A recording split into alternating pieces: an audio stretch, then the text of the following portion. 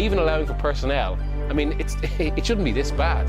And I mean, I have to say, up until a few months ago, I was probably thinking that there are enough caveats and issues around United that it's unfair to kind of judge Ten Hag, especially how the first season had gone, where they won a trophy, they had a good 3-month spell.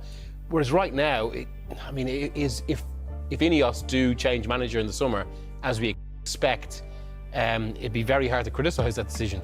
Look, in terms of players on the pitch, I mean, not subjectivity, I don't think, because Jamie Redknapp was talking after the game and he felt that, he felt some of the players just aren't pulling the weight. He also felt that Bruno Fernandes was kind of the only positivity. But he mentioned Casemiro and he said that he felt he was his words, playing in soccer aid, sort of waiting for the celebrity to come on and do the business, sort of that sort of attitude to the game. Do you feel that there's players there just not pulling their weight? Well, it's a good line because I suppose you can interpret it a few different ways. You can. Soccer aid will be delighted. Yeah, exactly, yeah. I suppose, I mean, look, Casemiro, we're talking about one of the best midfielders of the last decade, but that's what it is, the last decade. And as brilliant as he'd been last season, let's not forget, when United signed him, they wanted Frenkie de Jong. He's a different profile of midfielder to de Jong. And there was almost this sense that, it was an element, I mean, although it worked out last year, it was kind of a bit of a panicked signing that had become typical United at the time. And it's why, one of the biggest things that, beyond the manager, one of the biggest areas of focus for Ineos, now that they finally get control of football, is recruitment. And how United get into these situations where they pay so much for a player who potentially has only a year or two at his best. I mean, because people were aware of injury issues at Madrid. Even in his last season with Madrid, Ancelotti had actually adapted how they played because he realised that Casemiro couldn't cover the ground he used, so that was a factor in that, as well as a few others, to be fair. But it was, Madrid knew about this. And it's quite striking that Madrid are clear at the top of La Liga in Spain. Had he still been there, he wouldn't be anywhere near the side. No, well, exactly, because they've completely changed model as well, in response to a few different kind of elements in the market these days, but they've pivoted to a much younger squad. And I suppose for Madrid, it was, I mean, it's a little bit like Saudi Arabia, or the Saudi Pro League, say, with Chelsea, taking some of their players that didn't want off them. There's been a bit of that with like Madrid and Manchester United. But we want to go towards the younger squad. Here, take some of the players that used to do a job for us. And yesterday, Erik ten Hag talked about the youngsters not doing so well as well. Certainly after the match, he sort of alluded to that. He also, in his press conference, he was actually quite upset by being provoked, he felt, in terms of talking about them potentially having their worst ever finish if they finish 7th and below. Let's just see what happened in the press conference. Erik, there's a danger you could get caught in 7th place. If you fall below 7th, that would be the worst finish in Premier League history for United. Do you think you're going to be above? I don't want to take that question. It's not. That is not important. I mean, he said he doesn't want to take the question. It shows really the pressure that he's currently under, Darren, because he every week he's facing the media, and it's something negative that they're talking about. Is it fair? Yeah, absolutely, it's fair. I mean, you're the manager of Manchester United. The numbers suggest you're on course for your worst Premier League finish ever.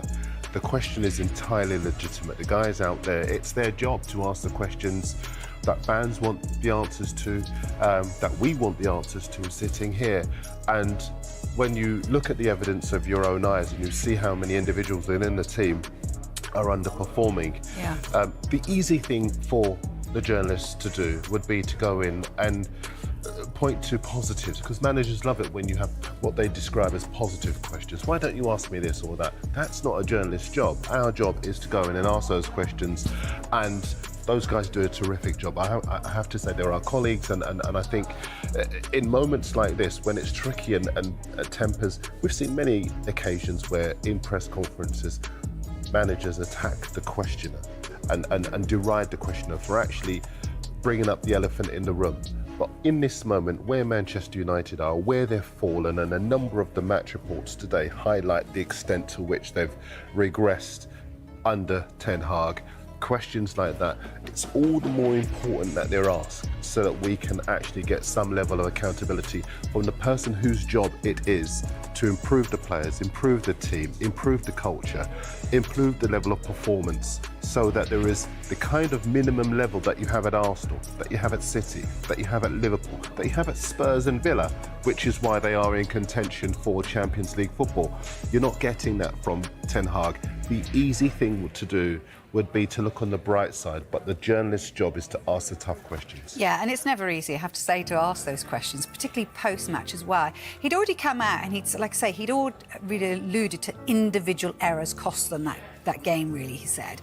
And after the game, there was kind of tweets and social media going around from Garnacho and Amad Diallo. What do we read into them? Because there was a kind of closed, zipped mouth from Amad Diallo. There's a Garnacho one as well. What do you think? Well, I don't think it bodes well for Ten Hag for two reasons.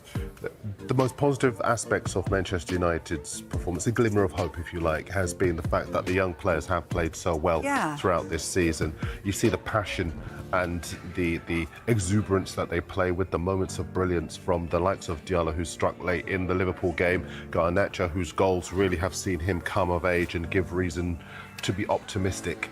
And Kobbie Mainoo, obviously, with those two fabulous goals that he scored so far. So when the younger players appear, and I have to use the word appear because they're not here to speak for themselves, and I'm sure they will in due course speak for themselves, to be showing signs of frustration and the interpretation, and again, I'm being careful with my language, but the interpretation of what they've put on social media would suggest, or what they've liked on social media, in his case, Garnacho's case, suggests that there is a level of dissatisfaction, which would be a real shame because he's invested in these young players and they are the future of Manchester United, and they would serve, if it turns out to be the case that they are dissatisfied, that could be a final nail in the coffin for him. We've seen it happen, haven't we, with Jadon Sancho? That didn't end well. Well, I mean, and like, it's amazing, even when we were speaking earlier on about this, it's amazing United are going through this again, having 2 years ago, having had that chaos of the way the 21-22 season ended, which then, of course, brought Ten Hag in. And I suppose stories like this, what they speak to is, and again, it comes down to interpretation, but we'll say Chris Wheeler had a report in the Daily Mail 2 months ago about how the players, or a lot of the players in the dressing room now, expect Ten Hag to leave. But of course, maybe they didn't know it at that point, where suddenly it adds to this feeling that he doesn't really have kind of a secure hold over the dressing room anymore. That's what these sort of stories usually point to.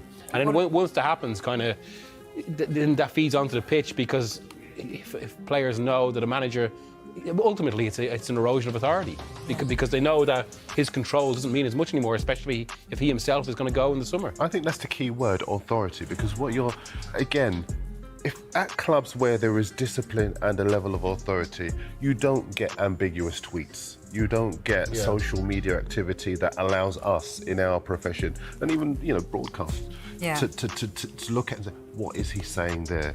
There should not be any ambiguity. I look at Thiago Silva and the social media activity around him at Chelsea, and the fact that he's not been in the side on a regular basis since that particular story. And at the top clubs, it doesn't happen, it shouldn't happen, but it is happening with Manchester United at the moment. Now, again, to be fair to the individuals concerned, they may come out and say, look, this is not what we intended. Yes. Yeah, we intended to say something different. So obviously it's up in the air.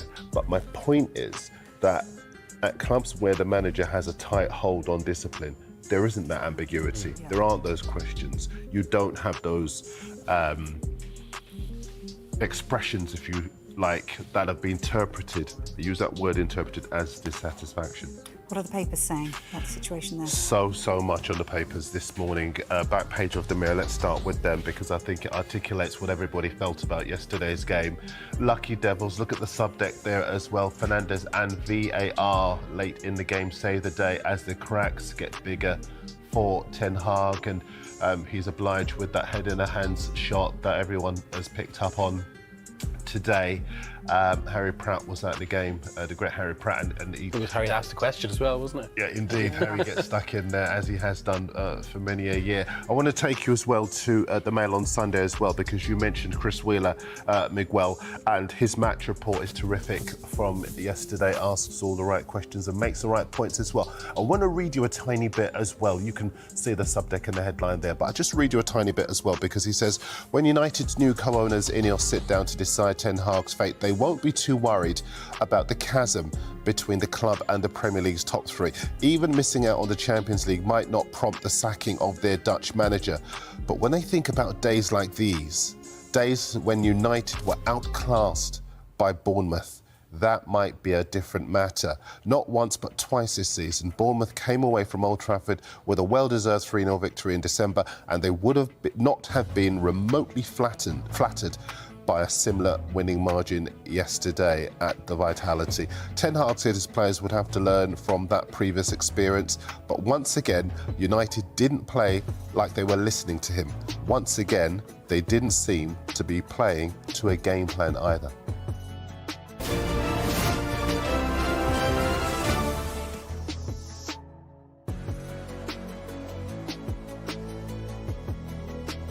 Me at the bottom. Spurs, tons of possession and absolutely nothing to show for it as they go away to Newcastle and get absolutely drubbed by a final score of 4-0. What did the manager for Spurs have to say after the match? Well, here's the quote from Ange Postecoglou. It's nowhere near good enough. I was concerned with all of it. There wasn't any part of our game that reached the levels that it needs to for us to be able to play the game on our terms. We allowed them to dictate the way the game was played. A lot of it was self-inflicted by us. We weren't brave on the ball. End quote. Don, what in the world? And I know you love Newcastle, but what in the world happened to Spurs today? Predictable. It's what they are. I thought Spurs were very, very naive today. They were naive in the Fulham game. If you go all the way back to the Chelsea game where they were down to 9 men, it was ridiculous tactics, trying to play a high line and the halfway line, asking defenders to run 50 yards when playing against Chelsea, you'd be better off suited in a low block. And Ange has to remember now that he's not playing in Celtic anymore. He's not playing up in Scotland where you can play the same tactics every week and you've got the best players and you can win. You play the same tactics every single week and your analysis team, the team that you're playing against, will find a way of hurting you. And that's what Newcastle done today. Eddie Howe's analysis team worked on Udogie being central, Pedro Porro being central. That's their two fullbacks playing inverted. So all the space, when Tottenham play a high line, was over the top. So the first 25 minutes of the game, Newcastle sat and they camped in. You can see Udogie and Porro in their positions, but there were more where Bentancur and Basuma were, so it doesn't take a genius to work out where the outball was. And that was down the channels, over the top. Every time Bruno Guimaraes got the ball, he flipped it over Van der Ven or Romero. They were banging trouble, and Newcastle could have scored more. So I think Postecoglou needs to sort of take a look at just playing the same tactics every single week, because as I said before, you know, when you're playing against the best teams in the Premier League, they will find a way. They've got analysis teams left, right and centre, and they will look at Tottenham's weakness, and their strength is their weakness when they have an overloaded midfield, but their weakness, as you showed today, if you can hit them, well, Harvey Barnes on one side, pace, Anthony Gordon on the other side, pace, and Isak over the top with his finishing, Newcastle could have scored a lot more. And a little mention, Seb, if you were wondering why Newcastle's sort of changed their strip today, it was for the deaf fans were inside the stadium, so they were sporting a brand new strip today with sort of vibrations down the middle to try and sort of reenact the noise in the stadium. Very cool. So that was a great gesture from them, and it worked brilliant. So the cameras kept panning on certain sections of the crowd at St James's Park, and they must have been thrilled trying to get the vibrations, the noise, and the atmosphere of the game. Don Hutchison, entertaining and informative. Obviously, the players today for Spurs weren't any good, but to Don's point, how much of this is on the manager? Because it seemed like Newcastle had things figured out in the first half, and things didn't really change after halftime, if there was a change. Well, as Don said, they don't change. They play a certain way, and that's it. Well, but we've credited Ange Postecoglou for the last 4 months for playing that way. Yeah, Doesn't he deserve some criticism here? I mean, you've got to have some other club in your bag. I was just about to, actually. Yeah. Oh, sorry. A chance. Go on. We said at the start of the season, the team to go and watch is Tottenham, because there's going to be goals because of the way they play. Now, it's one thing to to have your principles, and this is how we're going to play. And we're, you know, Angie's always talking about being brave on the ball. Particularly away from home, you can't always be that open against anybody. And particularly away from home, it's a lot harder to play your football. So you have to be able to adjust your tactics. Nobody's saying that he has to go and stick 10 men behind the ball away from home. But I think he's going to have to realise that if he's going to get anywhere, you can't go away from home and be this open. I mean, Newcastle had they sat in the perfect position deep, waiting for the ball to be coughed up, and then put the balls in behind for... Anthony Gordon was like Usain Bolt today. He was just walking past people. And they couldn't deal with Isaac's positioning either. And he's got pace as well. So, yes, Newcastle got this all right, but I would suggest that most teams know exactly what Tottenham are going to try and do. But on days where you're not at your best, you have to have a way of playing that makes up for that, and that you're a lot tighter. And things will be a lot tighter, and the game will be tighter. You can't just always go out and play as if it's the schoolyard. Because if you do that, guess what happens? You go to places like Newcastle and you get battered. It was such a bad result. Not only the loss, but the 4 goals conceded. It dropped them out of the top 4 and into 5th place in the Premier League as we take a look at the odds for who will finish in that last of the top 4 spots. Will it be Villa? Will it be Spurs? Boy, Don, I mean, after today's performance, I wouldn't put anybody's money on Spurs, would you? No, because when you see their fixtures, Seb, they have got 3 really hard fixtures in a row. So Villa have got to go to Arsenal tomorrow. It might change their mindset in terms of trying to get a win. They might see it as a free hit. Unai Emery might think a point there is a fantastic result. It's pretty even. The one thing I would go on the back of the game that we've seen today from a Spurs point of view is I've done a lot of Spurs games this season. And very quickly, I'd done a Luton game about 3 weeks ago. They won 2-1, and they should never have won against Forest last week. So Newcastle copied Forest tactics with Elanga going over the top and Hudson-Odoi. But when they won 2-1 against Luton Town, it was really strange because Postecoglou brought Højbjerg on and he brought Bentancur on. And I thought, okay, well, 2 intelligent players, they'll sit in their positions, they'll make sure they take care of the game, them and Villa. If Spurs don't make top 4, I'm sure we're going to be looking back at this game, this 4-0 defeat against Newcastle, as one of the main reasons why. Let's take a look at the run-in, and as Don pointed out, Stevie, it's just brutal. Arsenal, Chelsea, Liverpool, you get a little bit of a break at Burnley, and then you got Man City. So, I mean, you know, I know Chelsea's not what they usually are, but 4 of those next 5 against big clubs, that's tough, isn't it, Stevie? I wouldn't like to be in Tottenham's shoes right now. No, not at all. I mean, on the face of it, Burnley, Sheffield United should be points in the bag. The others... All a coin flip, right? Maybe Chelsea, but you wouldn't back them against the other sides. Because the other sides will score 3, 4 and 5 against you. If you try and go forward the way they do and the way they leave themselves open at the back, listen, even Burnley and Sheffield United could hurt them if they play the way they did at Newcastle. Spurs, the bad side of the coin today. Newcastle, the good side of the coin. Don, a word quickly on the team you love. Amazing. That's the Newcastle that we've been watching for the last couple of years. Not so much this season, but got a million injuries. You can see the back line is not their preferred back line. They actually played with 3 at the back today. So it was Dan Burn, Cher and Kraft. They had wing backs. Anderson was on one side and Murphy was on the other side. So a change of tactics. Harvey Barnes was a bit deeper. Gordon was deeper, but the front 3 were outstanding. And a special mention for Bruno Guimaraes, who's been on 9 yellow cards now for about, I think, 9 or 10 games.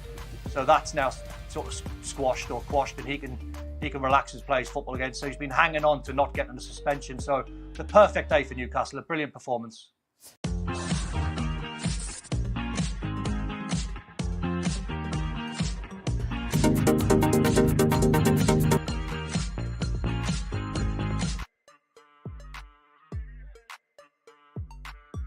Changes from the side we saw against PSG in the Champions League. No Xavi either in this one, as he was serving a suspension. What does it mean for league play? Well, at least it's not 11 points for Barcelona. Looking up at Real Madrid, just 8 points a week away from El Clásico, where these 2 teams will square off. For more on this one, let's welcome into the show our good friend and colleague Luis Garcia. Luis, what'd you make of the performance from Barcelona, especially given all the changes that we saw from Xavi? Was a little bit of the kind of the three games that we've been watching for the three teams that they are involved in the Champions League. It was all about trying to get a good result, trying to rest the players who are going to be involved in the midweek game, trying to give some minutes to those players who are no more played often. Today we saw Pedri getting minutes, we saw Fermin getting minutes, we saw Victor Roque getting minutes, Joao Felix once again being important. Let's don't forget that Joao Felix, yeah, it's true that kind of frustrates us a little bit because of his inconsistency, but every single time that he's got a good day, he's definitive. Today, again, giving 3 points. Let's don't forget, gave 3 points also against Real Madrid, against Barcelona. There's been a few games where in the moment that he had the chance of scoring, he's been a very important key player for Barcelona. So Xavi needs from all these players for the rest of the season. So it was about taking out of the way, and now Barcelona can focus on the massive game that they're going to have in midweek against Paris Saint-Germain. Now, most people love a bicycle kick. Yeah, I love one. I just can't do it. Couldn't do it then, can't do it. What was your problem with Joao Felix's goal then? Well, it's not a problem with Joao Felix's goal. These, we'll call it skills, to be attempted, which was a great one this time by a very technical player. We're still allowing these to happen when defenders are expected to put their head in, and it's not seen as a free kick. Now, I hear it, Barcelona fans shouting at the TV. It's nothing against Barcelona. It's a generalisation. I've always felt that if there's nobody around and you're trying an overhead kick, that's fine.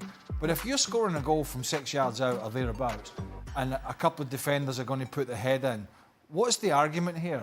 The defender should put his head in, and if he gets a boot straight in the eye or straight in the nose, it's a free kick?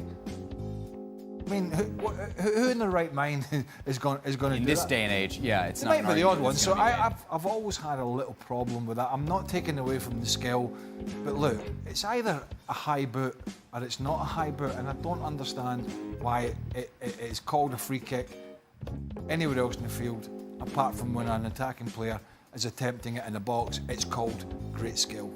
I'm a miserable sod, aren't I? Sometimes. You do sound a little grumpy. You do sound a little grumpy. It is what it is with stuff like that, and I don't understand why the law is applied differently in the penalty area rather than somewhere else on the field. Luis, what's your perspective on this? Do you think the goal from Joao Felix maybe should have been disallowed? Dear Pelé, dear Maradona, please don't hear what Kerry is saying. He doesn't know what he's talking about. I understand what Kerry is mentioning, but I hope that Noah can hear what he's talking. But I think it's a piece of skill, not for everyone. Just a few bits of player can manage to score a goal like this one. So I enjoy very much a top goal, and hopefully there is no many more faults or disallowed goals from these kind of skills. There you have it. Barcelona 1-0 winners over Cádiz. What about what's next for Barcelona? Of course, the Champions League second leg against PSG. Barcelona with a 3-2 lead after the first leg as we take a look at the odds here. Luis, I guess Barcelona's got to feel pretty good about this game now, certainly after the fact that they were able to get the points today and rest all those players ahead of the second leg.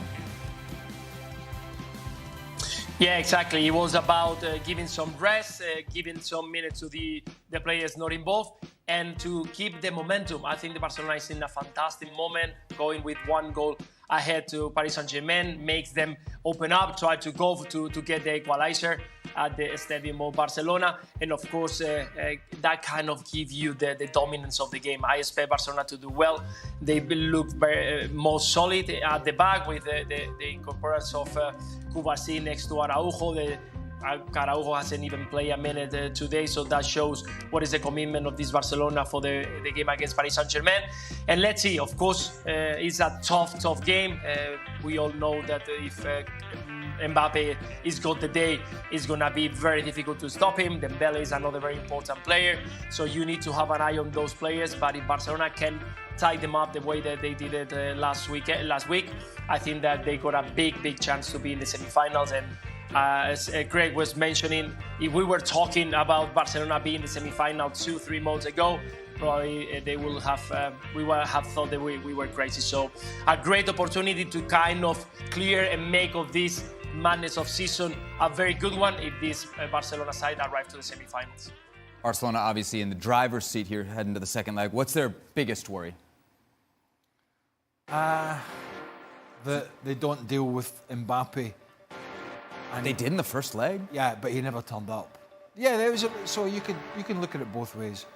They did a good job on him, and he didn't do enough to try and extricate himself from what they were trying to do and what they did do. And look, what was the weakest point of the Barcelona side defensively, and has been for a while? It was the left-hand side. It was João Cancelo. Why would when he's having a quiet game, Kylian Mbappe not trot over to the right-hand side, because Barcola played there in the second half and did okay? Why would he not trot over there? Because you got a one-on-one, him and Cancelo, he'd rip him to shreds. Cancelo's a fantastic footballer, but he can't defend. He's not a good defender.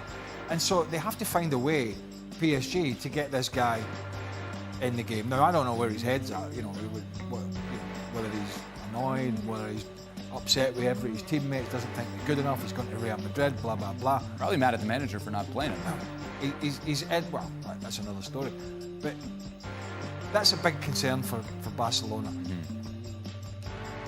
If they get it right, but the basics right, defend well, and get the same kind of supply chain to Lewandowski, and Rafinha has another great night, and Lamine Yamal plays well, and all that sort of stuff, they're the favourites to go through. I mean, it's very, very close, but they're the favourites to go through, so they're in a very good position as we speak, but they've got to make sure they keep Mbappe quiet for a second game in a row, which is not going to be easy. Since you mentioned Lewandowski, and we didn't see him in the game today suspended, Luis, I wonder what you think of Lewandowski. 2 goals in his last 7 across all comps. Is that a worry, his form leading into this game against PSG? If he played the same way that he played against PSG, I'm not worried at all, because he provides so many good things for Barcelona. We are talking about when Barcelona has been struggling on the build-up, when he's been under pressure, and Lewandowski was the way out.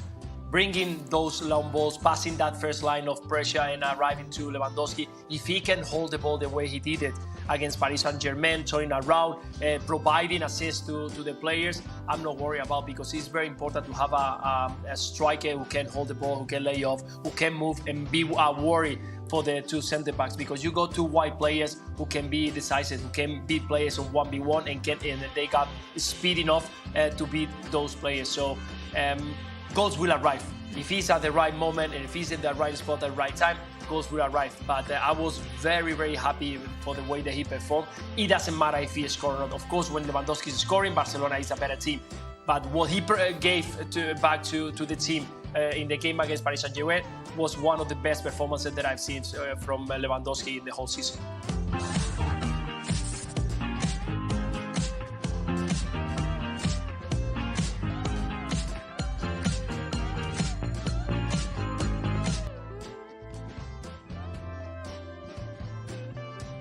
That ends well. Real Madrid dominant on the island. They win 1-0 over Mallorca. Luis, what do you make of Real Madrid's performance here?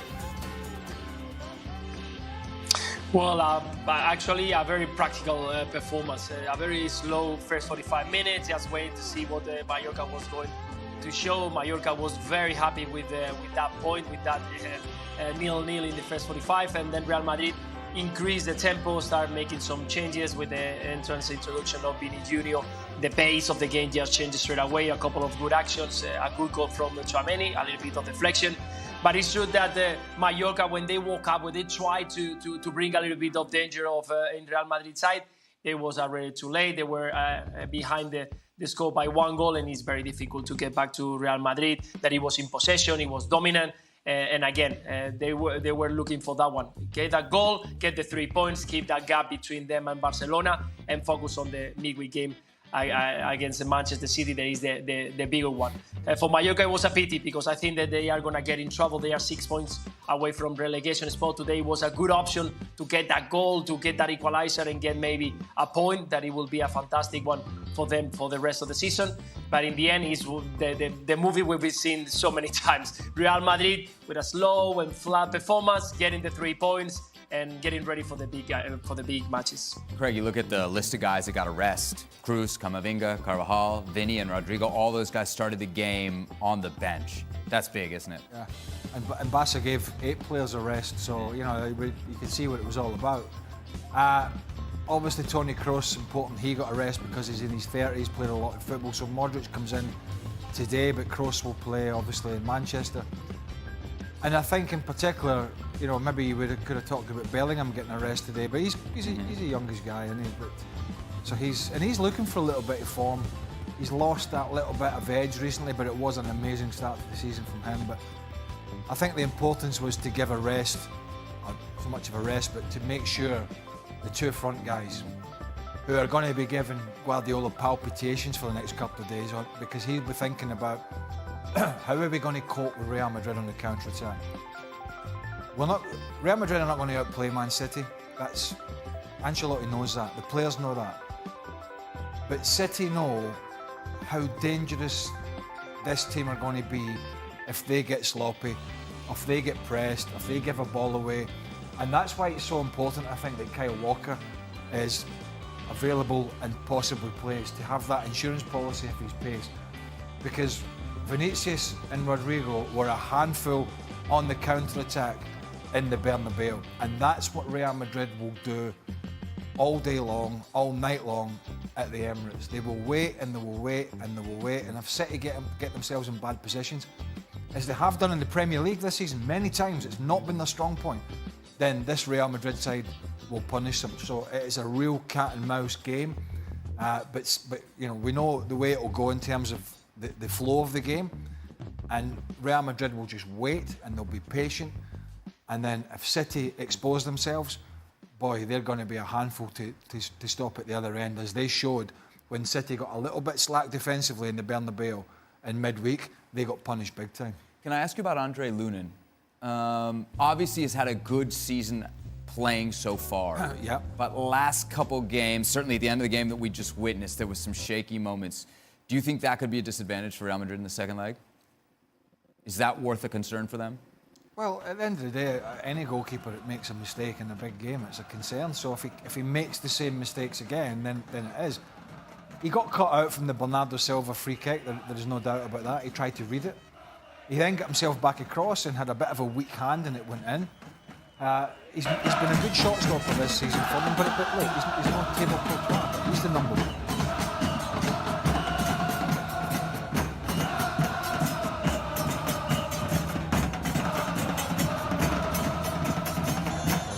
Players who've been at the top level. Drew Spencer, who just got a shot off there, is certainly one of them.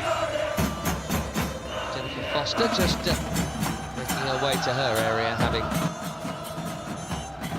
quite perfunctory fashion greeted Robert Villahelm there. Underestimate the size of the occasion and the day for her.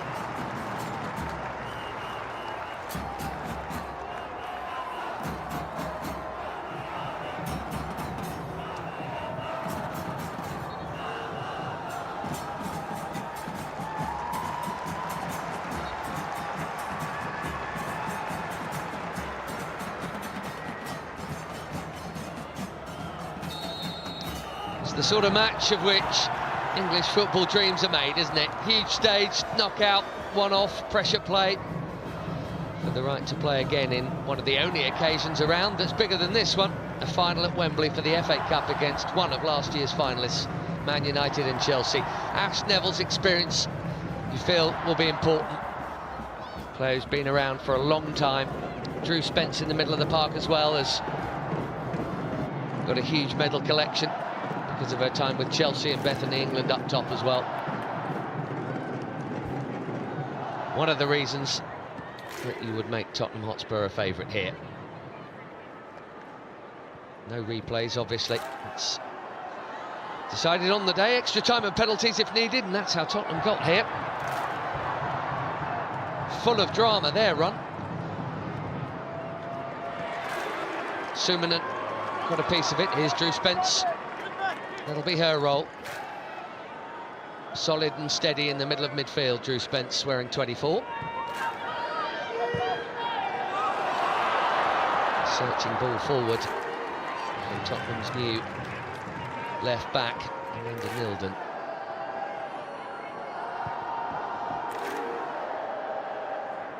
Played against Grace Clinton in that England-Sweden match the other day.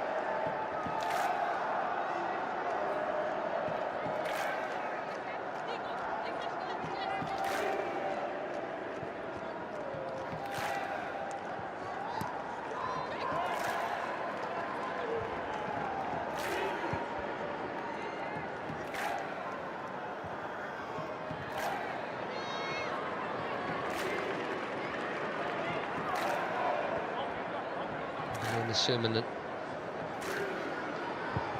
Finnish international colleague of Olga Artinen. Oh, she's lost it there though. Early shot. Well, it was on, and I think Sam Tierney spotted Becky Spencer off her line there. It's a good spot. Huge relief for Tottenham.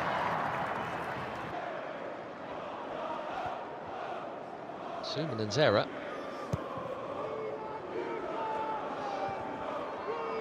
Artinen on the Tottenham bench, incidentally, today, but Jutta Rantanen, Finnish international colleague, so a lot of these players know each other very well indeed.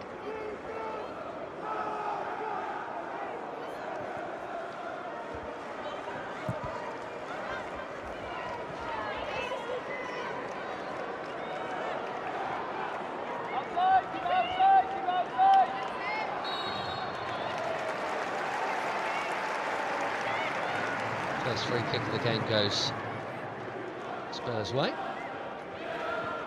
Emily Heaslip, not an official to be messed with. Lorna Bula at the back with Amy James-Turner. Molly Bartrip barely missed a game for 3 years, but remaining on the bench for Tottenham at the moment in that central defensive position.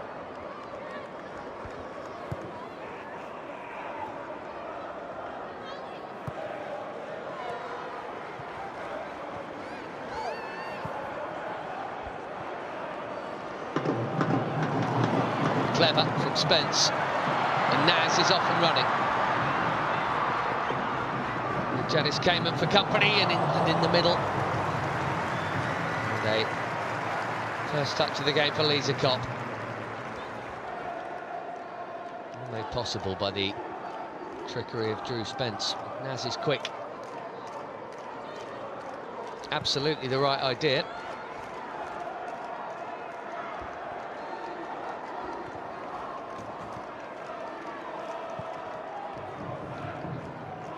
Naz was a very young player at Arsenal when they lost the FA Cup final in 2018.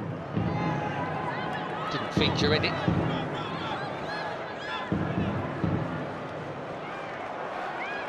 Here's Spence, and there's a ball on, and she's played it. It was absolutely the right ball as well, just overhit for Celine Bizet. These two met in November. Bizet got the Tottenham goal. Janice Cayman, Leicester's left back today, got the Leicester goal.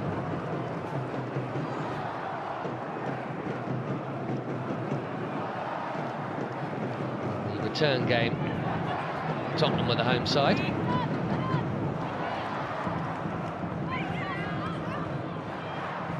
was 1-0 just a few weeks back.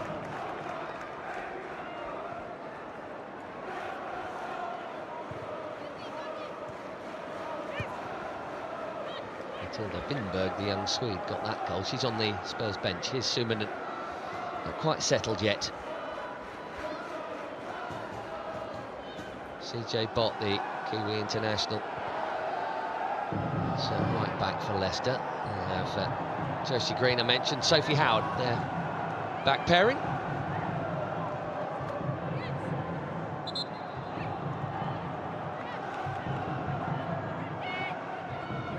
Assistant manager Jennifer Foster there, her and first team coach Stephen Kirby have been in charge a few weeks now.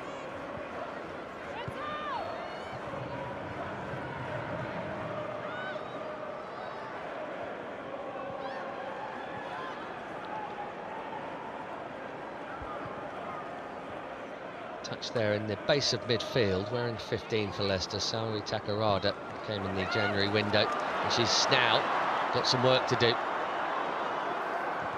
Because Clinton has fired a brilliant pass in. First chance of this semi-final, it's a good one. And Bizet couldn't take it, Lisa Kopp in the way. Big save, big chance.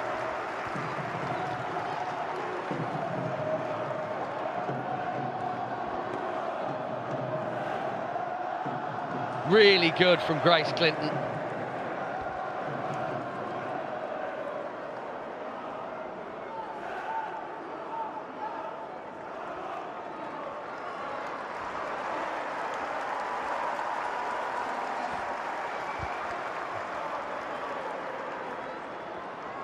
Arrived as backup keeper, Lisa Kopp.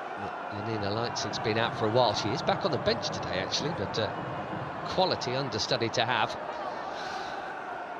First corner of the semi-final, it's Tottenham's, and it's deep. Mamiki round the back, and out by Howard.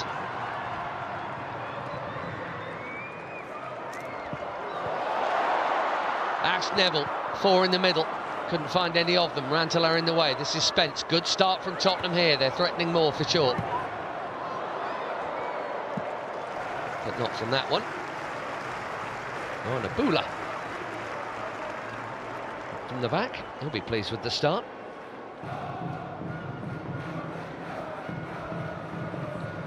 Was twice a cup runner-up in Sweden.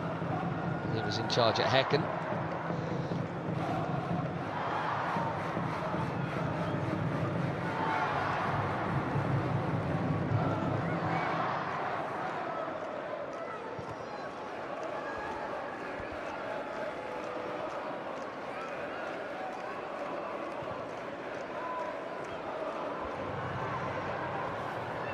Fitness of Deanne Rose will be interesting. Here she is.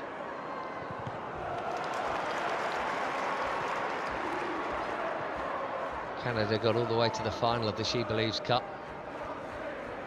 And she was starting. They beat Brazil on penalties in the semi and lost to the USA on penalties in the final. That was only in midweek. Now, advantage played here. Mamiki trying to get back.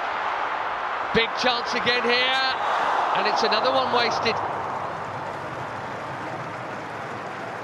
0 out of 2 for Celine Bizet.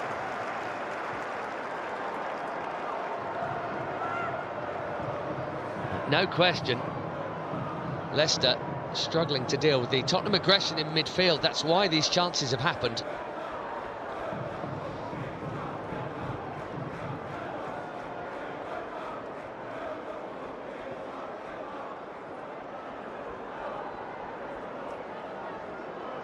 First one on target, second one disappointingly high.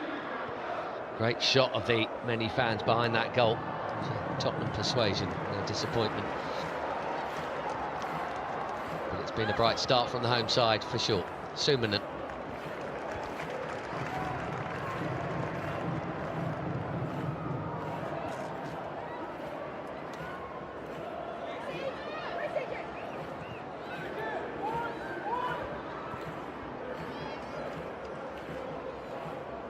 Becky Spencer in her 4th season now with Spurs.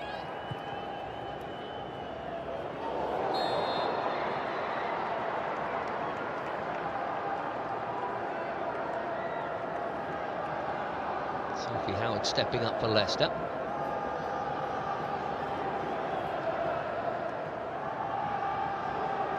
Scored for the Scots during the international break.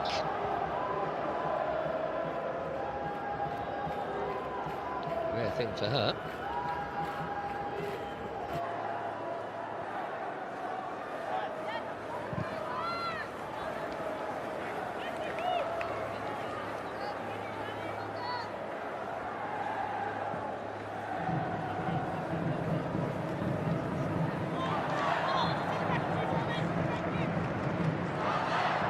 Such a difference in the way they've got here. Even though both played plenty against lower league oppo. Spurs narrowly avoided an upset thanks to a 96th minute goal at Sheffield United.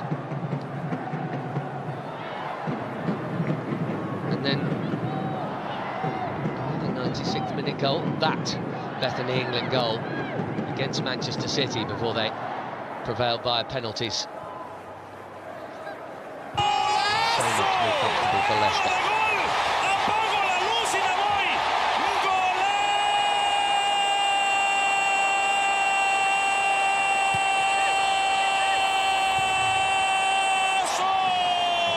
Ball in towards Tierney. Suman got a piece of it. It's actually worked out pretty well for Leicester though. And here is Rantala. Not too much of her yet.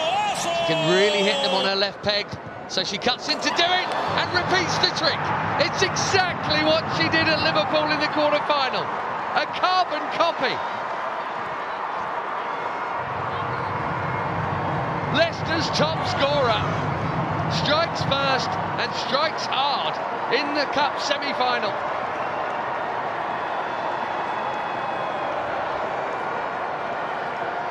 Just too much power for Becky Spencer. What a wallop. I'm sure many of you will have seen the quarter-final goals she scored against Liverpool. Exactly that. It's not like Tottenham won't know that that's her manoeuvre. Boom. Tottenham 0, Leicester 1. After all the Tottenham pressure, it's Leicester in front.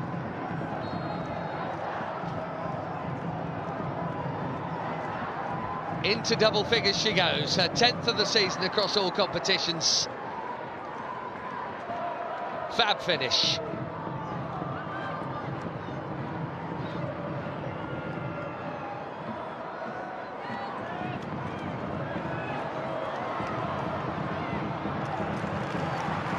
Driving run that would be Zet. Tottenham have got to forget it, keep doing what they were doing because they were doing it well. Naz. That was arriving on the volley for Bethany England.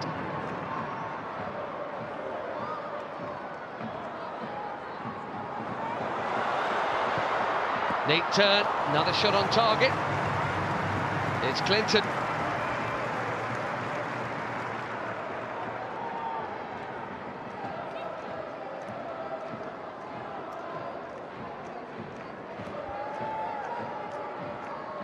Creative driving force from midfield, certainly. A few goals, League and Cup this term for Grace Clinton.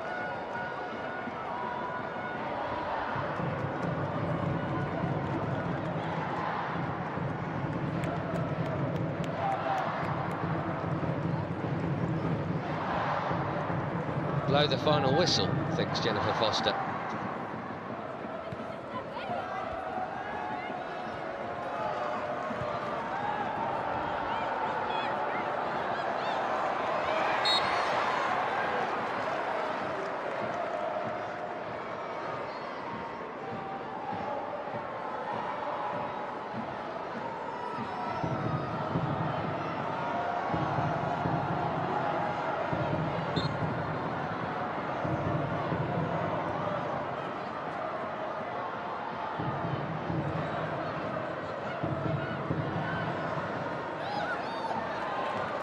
Just had a couple of rare clean sheets in a row, Tottenham. It's more than 2 years since his club, albeit not coached by him, kept 3 in a row. Well, that's gone.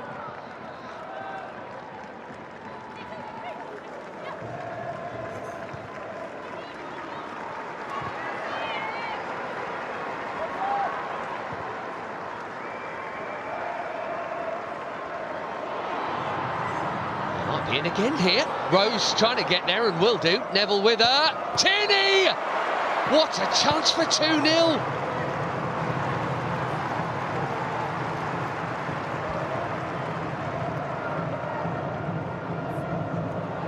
What an open 15 minutes we've had in this semi-final here.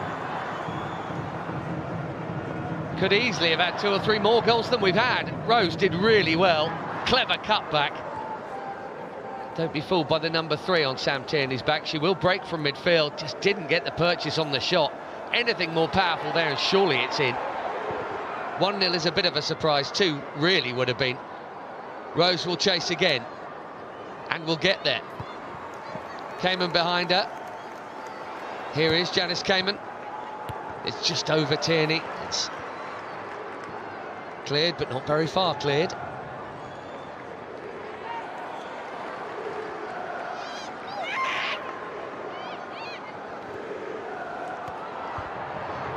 Good again from Rose. It's absolutely worth a hit, but Drew Spence got herself in the way.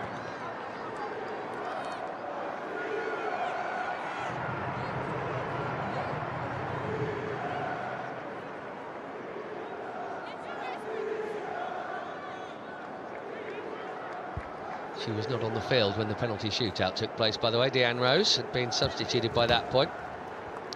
Huge Canadian crew in the Barclays Women's Super League. Most of that team had played against Brazil and the USA in the She Believes Cup. They're based in the WSL.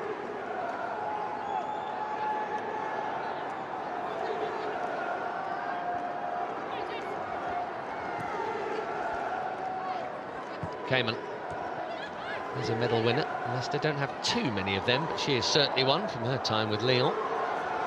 Bott back to Green. Now Howard.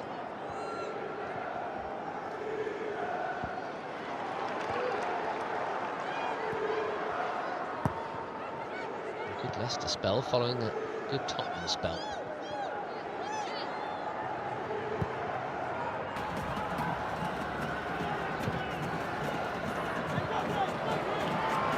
Risky pass that from Josie Green. She's not going to get punished for it.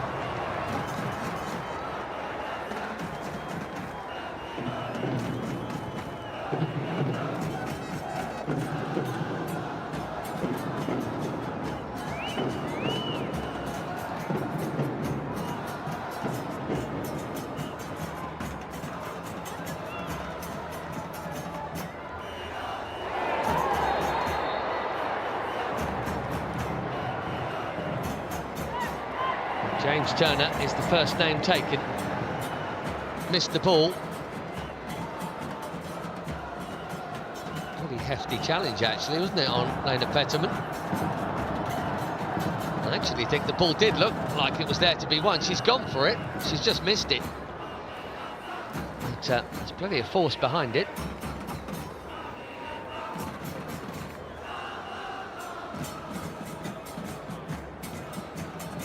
On and off the field, said the then coach Rhian Skinner when she was brought in from Manchester United a couple of summers ago.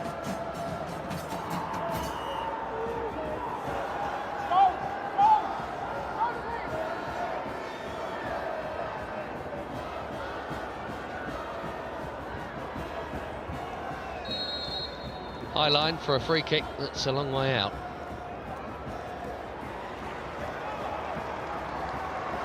Top of the head of Bethany England. Here's Sumanen.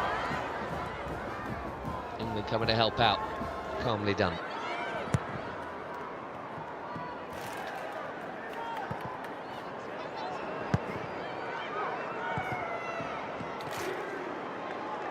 Likewise by Drew Spence. That's really nicely worked by Tottenham. Superb play. Clinton helping it back onto Spence.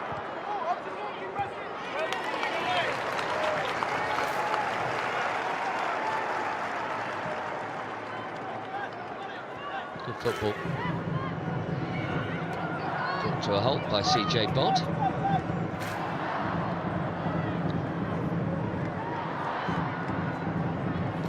Tierney trying to pinch it from Sumanen, who stayed strong. Finds Jess Naz. Bizet. Seems pretty fluid, her and Naz, either side of England. Sometimes further forward than her. But that is the front three in whatever form it takes.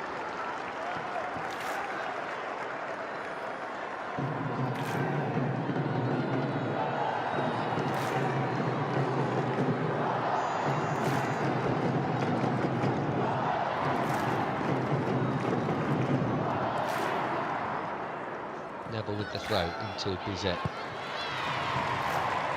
Well, that's really well won back.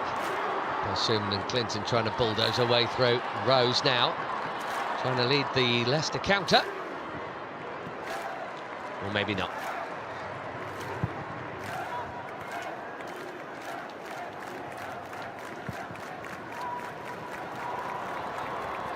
Goes again here.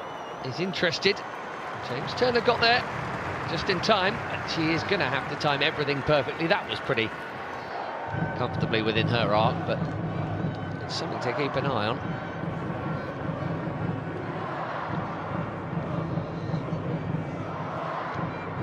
Not only Leicester's top scorer, Jutta Rantanen, scored for the Finns in their win v Italy in the international break we've just come off.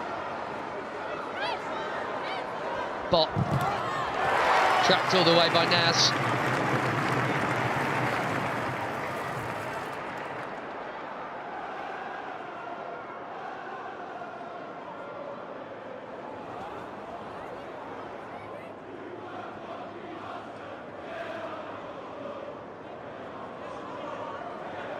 Naz is Tottenham's only player to have played some part in every match this season. Not always from the start, but it's in all competitions. The goal scorer takes the corner.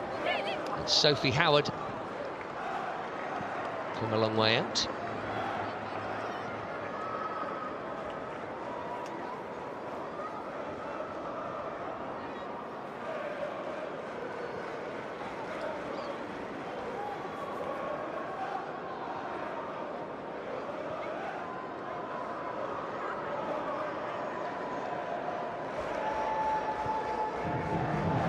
Halfway through the first half, 4 attempts each and 2 on target each. That's good for a pressurised occasion. Sometimes they can be a little bit cagey to start with. Not a bit of it here. Drew Spence driving forward for Tottenham, who had the 2 opening opportunities. Naz, nice shift. But in the end, a well struck and innocuous cross.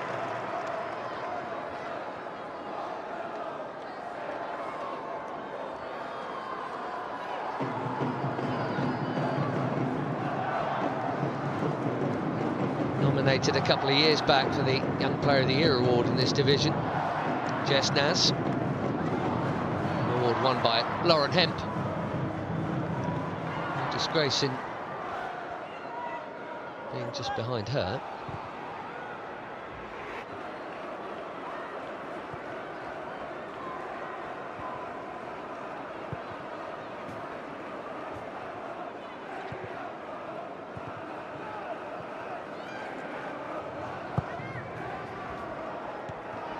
Just about kept in by Neville.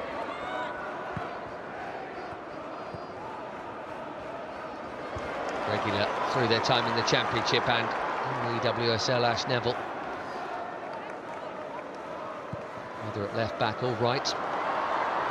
Here's England.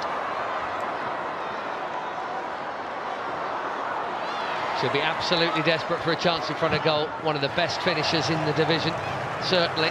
She's won a corner via Cayman here.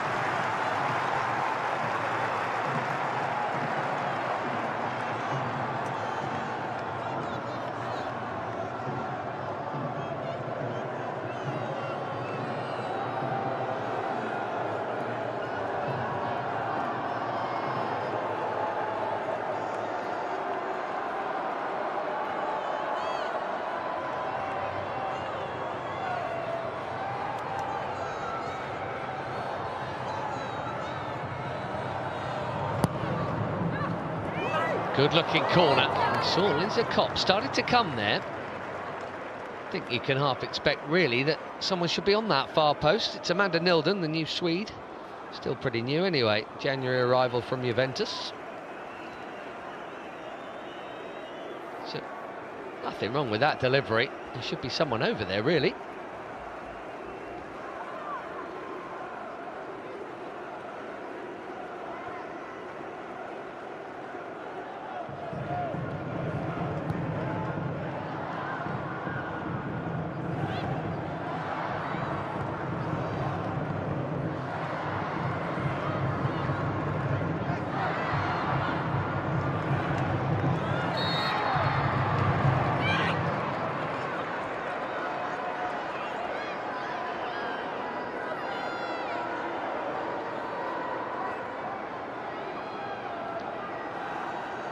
Trying to get round it. That's always going to be a foul by Drew Spence.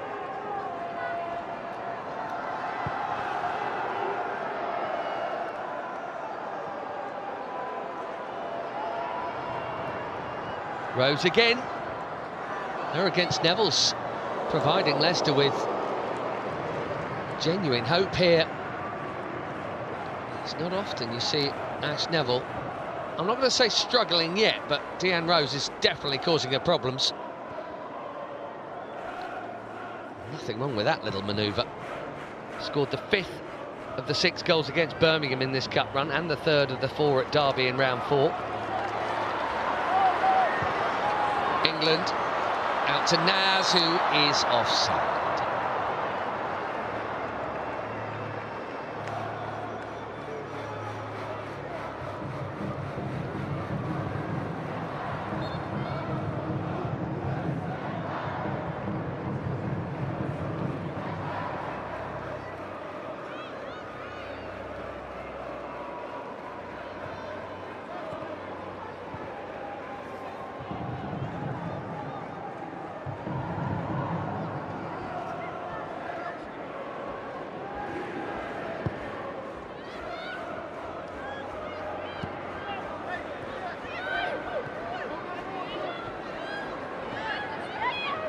Space suddenly here for Bott. Into Peterman. Followed all the way by Bula.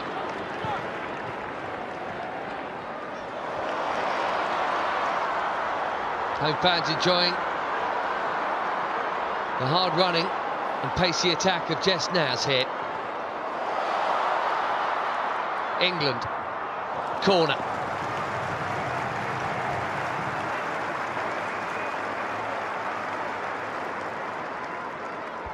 It's been a good watch, even if they won't be happy with the scoreline. So they've played well.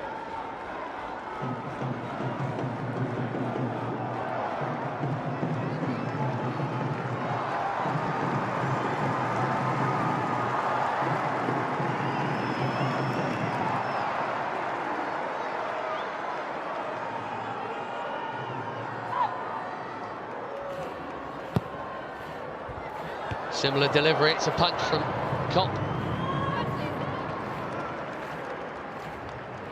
Backed out by Takarada.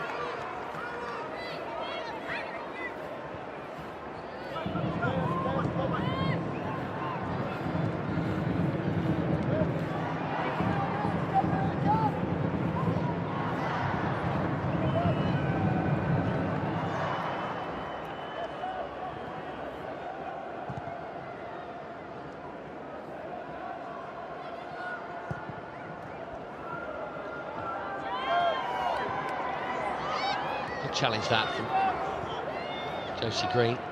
6 years at Tottenham, Josie Green, and captain towards the end of it as well.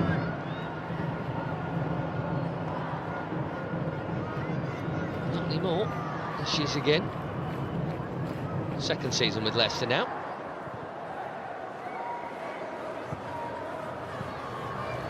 It's a long, long run for not very much. Yuta Rantala, who come from right to left.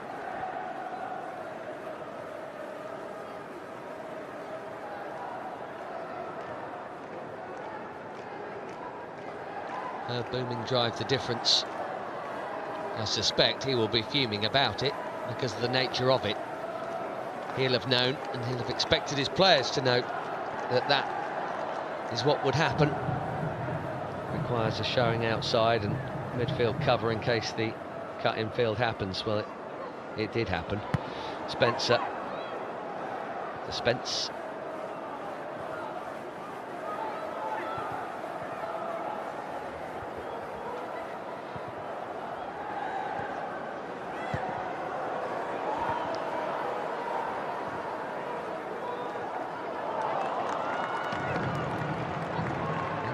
Took a foot off the ball there.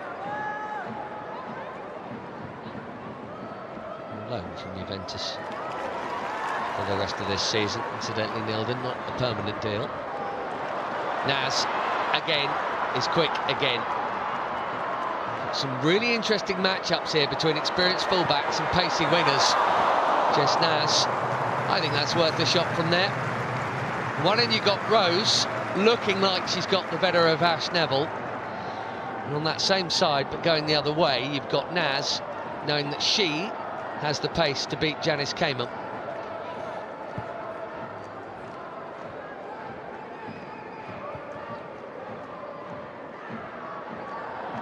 3 goals in the other cup competition this term for Jess Naz.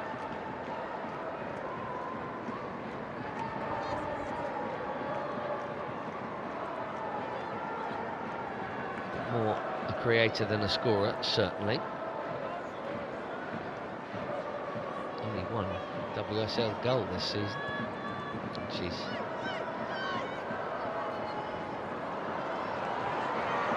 scored that at West Ham in January. Now, Grace Clinton, with her latest surging run,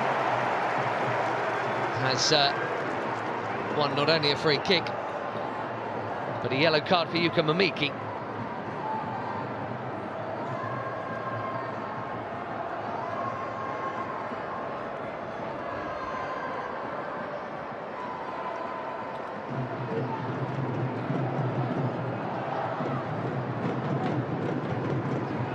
Really a pull back of the shirt, is it? That I mentioned Emily Heaslip doesn't muck about, but you know that as a team when you're preparing for a match, certain referees are better with their consistency. She's certainly one of them. She's quite strict, but she is consistently so. So that means you can prepare for that in theory. So Mamiki booked as Amy James Turner was earlier.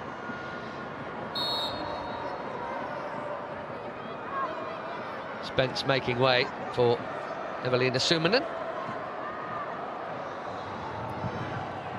He's looking for the far post. It's another cop punch that does its job, just about.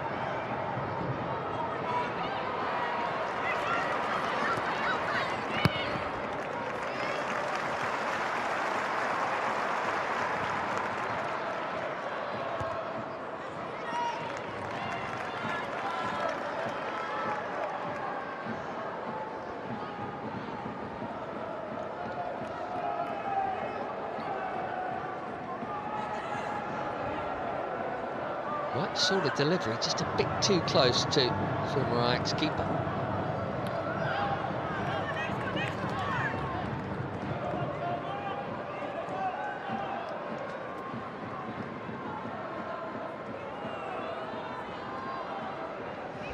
So far, so good, Jennifer Foster.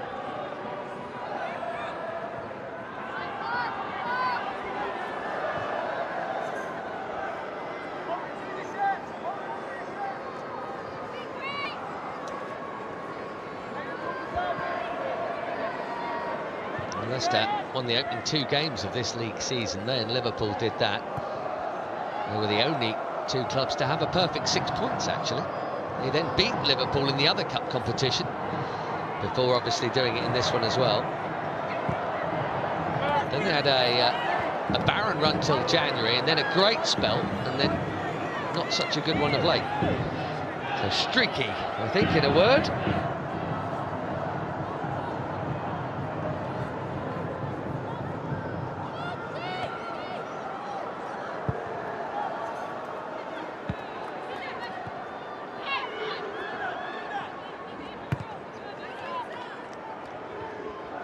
Rantala putting the pressure on Bula.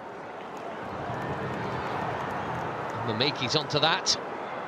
Here's Rose, just left the ball behind. Mamiki's kept on running, here she is. Cayman. First time was a nice idea. Tough one to wrap your foot right around it. One of their statement signings, I think you'd say. Play anywhere, really. Generally, but certainly not always, generally, was a full-back option at Lyon, where obviously there were a lot of top-quality players, but much like Janina Leitzig and Lena Petterman, it was Leicester saying, I'm going to sign some big names here, with big experience, great addition. Belgian international.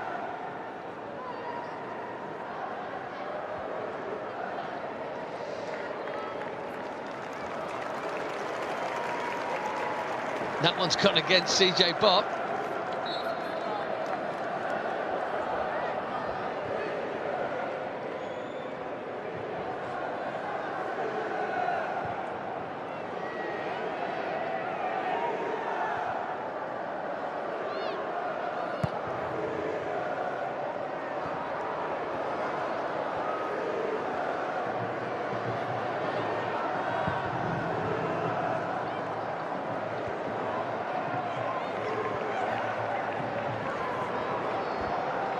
Takarada.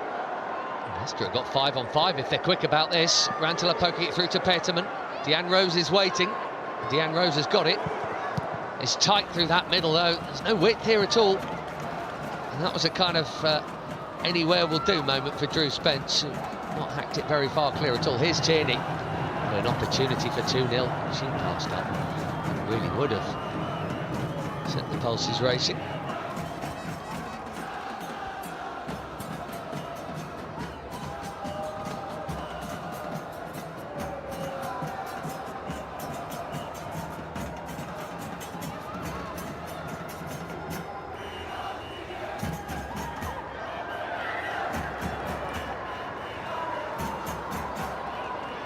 Peterman with the layoff. Bula got there quickly, and the break is on here, and there's a lot of green grass for Jess Naz to run into again. And that ball is on for Bizet. Naz was trying to get herself set for a shot, and that allowed Sophie Howard in. Just one crucial touch went wrong there.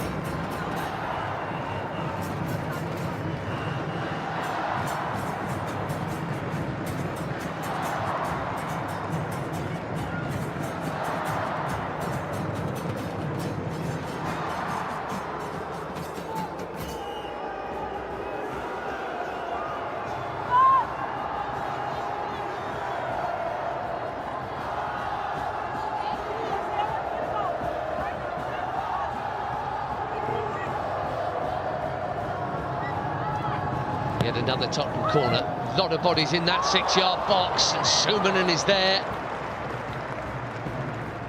There've been some decent deliveries into the mix there from Tottenham, from set pieces so far. That, definitely one of those. I wonder if maybe that's one that Lisa Kopp should be coming for. She wasn't really being impeded. Maybe that is just a crucial flick from Peterman, because it flicked off her head first.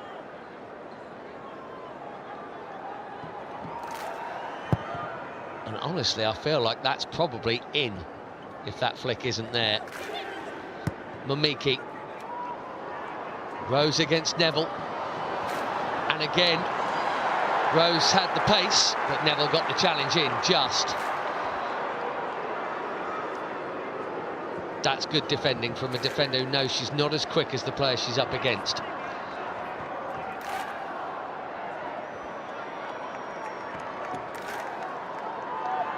Clinton was waiting to play the pass and didn't notice the fact that Takarada was there, just about to pick her pocket. As Tina tries to do from Clinton this time. Now, Drew Spence down. Tottenham going to put it out, or is she getting back up? No, she's back up for now.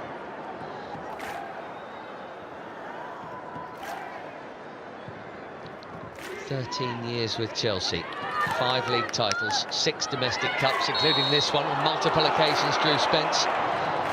Goal scorer Rantanen, meanwhile, wins a free kick from Milden.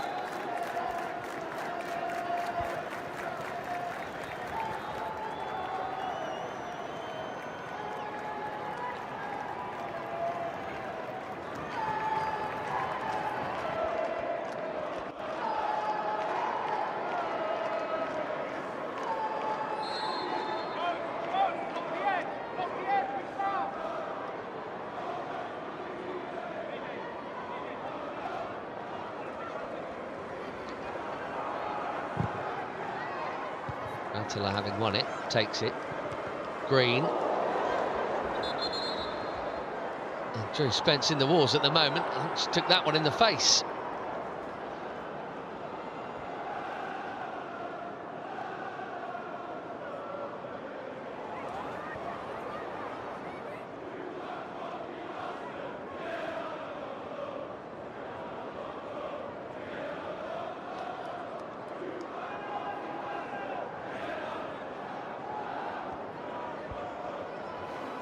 Well, he won't be too concerned just yet, Robert Villahamn.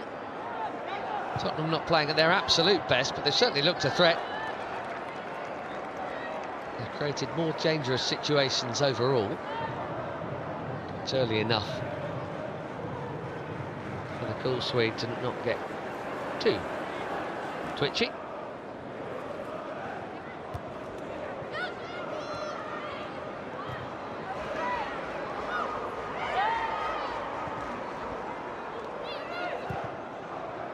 Up by Beulah.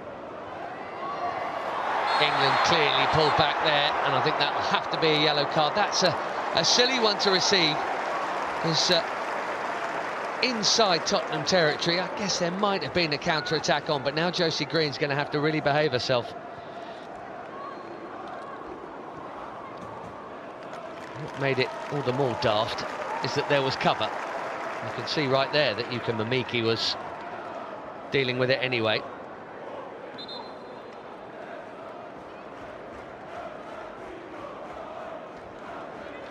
Former Tottenham Hotspur player.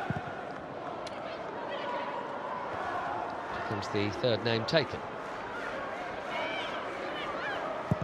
Takarada to Bot, who goes long. Rose will be onto this. Deanne Rose. I think the left toe got a piece of it before the right boot sliced.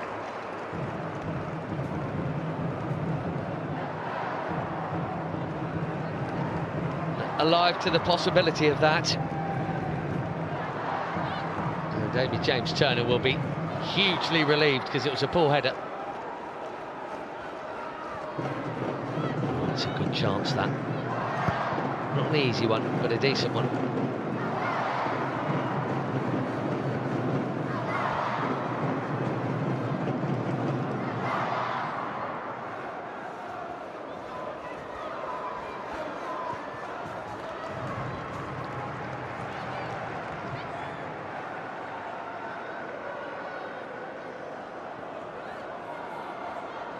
Seen too much of Lena Peterman. Funnily enough, the focal point has been more about the wide attacking players of Rantala and Rose for Leicester in this first half. In between them, Lena Peterman is there.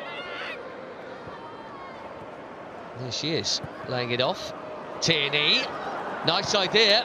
Peterman nearly onto the loose ball. That's an important challenge.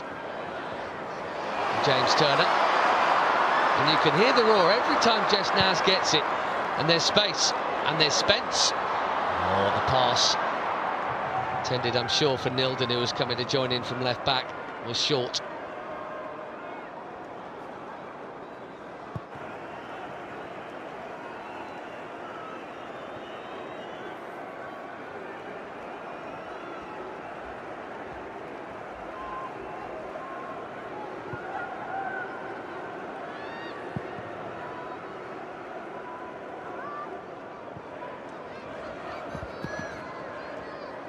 Not only Lena Peterman waiting for a chance.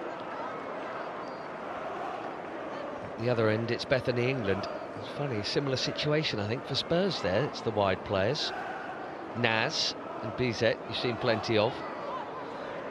One added minute, and we're just heading into that now.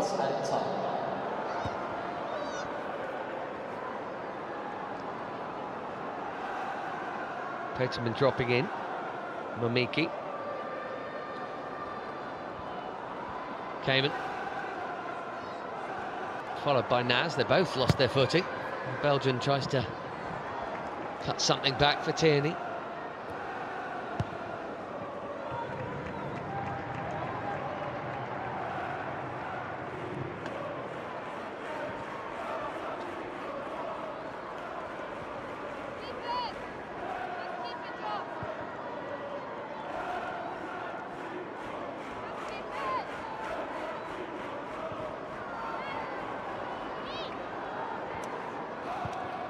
Leicester happy to suck up the few seconds here without taking any risks.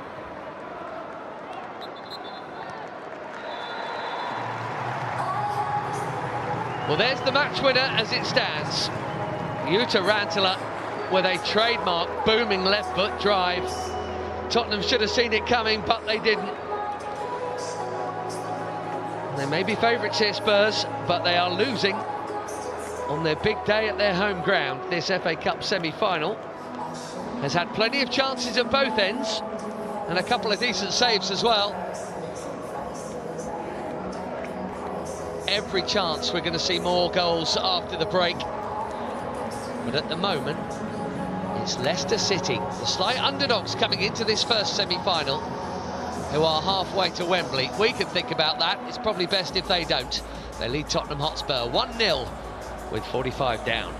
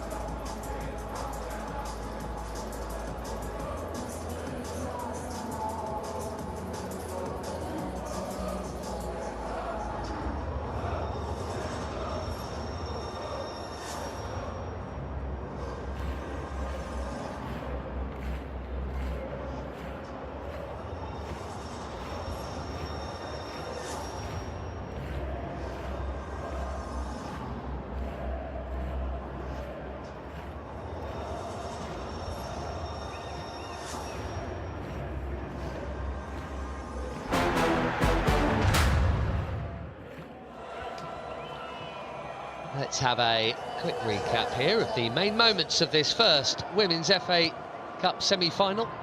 Chances from the off, the first of them here. A cheeky chip from Sam Tierney. After a bit of a slip from Evelina Sumanen.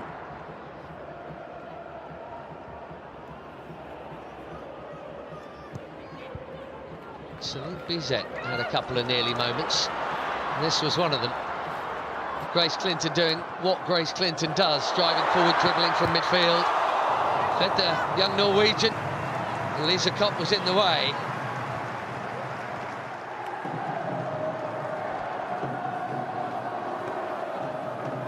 No one in the entire WSL dribbles more from any position on the field and takes on players than Grace Clinton. Top of that particular list, and you've seen a few of those runs here. And then Bizet again here, down the other channel, having done so well to win it in the first place. And Clinton holding off Takarada. And when the first one was saved, this one was over the bar. 4 goals in the league this term for Celine Bizet. Definitely a makes things happen kind of forward, but in truth, doesn't really finish enough of them. It's typical. But this was a finish and a half. Tarantula. We've seen that manoeuvre before with that same end result. They had to show her down the line or get more bodies in field here, Tottenham, and they didn't do it. Great hit from the Finn.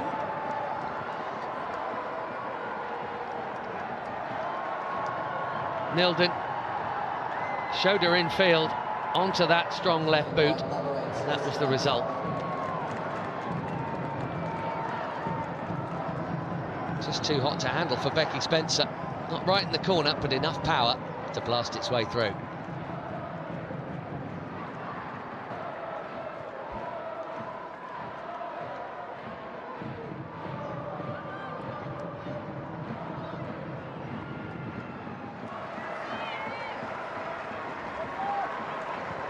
And although Tottenham had had the better of the early chances, there was a wonderful opportunity here for Leicester to make it 2-0. Deanne Rose has been a constant threat down that left wing, and Sam Tierney would love to have that one back.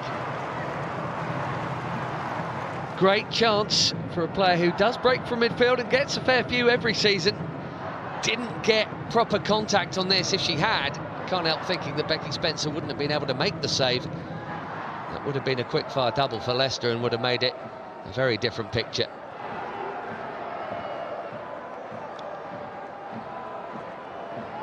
Deanne Rose again getting the run on Ash Neville here.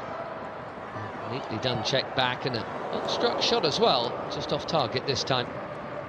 Definitely been the wide players who've looked the more threatening in this game rather than the quality number 9s that both have.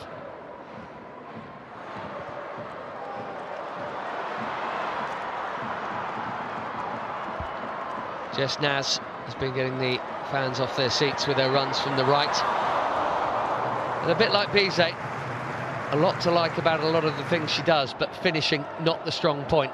Neither of them score very often. Naz didn't score there.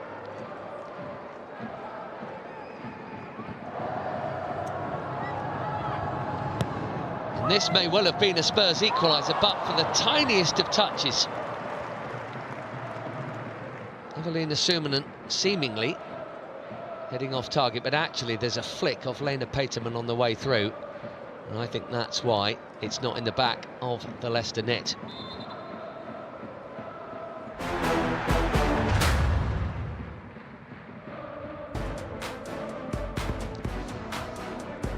"17 attempts all in, 13 even in an FA Cup semi-finals. Not bad. How's the maths? 2 on target each. Only 1 offside flag. We've had 3 yellow cards.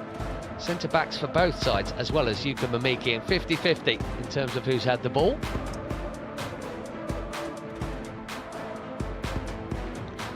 A fair bit of Jess Naz, that's what that 39% is.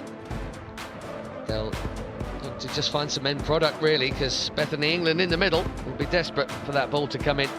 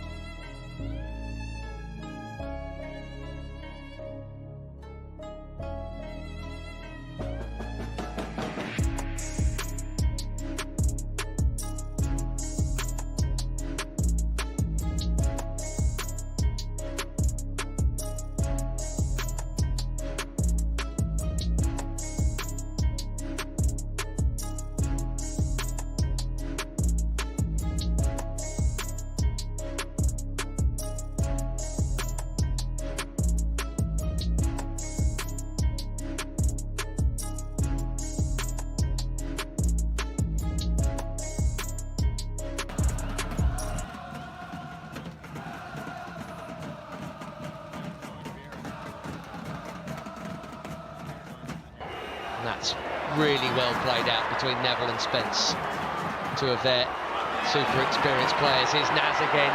Very narrow though. A lot of bodies through the middle, a lot of traffic to get through, and Naz can't get through it.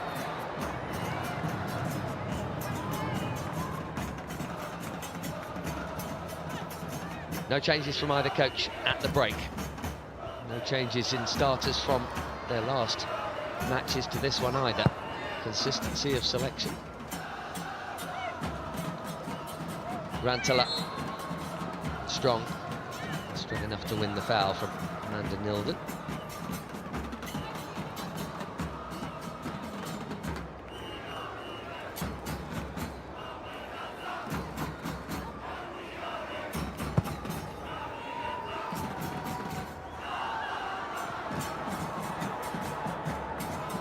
Hooked forward towards England. Sophie Howard beaten to it. Naz again, but narrow again. England, twice an FA Cup winner with Chelsea. Oohs and ahs, but I think Becky Spencer knew she was okay there. Excuse me, Liza Kopp knew she was okay there. That was an underneather from Bethany England. What a signing. Player of her pedigree. January window of last year, she came. So 12 league games, she scored 12 league goals. She ended up over the season with 14, having only basically played for half a season. She was behind only the top two, Bunny Shaw and Rachel Daly of City and Villa respectively. But injured this season till December.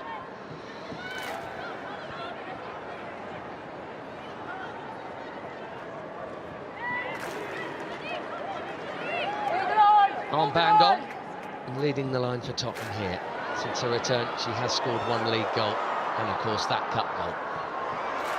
And mistakes letting them in here. Nilden nearly curling one in.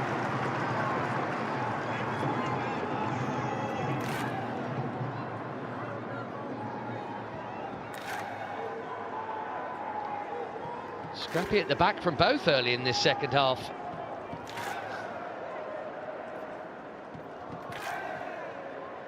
Reading about Amanda Nilden this week. Dad was a professional footballer. Her granddad was a Swedish international. Brilliant tri-generation of football.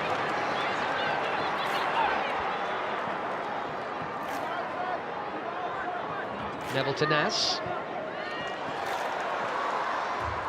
Neville again. Haven't seen her getting forward much. Might have to now. Mamiki went with her.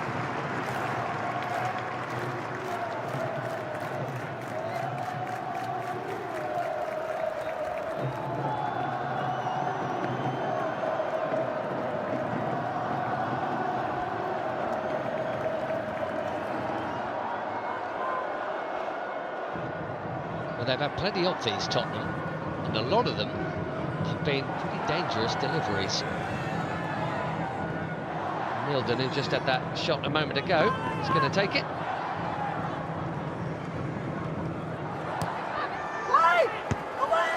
Awkward at the near post.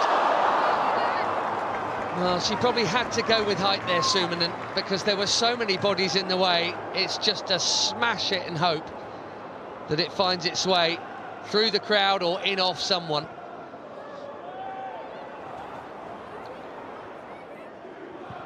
Slightly backpedaling. Her only goal this season was in game 2 of it, in the win against Bristol City.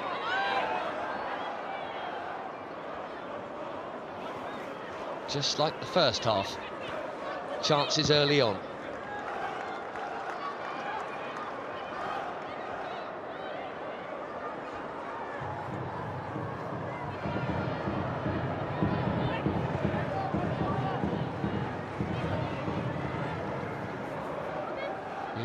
To Nilden.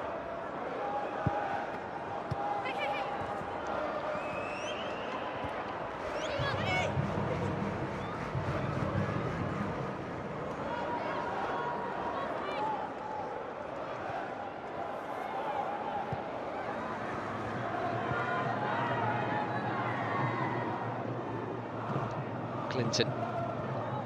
Should point out that because she's on loan from Manchester United, Grace Clinton, if the final was to be Spurs against United, she would not be eligible to play. Indeed, the only league game she's missed this term was against them. Chunky challenge from Bizet, right under the eyes of Emily Heaslip.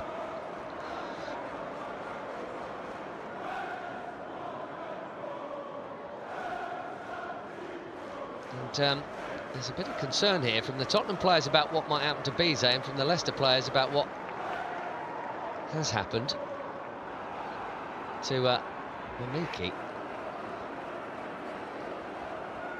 Ooh.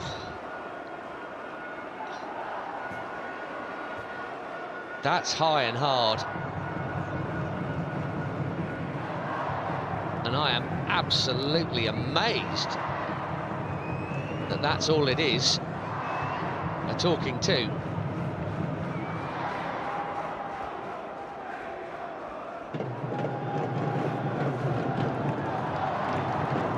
It's a glancing follow through with the right boot studs on the knee from Bizet.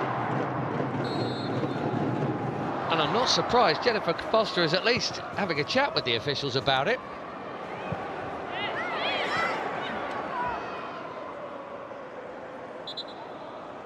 With Emily Heaslip around, you expect that to be a caution. In consistent fashion with what she's given before. Some refs might have seen that as something even more serious than yellow.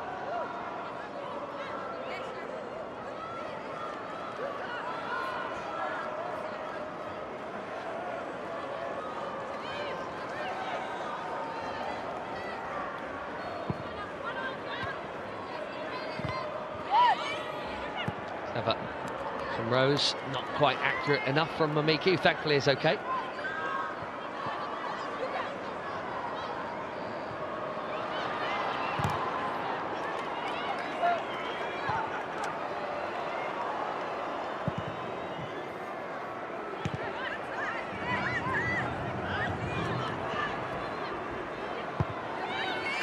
Good ball from Rose. Takarada will leave it. Here comes Bott.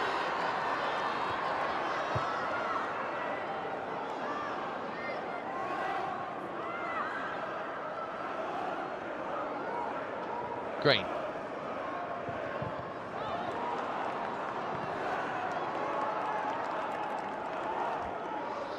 Leicester have played 25 matches in all competitions this season. They have scored and conceded in almost all of them.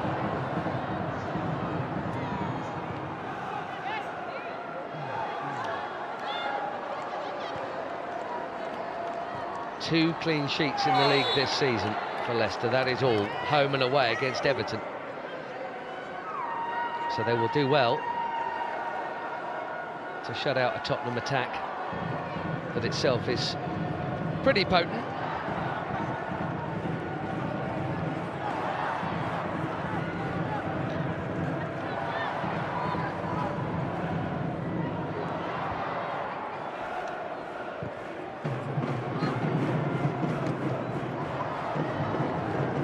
Done their damage late in this cup run, Spurs, that is for sure, and that will help them in the sense of not worrying too soon in this second half. I mentioned earlier, 6th minute of stoppage time to beat Sheffield United and the equaliser against Man City before the penalty shootout win, but his team also only beat Charlton 1-0, and that one came about 13 minutes to play.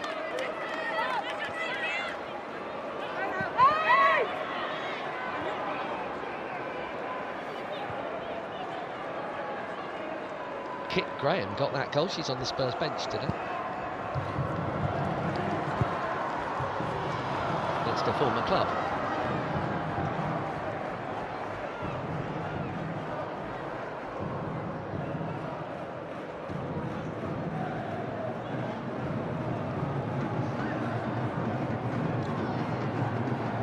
Molly Bartrim inbound.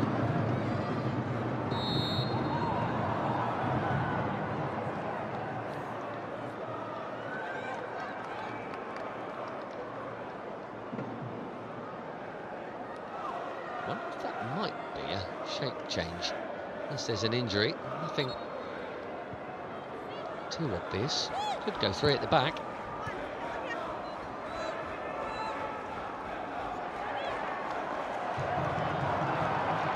Sumanen got it a half chance, I think, for Spurs this half. Too much on that, even for the pacey Naz to catch up with.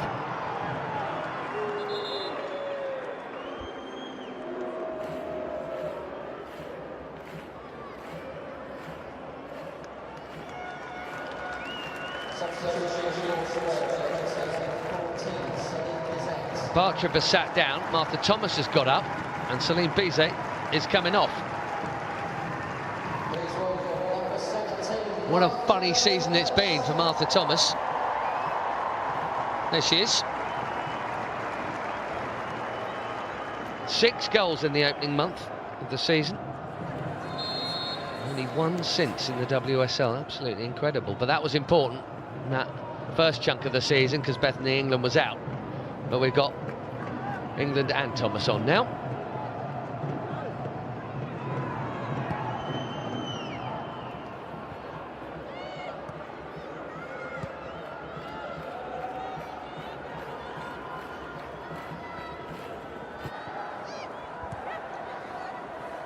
Found starting places even harder to come by with Manchester United. And a lot of forward options there. Martha Thomas. It's Nilden with another foul there.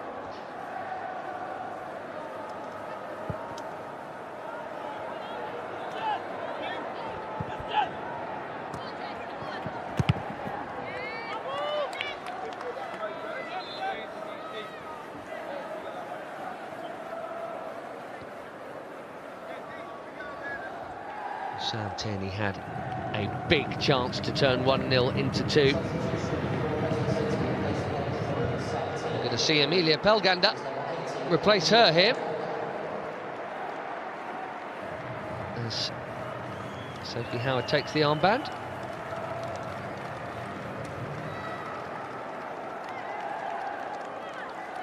Now Sam Tierney just has to sit there and hope that that missed opportunity isn't costly. It may well be. Teen Swede is on. Was on duty for the Swedish under-23s a couple of weeks ago during the international break.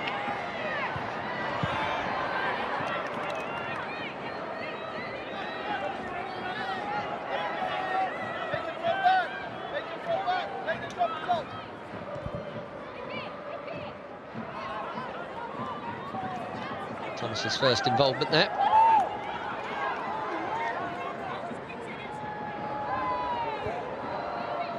Against her fellow Scot, Sophie Howard. For the half hour that remains here. Indeed, hour, maybe. It's only 1.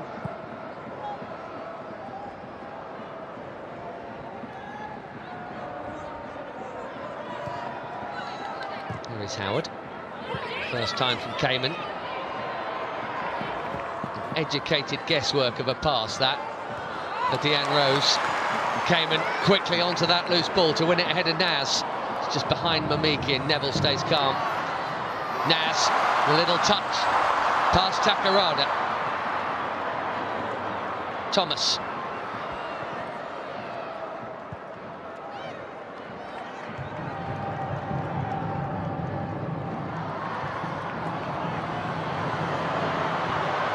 Clinton.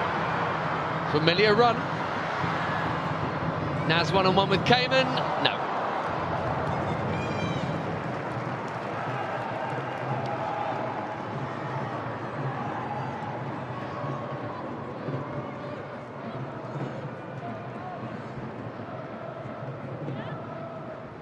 And you've got a midfielder that can break lines with her runs. It's such an asset. Clinton very much in that mould. Wide players have been missing the finishing touch. Martha Thomas a little more experienced than Bizet and Naz. Maybe a little more composed. Half an hour or so to go, unless.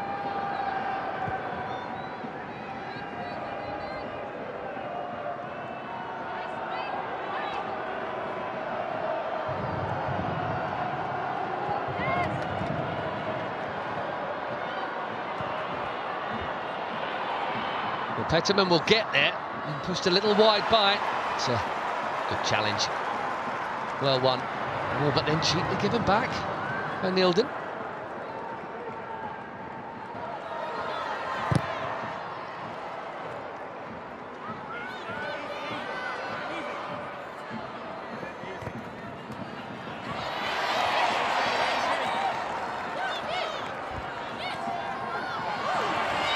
CJ Box done absolutely brilliantly there.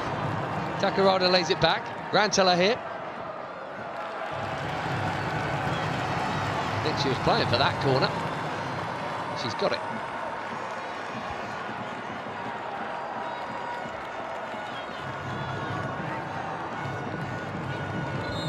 Grace Clinton just taking a liberty or two in the corner flag. And CJ Bott showing that she's got the skills to match.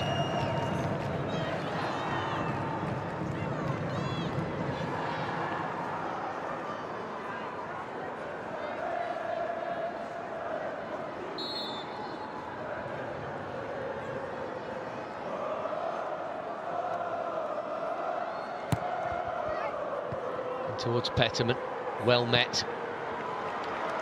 Clinton's clearance has turned into a useful pass. Maybe I'm doing her a disservice, maybe she spotted Naz.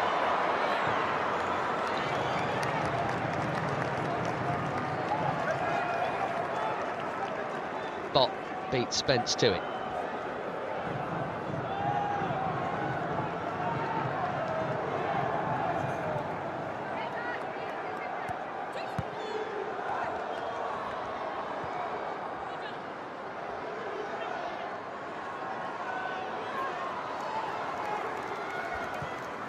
Jess Naz has seen a lot of the ball in this semi-final. There's been plenty of promising situations. Deanne Rose. I think we'll be seeing the card for that one. Suominen, the latest recipient of the yellow.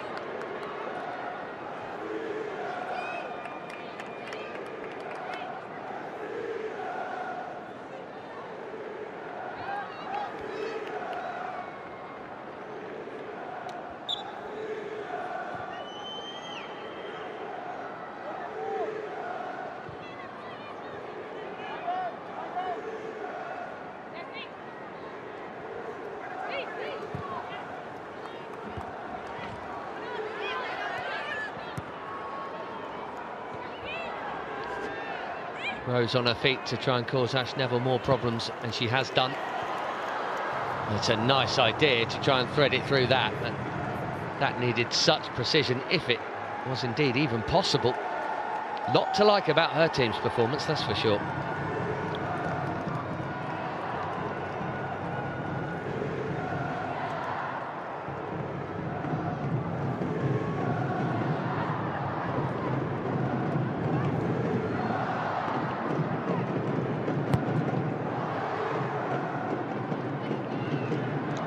Thomas winning her header. Green going back to Kopp. Well, I think they might have expected an opening blast from Tottenham in this second half. It's actually Leicester who had the chance within about 30 seconds. There's been as many chances in this second half as there were in the first.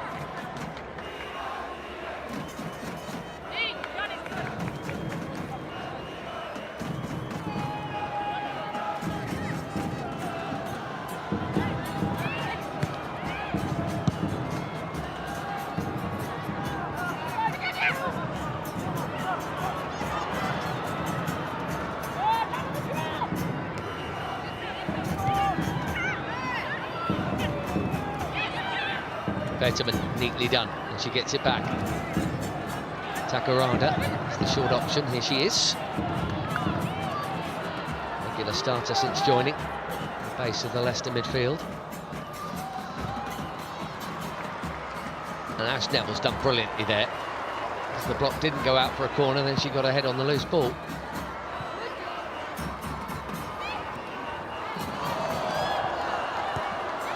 Spence.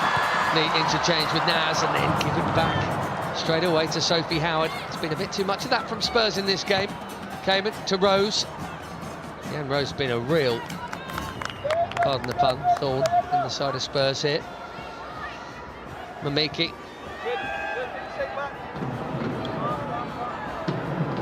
Been measured control generally from Leicester on the ball. To use the modern phrase, managed this game pretty well, I think, overall. Doesn't mean they've been without scare at the back, but that's a huge feather in the cap of Jennifer Foster and Stephen Kirby.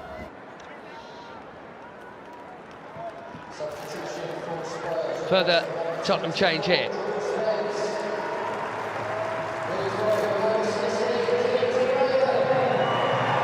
Graham coming on, and there she is, Drew Spence in that engine room, getting, shall we say, towards the end of the career. Can't keep gunning up and down as a box-to-box midfielder for as long as she has without getting tired sometimes by this kind of mark in a game, especially on a warm day. Big pitch, big stakes too. Drew Spence actually scored a goal at both ends in the opening day against Leicester last season. She won't be having any further impact on this game.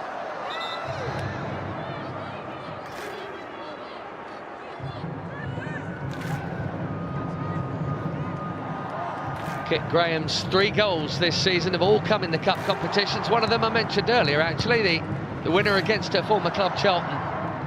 It's about 8 minutes from now in terms of game time.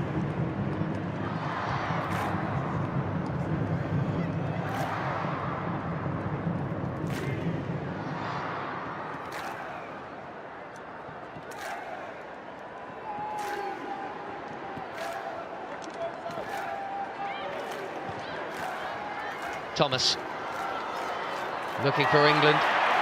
Green got there. Home fans want a foul. Bethany England wants a foul. The referee not interested.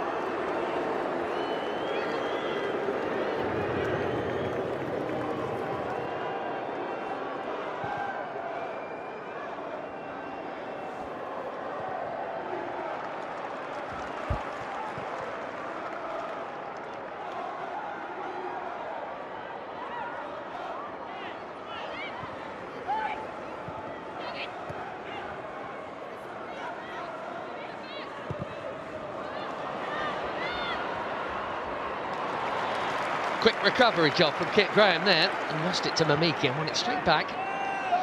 Beulah out to Nilden. I think Leicester would have expected a greater intensity in the attack from Spurs in this second half than we've actually seen, so it's a huge credit to them that so far they've done what they have, but it's only halfway through the second half, and that's a teaser of a ball that Thomas was interested in, and Lisa Kopp read it well enough. Huge hit from Grace Clinton, wasn't it?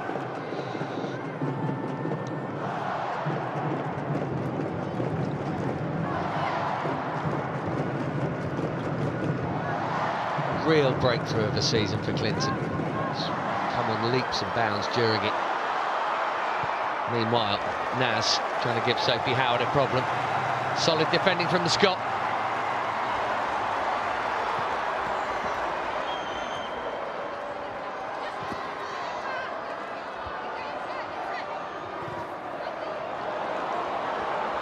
Deanne Rose won't mind Tottenham coming on. It'll leave more space for her to do things like this.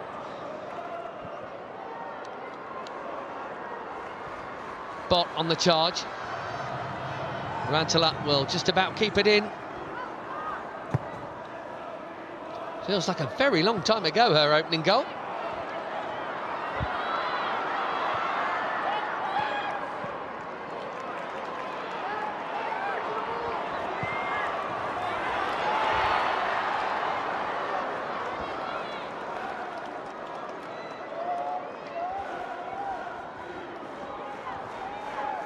They've held on for an hour.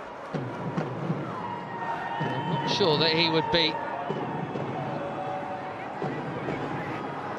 overly impressed with his team's efforts at cancelling it out so far, certainly in terms of the shots on target. Is that Tottenham, or is that just good organisation and defence from Leicester. I'm inclined to think it's more the latter. Naz, that's a better ball into England. Clinton, a few shouts of shoot, but that would have been a 1 in a million from there. Much better the pass. England out to Naz again. Again, final ball. That has been the theme from kickoff. She's looked dangerous and pacey, and then has failed to deliver accurately when it's mattered. Jess Naz.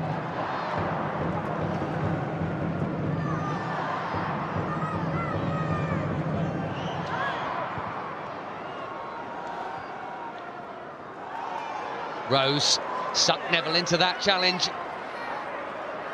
I was wondering if Ash Neville might deem it worthy of a yellow card to Fowler. Instead, she's bided her time and pinched it back. What brilliant defending from a fine player.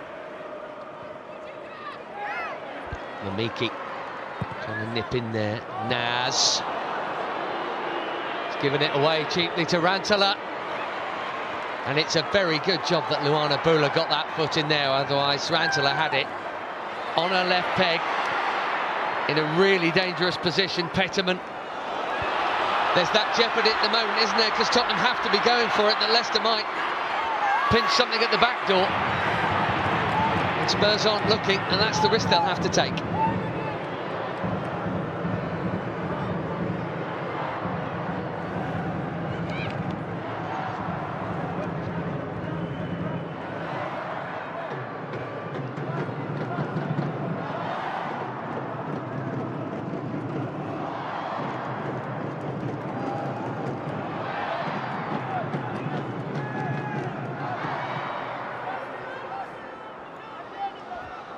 Cop. It's just gone a bit quiet, which can often happen when you get to twitchy time. And I think once there's a 7 at the beginning of the clock, it always feels that bit more twitchy. It suddenly feels like you're approaching late in a game, whereas even 5 minutes ago it didn't feel like that. It's a curious thing.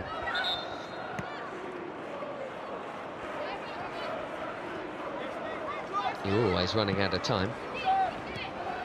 Can Tottenham rely on yet another late goal? They've done it in all 3 rounds. Belganda, and there's space. It's 4 on 3 for now. She waited too long. Maybe didn't get the shout that Nilden was tucking in. Wasting opportunities to see this out, Leicester, with the extra comfort of a second goal. Takarada. Rose must be starting to tire, but she's still got there first, and well played Petterman as well.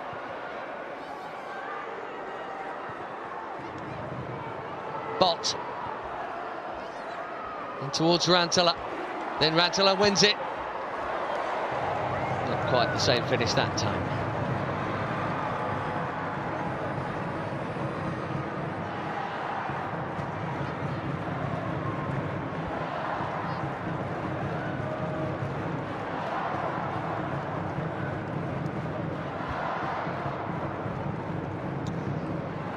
.15 to play of the 90.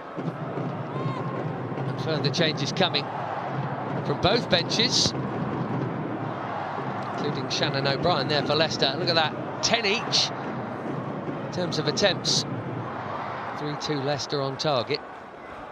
It's actually not been that busy a game for the goalkeepers, therefore. I think the eyeball test would concur. You don't feel like you've seen Becky Spencer doing very much. A couple of punches for Kopp and down low with her legs, but not a great deal of work for goalkeepers. I think we are going to stop for those changes now, are we, or are we? Emily Heaslip checking.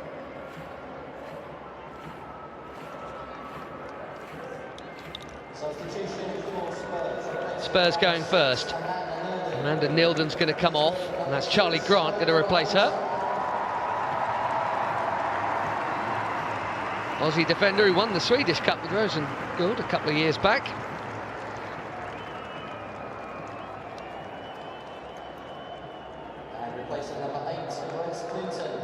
Clinton's not going to finish the game. And replacing her is Matilda Vinberg, yet another Swede. And it's she who scored the winner against Leicester just 3 weeks ago at Brisbane Road when they met in the league. Olga Artinen also going to replace her friend and fellow Finnish international Suominen in midfield. I suspect that's as much legs as it is a yellow card thing.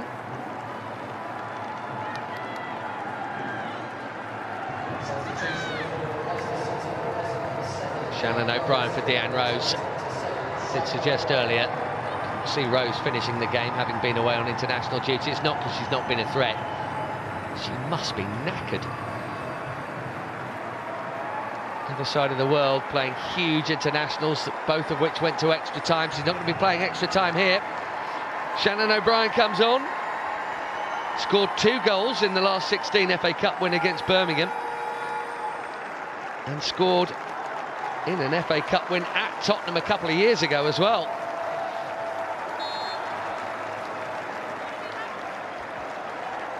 Important changes at a big time.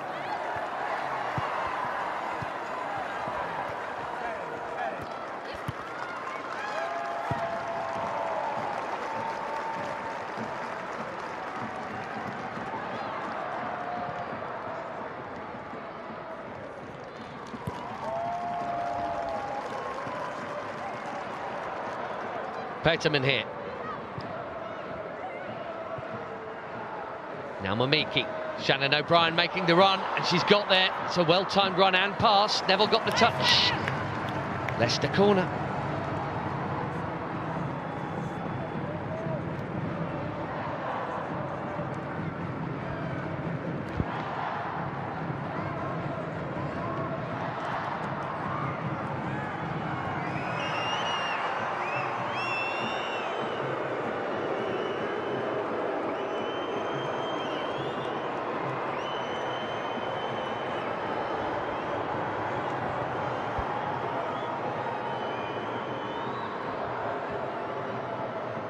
No rush for Rantalone, why would there be?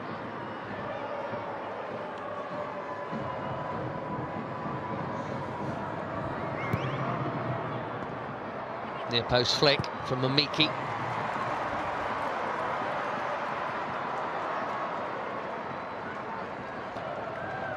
Just a boot out of play from Josie Green.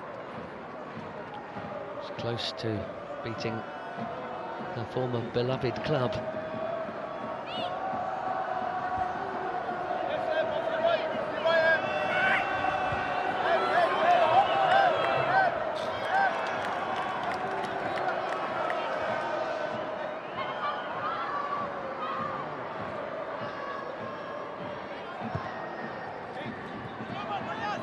Heart thumping, about to go up a notch. And the 80-minute mark comes for all concerned. Neville out, not very far out. Cayman, see what she was trying. Becky Spencer, just hoping that someone further forward can do something to give her the chance to be the star again. Hasn't had a lot of work to do here, Becky Spencer, but was blasted through for the only goal so far this semi-final, scored almost 70 minutes ago. Penalty shootout saves from Greenwood and Kelly of Man City in that quarter-final. The team have got a free kick here. Just a word in the ear.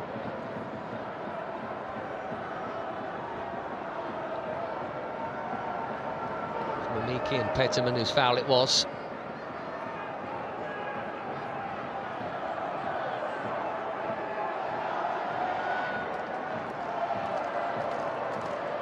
And I think we're just about into Tottenham FA Cup goal-scoring territory now. And we pass the 80-minute mark. Artinen drives a good one in. It's off the top of Sophie Howart's head. Spurs have a corner.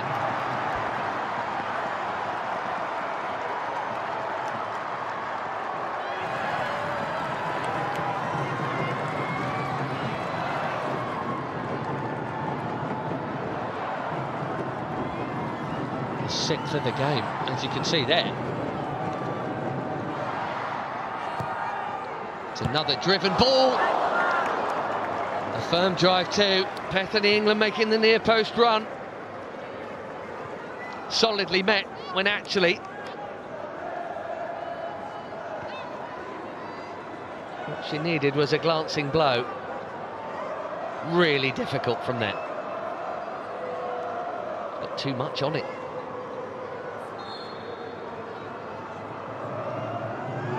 Given how that corner was driven in, I'm not surprised she's rubbing her head, having met it as well as she did. Bateman.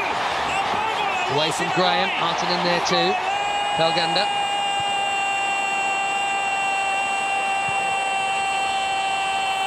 Things down for Leicester at the moment. She's up again now. Bula stepping in. She's defended superbly, Luana Bula. A helpful little help forward for Jess Naz. Massive moment. Tottenham equalise late. Again.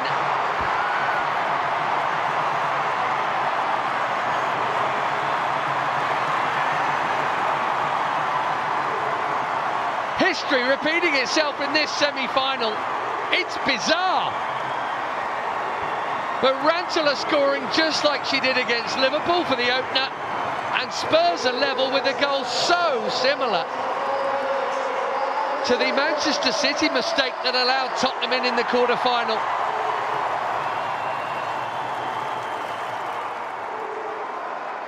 Struggling for end product all game long, Jess Naz keeps her cool when the moment required it.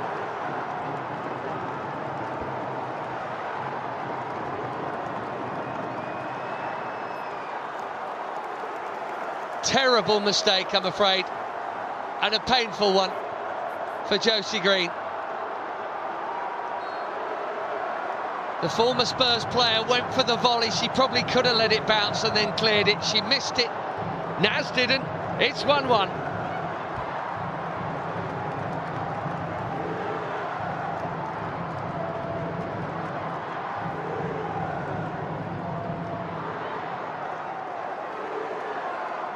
What a moment for Jess Naz. Doesn't score many. Not a regular scorer at all. Only one in the league this season. And to keep your nerve like that at a moment like that, well, that's impressive. They just keep on doing it, Spurs. All 4 rounds. Game-changing late goal. Cayman.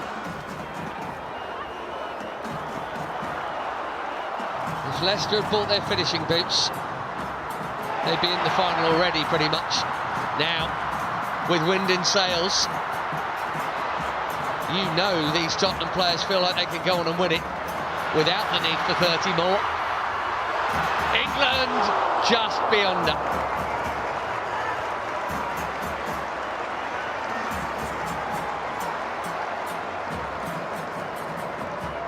Right run, right kind of pass, just too much on it.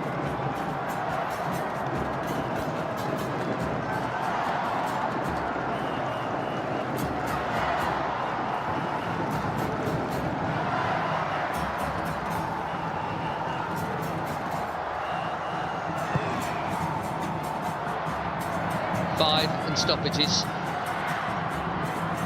before 30 more minutes. That's a foul. Strong looking run actually from Shannon O'Brien. Kit Graham bringing it to a halt.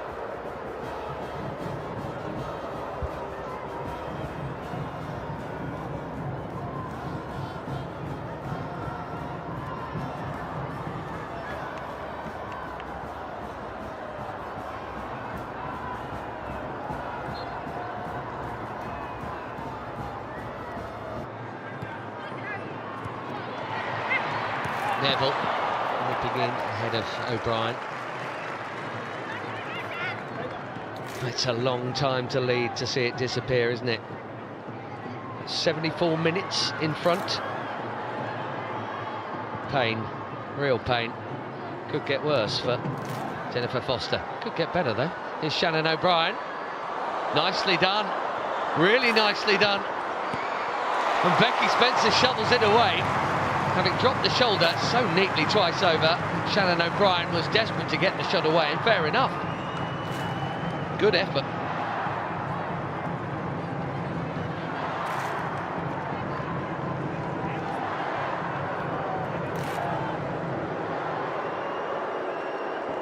Looked really bright since she's come on,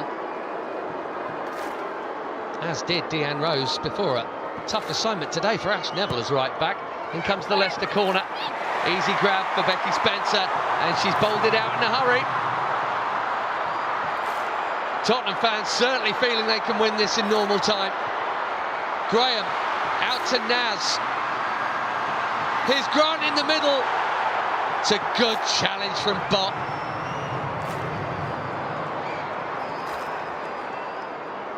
New Zealand denying Australia.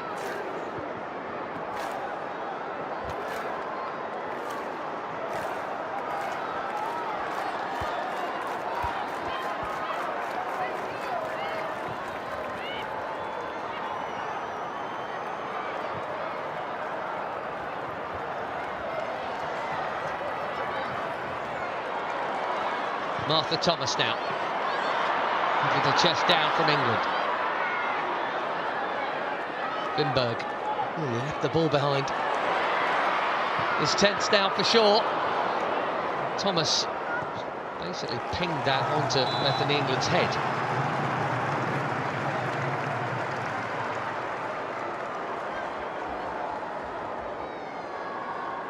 As we hit 88 minutes, a stoppage that might actually be welcome for all the players. What a good piece of defending that was. Had to be well timed. Charlie Grant asking the question.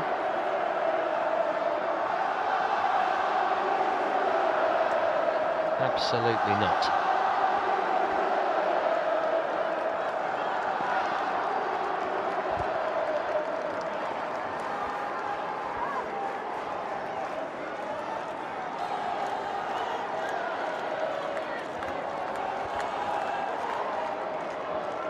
Great challenge from Bott. Josie Green next to her will be devastated. You didn't feel, other than on the weight of recent history anyway, you didn't feel that Tottenham were banging that hard on the door that an equaliser was looking like coming. Big mistake at a big time from the former Spurs defender, former Spurs captain.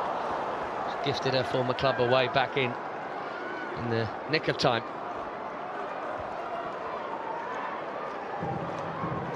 Find out stoppage time in a minute, but realistically, be another 5-6 minutes to play here.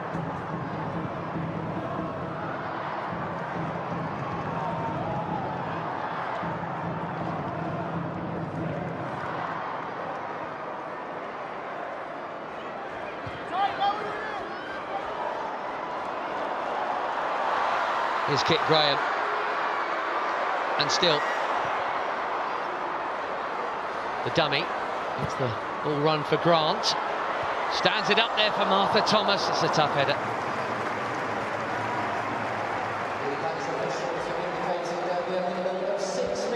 Six is the answer.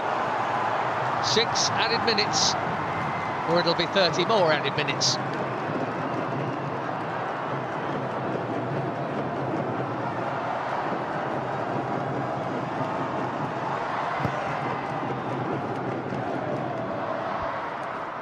Do well to score from there. Only chance would be a perfect loopy header back to the other corner.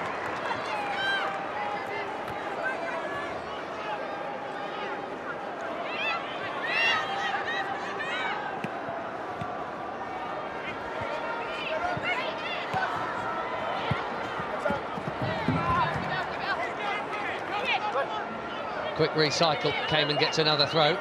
Here's Pelgander.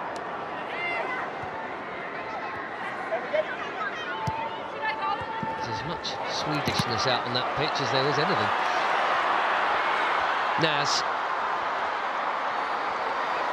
Tottenham's hero today, and still going. Naz just showed enough of it to make that sliding tackle an option for Sophie Howard.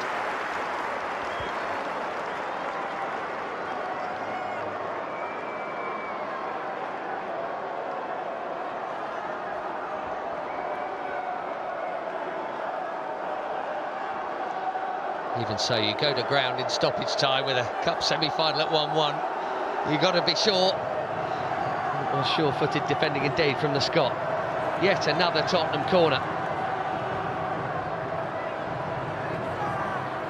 Olga Artinen to drive it again. Easy Cop got the knuckles on it. Back in by Vimberg. Brilliant ball! Oh, it's just wide from Martha Thomas. Via a touch, it's a corner. And in slow motion, everybody could see how close that was. Wow. Great ball back in. The control, the shot, everything was superb.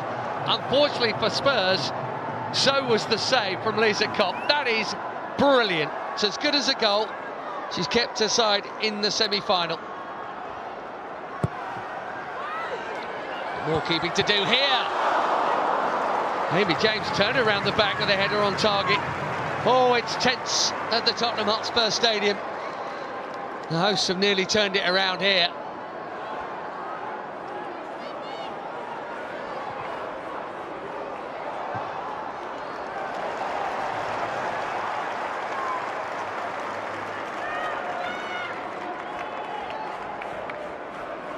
That is the save of the semi-final. Big moments coming up for the two coaches now, clearly. Robert Villahelm is a lot more experienced in that department. Doesn't mean he'll get it right. We'll see. England with the cross. Tottenham looking strong here. Charlie Grant with another nearly moment.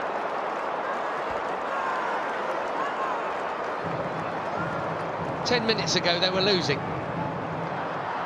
They could have scored 3 or 4.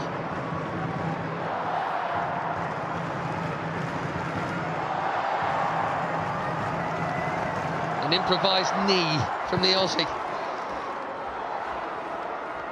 Still got 2 minutes of stoppage time to go.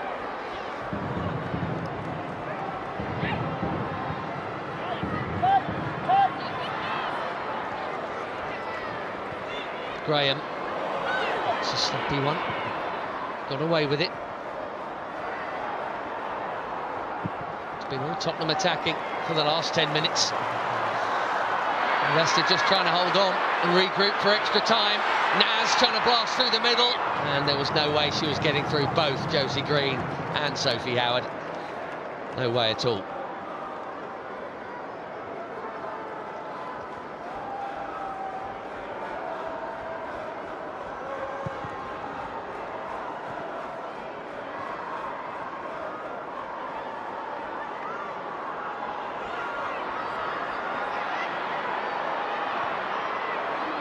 O'Brien trying to get the better of Ash Neville. Oh, she has, Shannon O'Brien.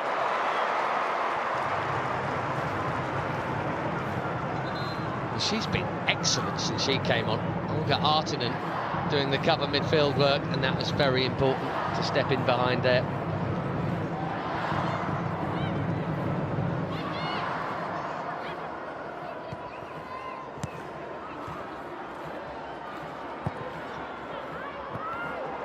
Beulah out. That's a nice little touch from Vinberg. Here's Grant.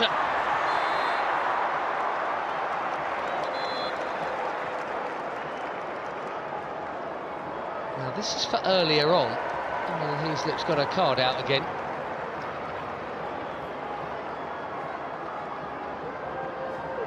I don't think it was about the Takarada challenge. It was something for CJ Bott. Anyway, Tottenham free kick. Final seconds of stoppage time.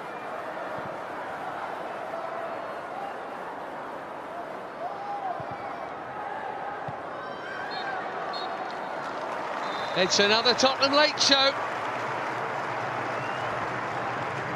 Composure personified from Jess Naz, who hadn't showed it at all at the sharp end of the attack during the game.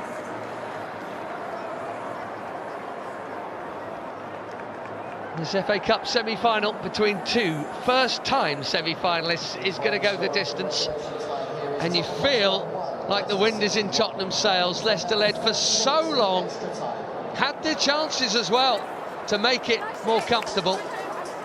But as they have done in every single round, Spurs found a way to find the net late on. Now,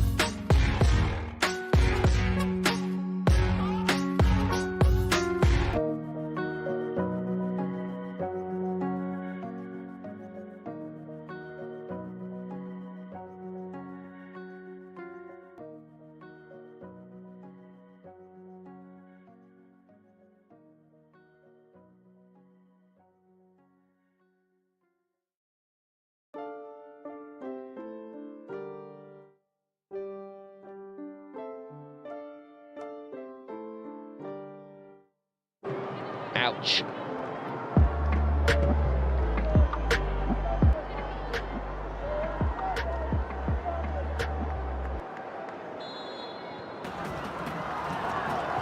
Well, common sense would tell you that surely Tottenham will power on here if there's going to be a winner in extra time.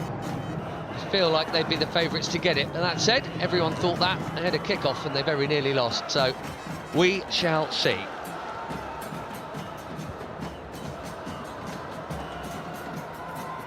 Shannon O'Brien will definitely have other ideas. She's been excellent since coming on and has nearly picked out Aileen Whelan there.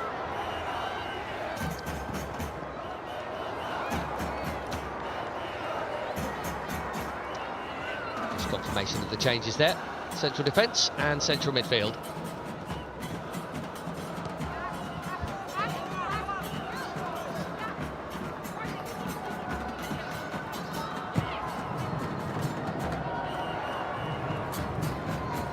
Here is Bott. Was indeed her caution right near the end of normal time.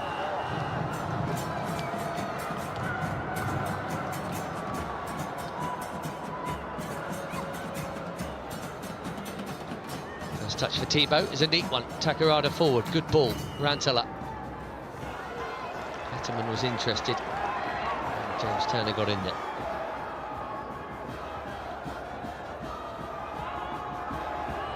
We've had 5 Spurs changes. 4 from Leicester. Very different looking lineups from that which kicked off.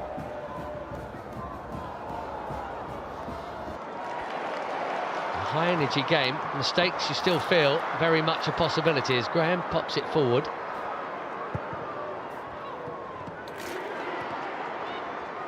England had dropped deep, there's a pull there. Well, Bott's been booked.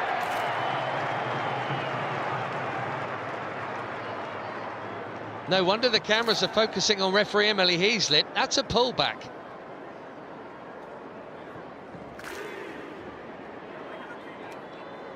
Referee, who is usually consistently strict,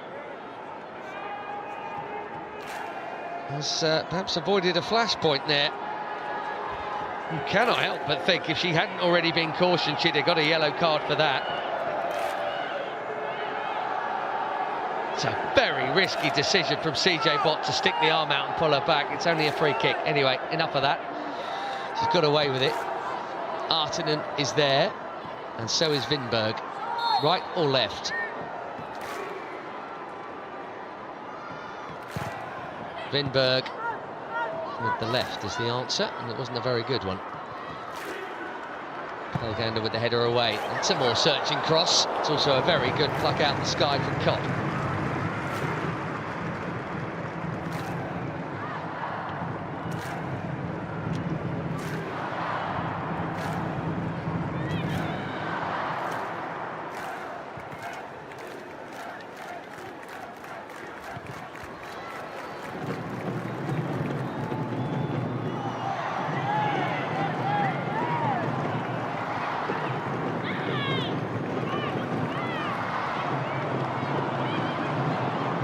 Vinberg again.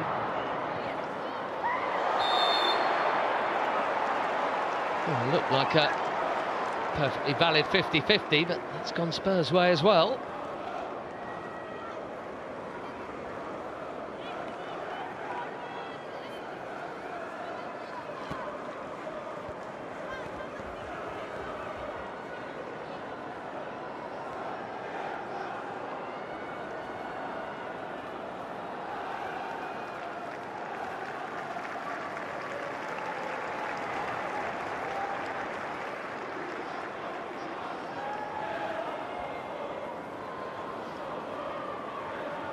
Exactly the same spot as the last one, just about.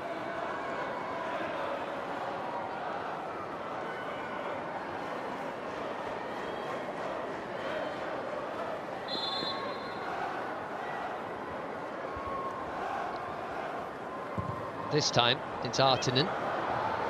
Where the first was under hit, that was over hit.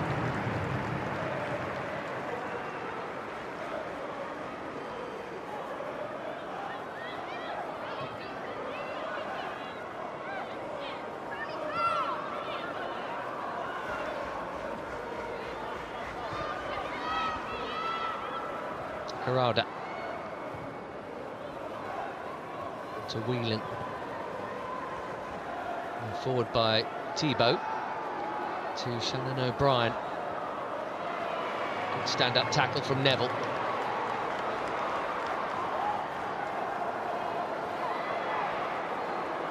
Now Rantala.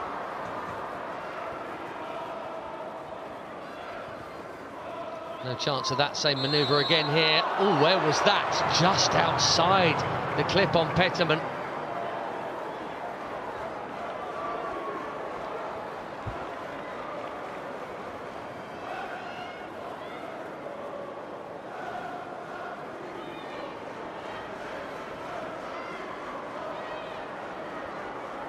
We can only give Olgarten the credit of knowing that she knew exactly where she was. I suspect it might have been a little dicier than that. When she heard that whistle go, it's probably a split second. There might have been a bit of panic.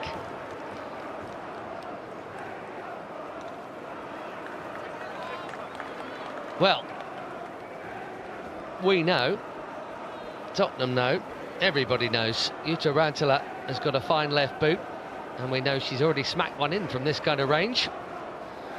Do you play the percentages and look for the far post?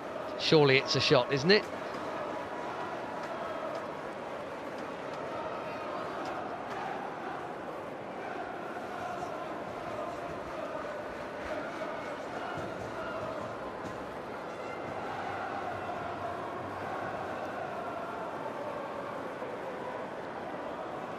Saori Takarada cramping up by the looks of it.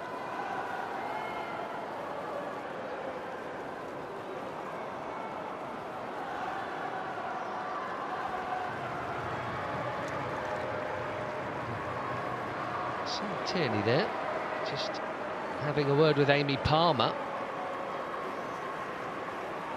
who may well be coming on here for Takarada. Maybe it's more than cramp. Maybe it's not more than cramp, but she's just got no more to give. Either way, it's a change in the middle of the park there. The former Bristol City player, Amy Palmer, is coming on for a very big 25 minutes here.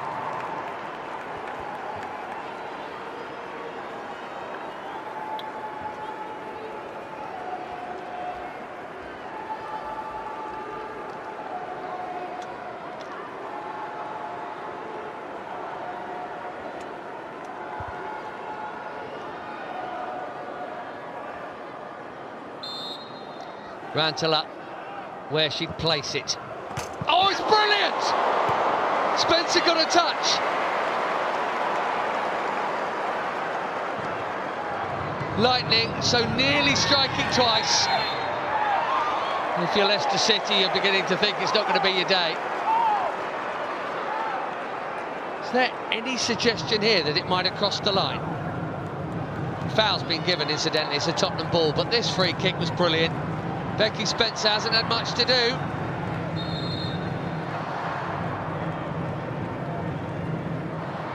No, it definitely didn't cross the line. Sheer power again. Beat her in the first half from that range. What a touch. Tiny, but crucial.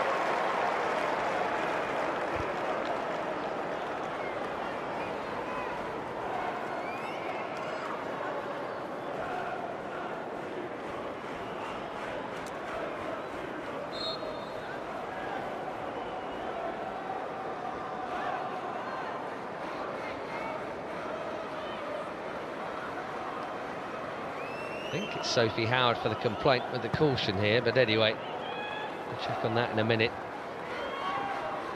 Such fine margins. One error at the back, costing them extra time, and one fingertip touch from Becky Spencer. In fairness, has been the less busy of the two keepers by quite some distance.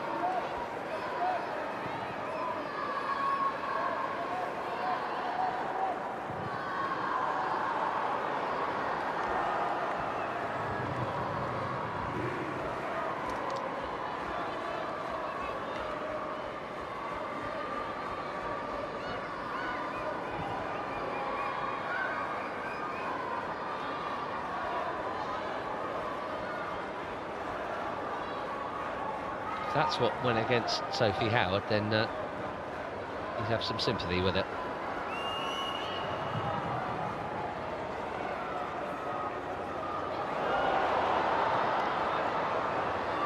Safe, sure-footed back pass from Howard there, though.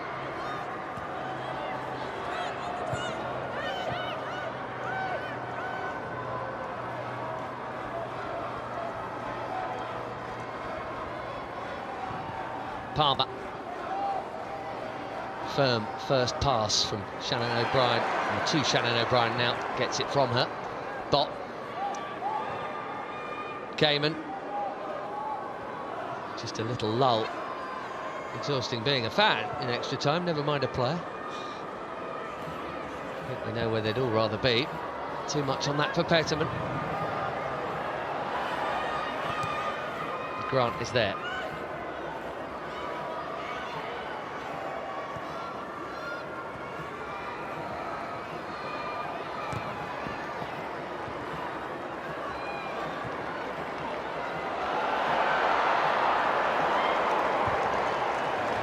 I wonder if Becky Spencer knows this is an FA Cup semi-final. That was unbelievably cute.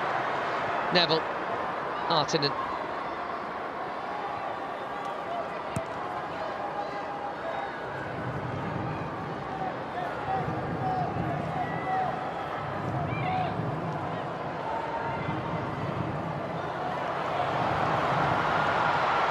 He's going to run out of room here. Charlie Grant. Bit of a coup. Tottenham were able to sign her in the recent window. A lot of interest from a lot of clubs.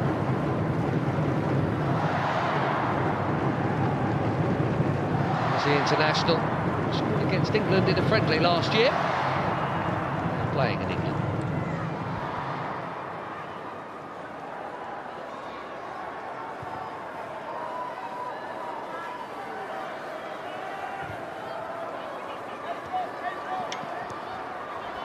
She is again. Support from Vinberg. She's given it away cheaply and then pulled back Bot.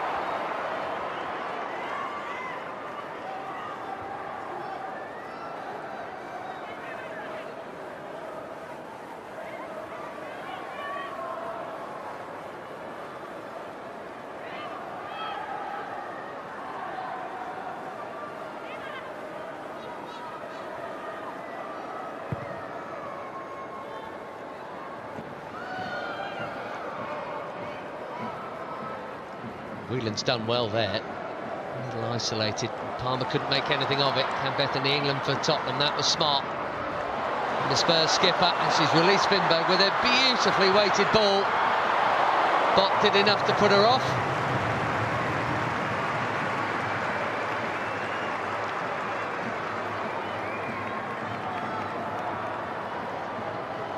Excellent from Bethany, England. Spurs have yet another corner. Lisa Kopp maybe losing her bearings, maybe just playing it safe. Didn't need to get anywhere near that, was going well wide.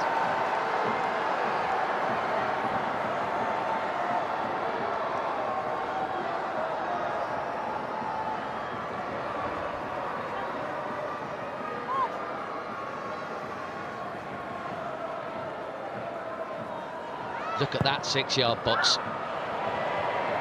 Ball doesn't get that far.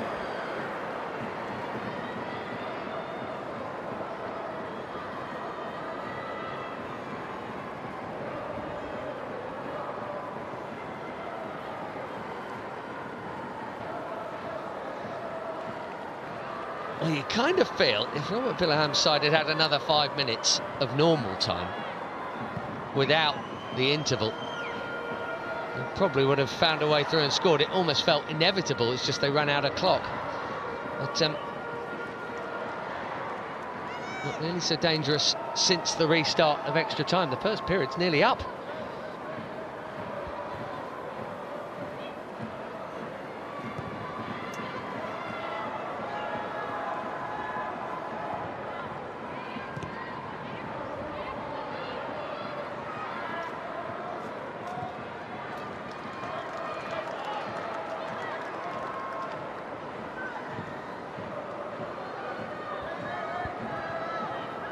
2 added minutes to this additional 15, on top of the original 96. And the main moment of this first period of extra time, no doubt about that. Becky Spencer's fingertip push onto her own crossbar, otherwise Rantala would have had an even better second. Here comes Neville for Spurs. Shannon O'Brien getting back. A couple of tight tackles there. It's time for a Leicester counter, but Peterman needs to get in behind. Whelan plays it back to Howard. Spurs fans thought the whistle should have gone. Here's Pelgander.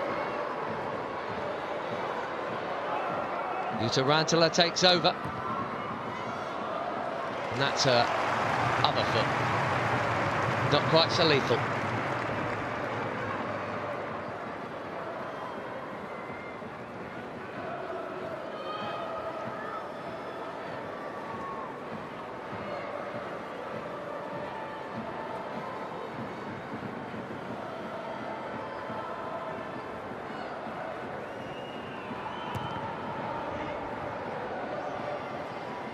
The head of Aileen Whelan. Nervy times and tired legs, I am sure. Stopping, as any of you'll know, at any level of any exercise, never mind this elite level, tends to make it worse. And we'll pause briefly in a moment. Rantala stealing in. Bott.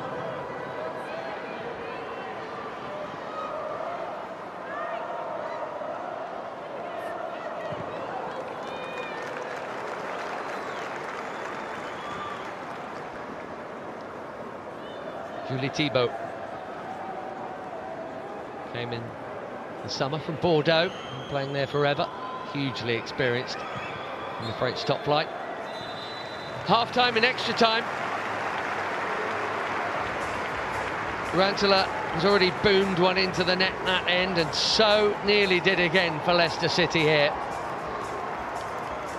Jennifer Foster cautioned during that first period of extra time, Leicester's coach. So nearly back in front, but so nearly made it in normal time.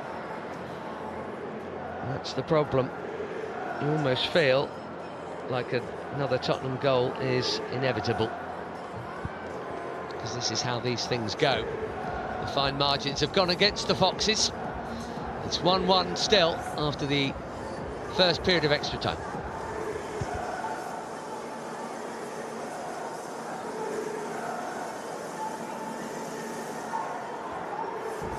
What a strike it was.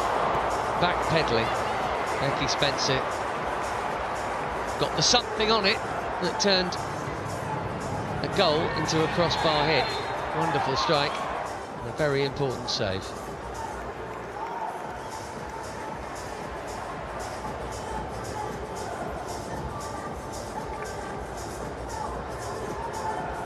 It'll be a much briefer team talk this time around. Becky Spencer was Tottenham's penalty-saving hero twice over. A couple of England internationals, no less, in the FA Cup quarter-final win at home to Manchester City. Alex Greenwood and Chloe Kelly, both denied. The final huddle and final words in this short turnaround.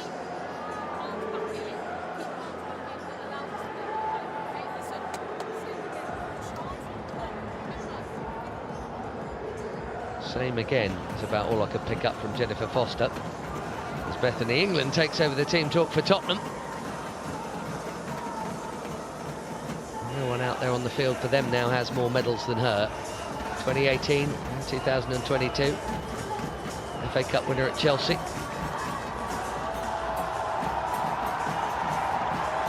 6 major medals as a Blue. Now trying to lead her side to take on her former club at Wembley, if they are, as expected, to beat Manchester United in the second semi-final later on.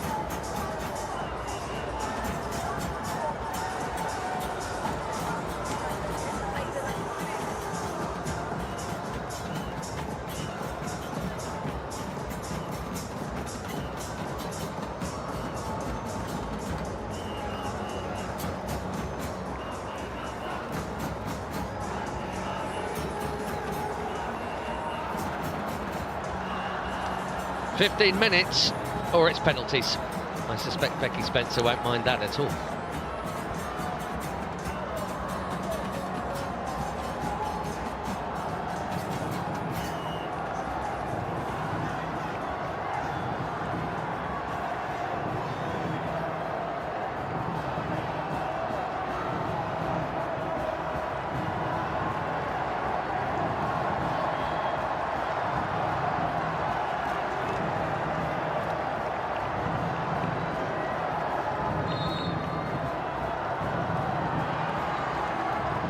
Away we go then. Naz, whose goal brought us to this point, kicking off for Spurs. Talk about doing it the hard way. If they do come through this, you feel it almost seems destined that they will. Well, Naz offside here, by the way. I don't think you could do it much harder than they've done it. 3-2 in the 96th minute in round 4 against Sheffield United. Another late 1-0 sneak past Charlton, and then Manchester City. 96th minute equaliser and penalties. It was an 83rd minute equaliser here, and maybe penalties again. That is some cup run. Putting them through it, that's for sure.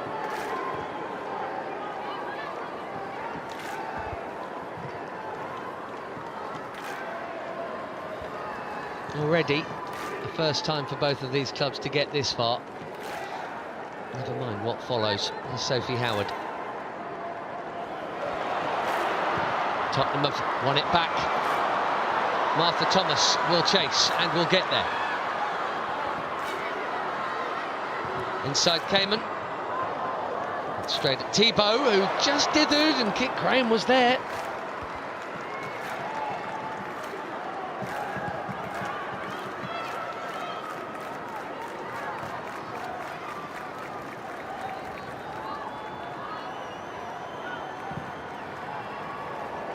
Too much on that one.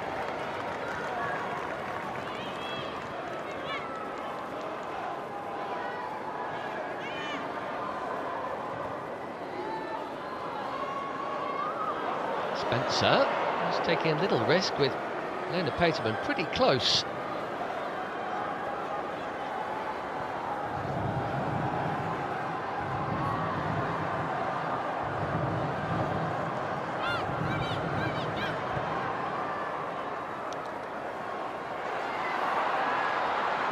Shooting opportunity here, not taken. Thibaut tries to keep the attack going as Palmer pops it out. Bot on the drive, good energy, really good energy, and a good ball in too. Ash Neville takes a couple of bites at clearing it and does. That was superb from Bot. She's been on the field the whole game, and Charlie Grant, who she's just bombed past, has not.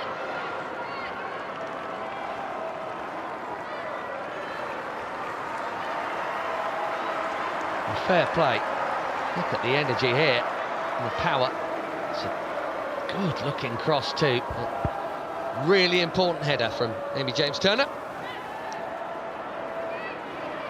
It's her penalty, by the way. It's the winning one in the penalty shootout against Manchester City.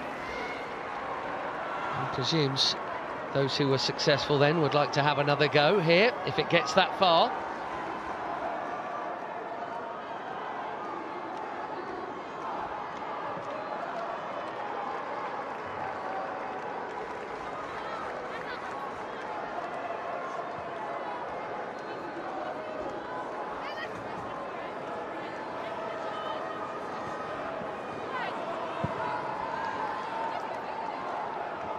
James-Turner again with the clearance. It's coming back. Shannon O'Brien.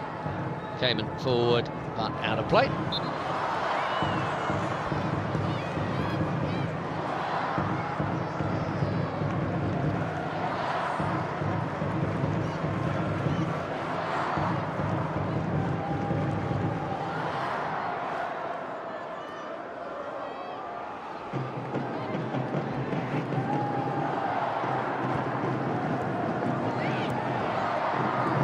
Neville just getting in a bit of a tangle. Shannon O'Brien with fleet footwork, and then Kit Graham in to help tidy up for Spurs.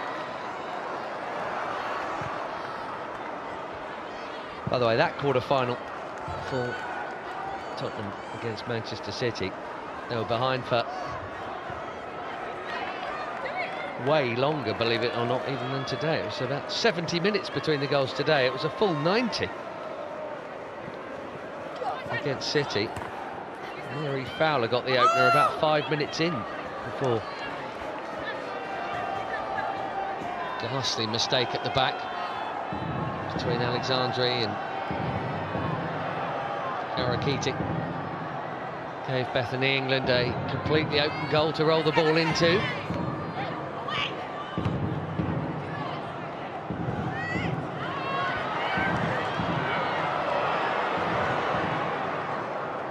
There's a cop urging calm. Leicester rebuild with Julie Thibault.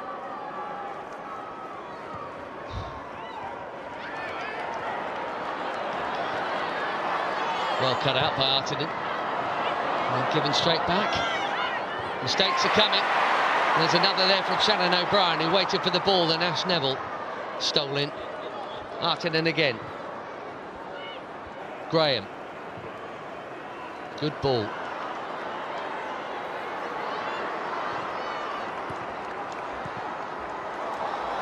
Thomas helping it on. Just about kept in by Wimberg.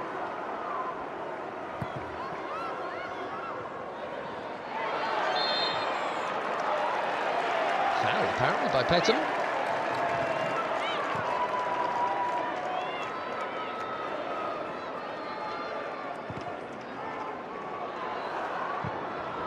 Cayman's clearance wouldn't quite sit for the shot there.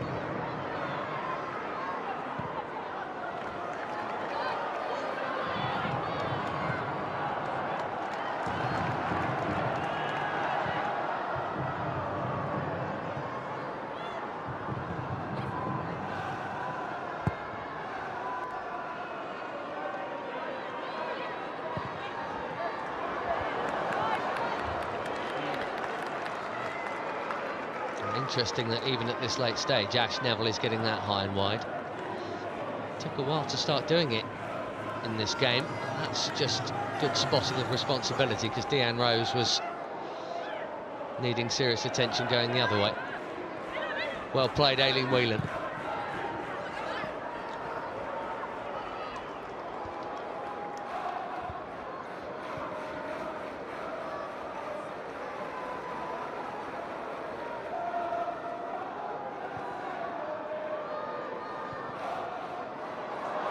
That is sloppy, very sloppy.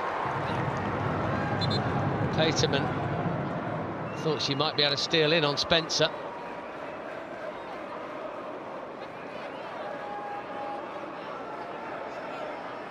It's a little bit short, that back pass. Both had to go for this. Becky Spencer has caught Lena Peterman for short. Only on the follow-through, having cleared it.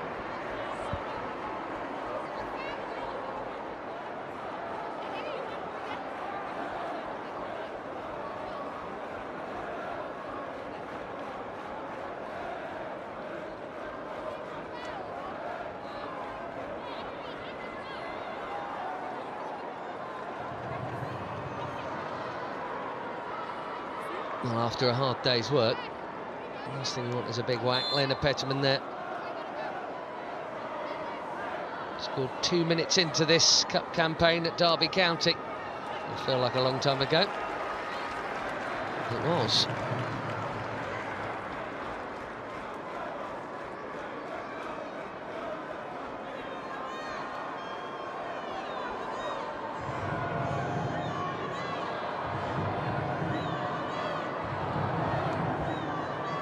That's been the pose from kickoff.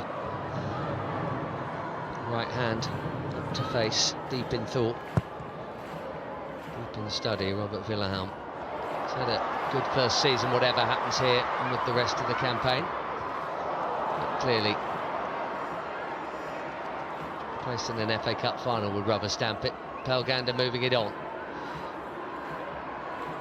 Rantala. And again. Too much for Shannon O'Brien. It feels like penalty kicks are inevitable.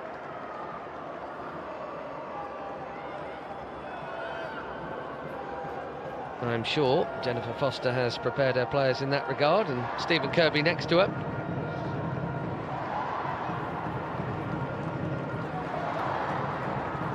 Becky Spencer here with those 2 saves I mentioned earlier. They were the first 2 Manchester City penalties. Tottenham only have 2 players on the field who took them. First and last, Bethany England and Amy James Turner.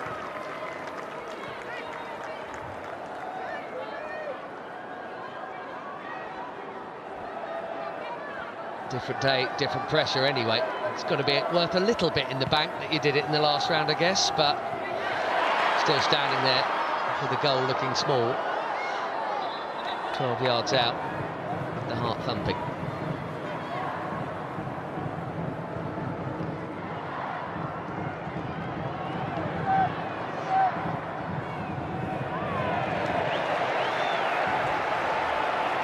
Been many mistakes from Lisa Kopp today, and that was one. Probably not a damaging one, just a tired one as much as anything.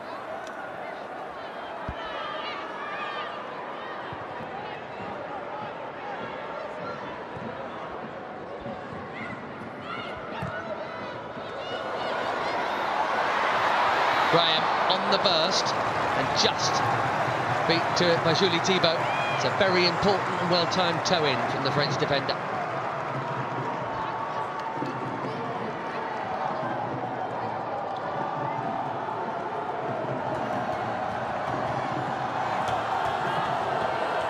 And yet another Tottenham corner. Artinen has been drilling them in quite impressively so far.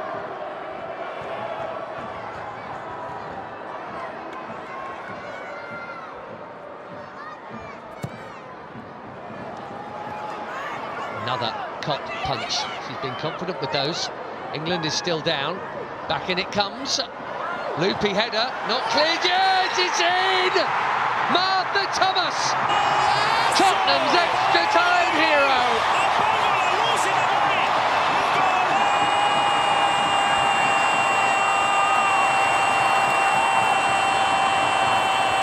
Brilliant header!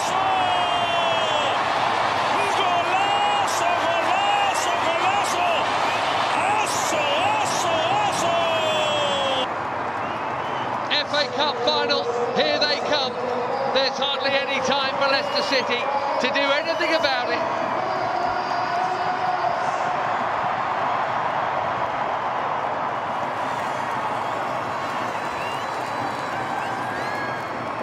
Everyone here getting set for penalties. But no, unless Leicester can do something really special here. It's a great ball back in. There's the flick, and look at that. Great jump to get ahead of Aileen Whelan. And she's headed it in the one place she had to head it. You're never going to get any power on this. It's got to be looped towards the far corner. It is perfect. Martha Thomas, whose goals have really dried up since the start of the season, with a huge one here.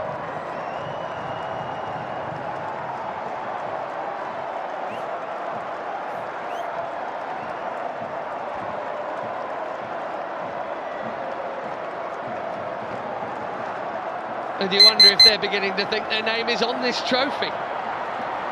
Never mind that they wouldn't be a favourite against whoever they play in the final, but right now, they got 1 foot and 4 toes in it.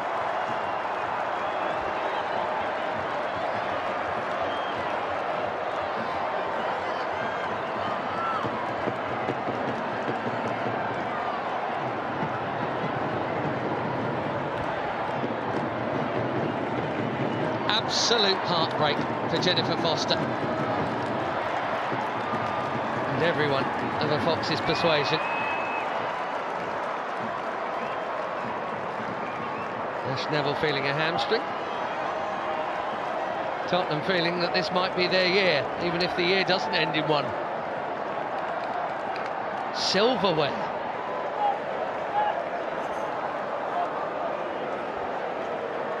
It's become a distinct possibility now. Behind for so long, but ahead with hardly any time to go.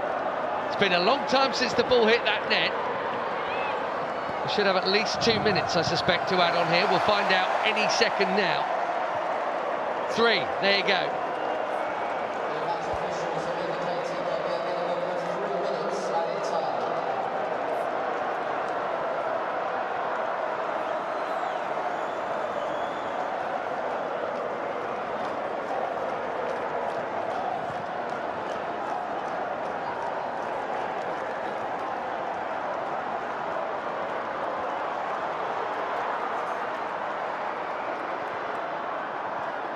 Got to be now.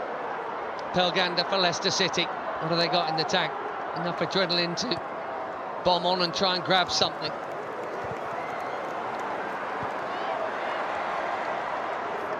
And for the neutral, you feel they've been a bit unlucky here. Some really fine margins. Tottenham looked like they were running out of ideas until that mistake from Josie Green. No one will be feeling it more keenly than her, I'm sure. Rantil are so close to putting them in front in the first period of extra time as well.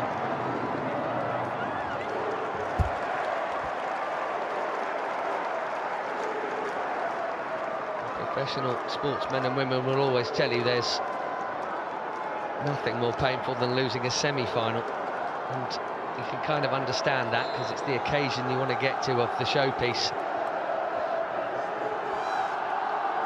But there are semi-final defeats and there are semi-final defeats, and this one is an agonising one if you're Leicester City, and it's looking all the more likely here. Although, free kick given here, Olga Artinen telling Charlie Grant to stay calm, and he's back to the pensive pose.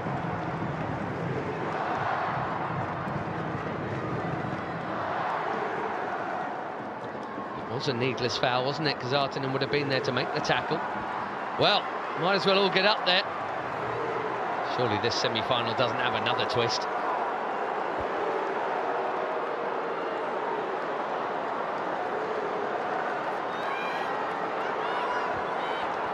Leaves a cop.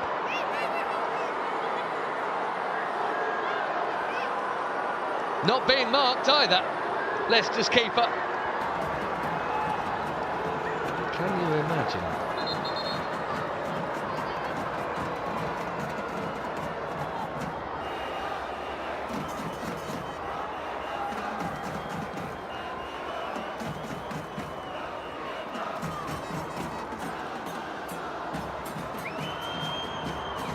This is only adding to the tension. Let's kick Graham, Aileen Whelan.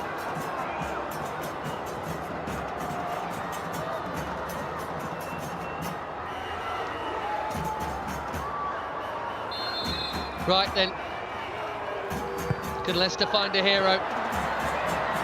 It's not cleared yet. Stab out by England. And out by Naz. And Lisa Kopp's going to have to hurry. That's all right, that's not going to be on target.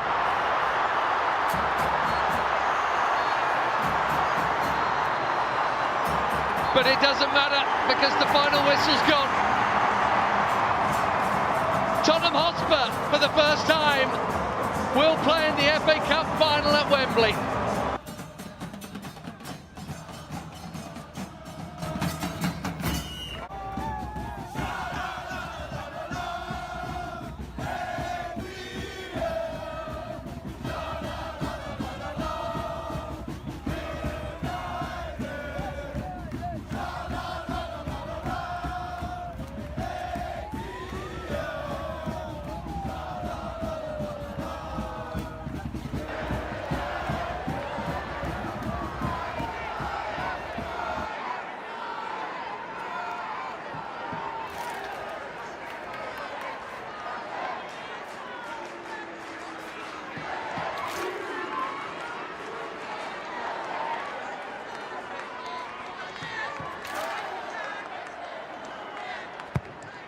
In comes the corner. Carlton got something of it.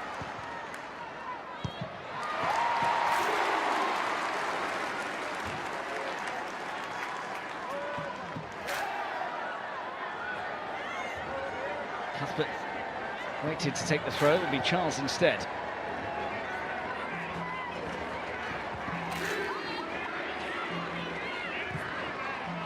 That's a useful pass for Neve Charles to chase.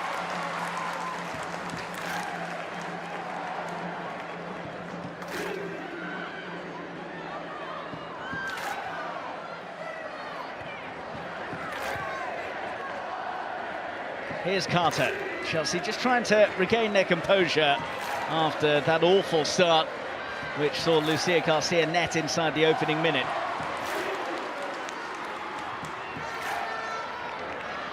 Carter chasing.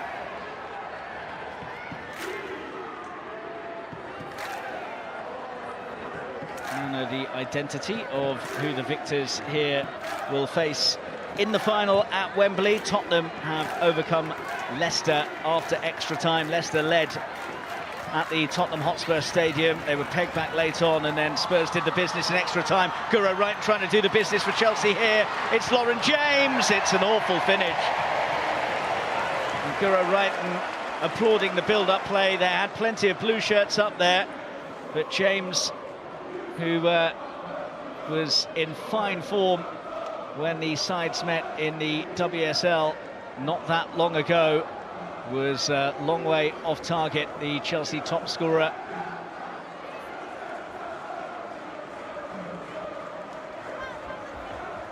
Scored a hat-trick against her former club in Chelsea's 3-1 WSL home win in January. It's Mark Skinner's side who have got their noses in front in the latest instalment. Chelsea have actually won all of the last 8 meetings between the clubs.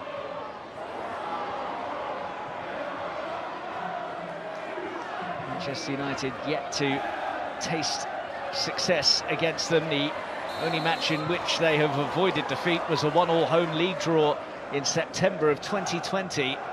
And that was courtesy of a late Leah Galton equaliser with 11 minutes left to play.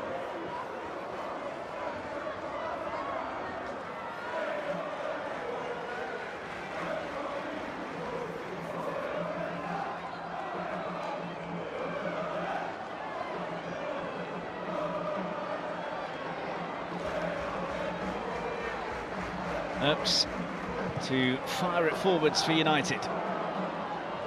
Almost fired it out of play. Carter's there. Carter again.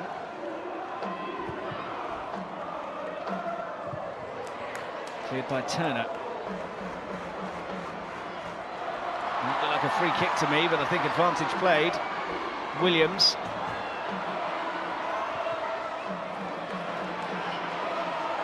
Galton. Toon, in fact, who lost her way and then lost her rag a bit as she tugged back the run of Melanie Leupolz. Charles.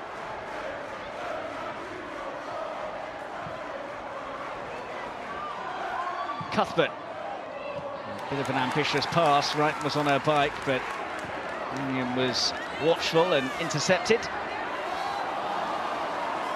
Picked up by Guro Wright, who finds Cuthbert. It's a handy pass. Nathan Conread after it. Nathan Conread jostling with Hannah Blundell, and Blundell has come out on top. A total of 456 teams entered the 54th edition of the FA Women's Cup, which was an increase of 18 from the previous year. A tournament that began with the first qualifying round in September, the first tie out of the hat. 7th tier Glasgow Town and 6th tier Chester Street United. And the WSL sides all entering the fray in the 4th round. And Manchester United with the more serene progress to this stage, seeing off Newcastle 5-0, Southampton 3-1 and Brighton 4-0. Ramirez with the cross. Chelsea needed extra time to eliminate West Ham in the 4th round, and then 1-0 successes against Championship Crystal Palace before a narrow squeak home against Everton in the quarters. Leupolz. That should be easy for Earps. And it's been pretty steady progress for Manchester United so far as well.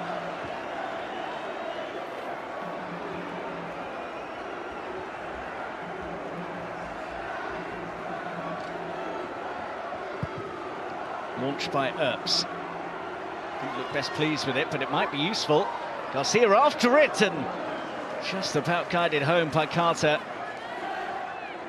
United's opener came from a defensive error. This wasn't the most convincing piece of defending between Carter and Hannah Hampton.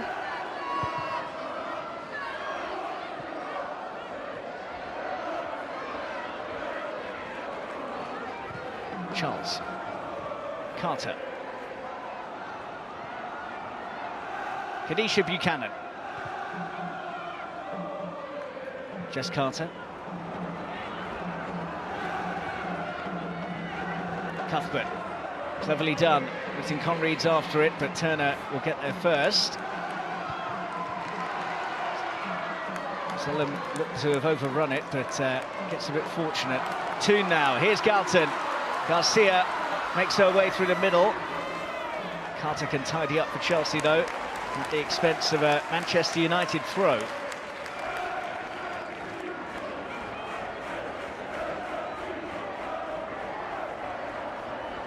Well, she looks a little bit perplexed so far, Emma Hayes, with the way that this game has started.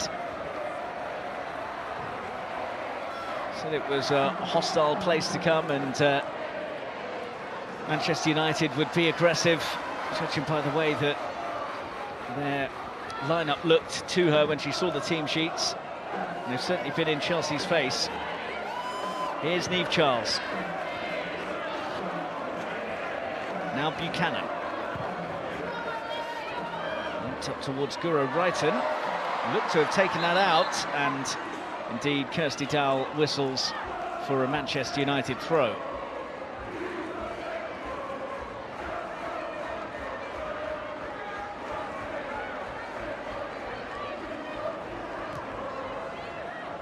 Rightman's touch just let her down, and she did quite clearly take it out of play.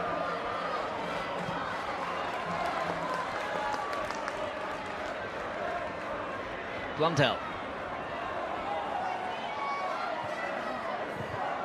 It's a little bit loose from Lisa Nelson. No harm done though, as it's back with Earps.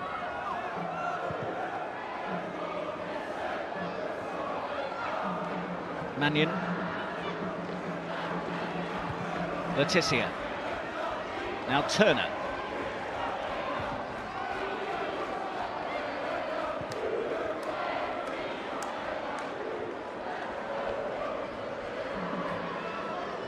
Letitia. Digs it forwards handily, but Buchanan is watchful. Hannah Hampton.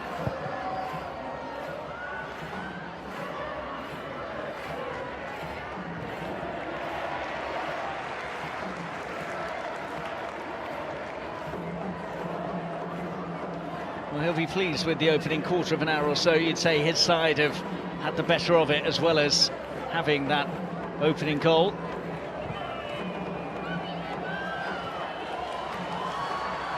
Right chasing. Letitia dealing with it.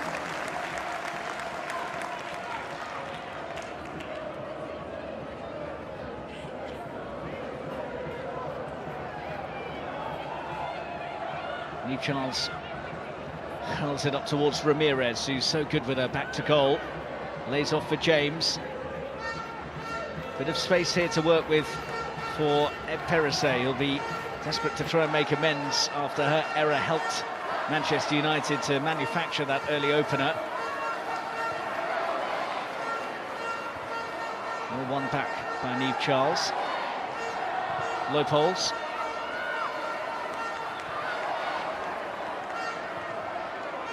It's more up than out. Ramirez nearly managed to wriggle her way through. It's come back for Cuthbert. On from James. Well, Earps with safe hands.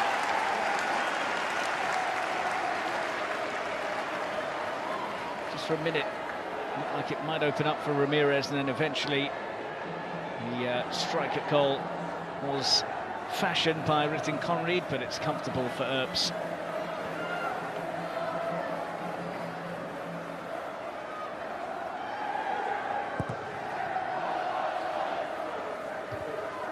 Good strong header by Niamh Charles. Zellam's there. Looked like a free kick to me. And that is also the verdict of Kirsty Dowell as well.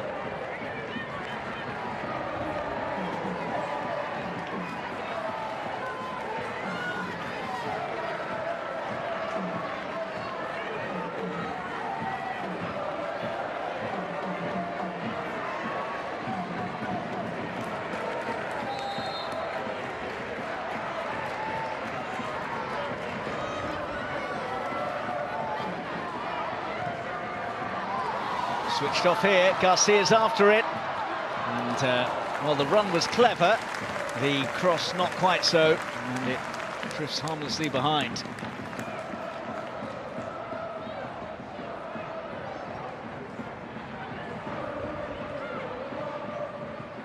That was the error by Perisset that allowed Galton to get clear and play that perfect pass in for Garcia, who converted wonderfully.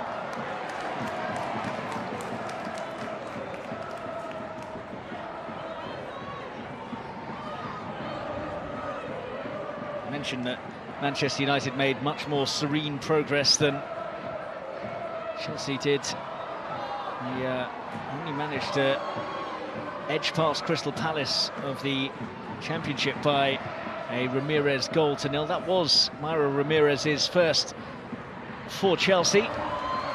Ramirez makes her way into the centre here. Ritten Conried with a good carry, and the cutback didn't have enough legs on it. Turner able to intercept with a fair degree of ease.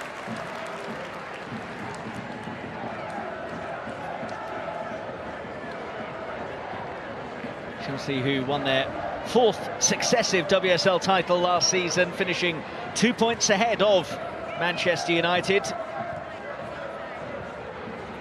They've won a record 6 WSL titles, all in the last 8 seasons under Emma Hayes. It has been such a trophy-laden time under Hayes' guidance, but a defeat in the League Cup final to Arsenal a couple of weeks ago, and now trailing in the semi here to Manchester United. But they do have a corner.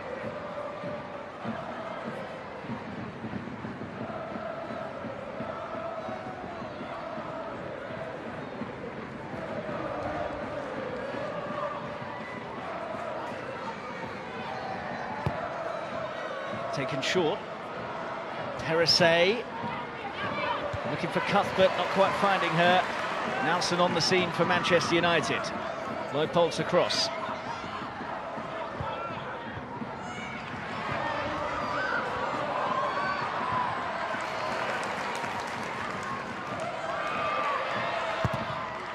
Williams clears.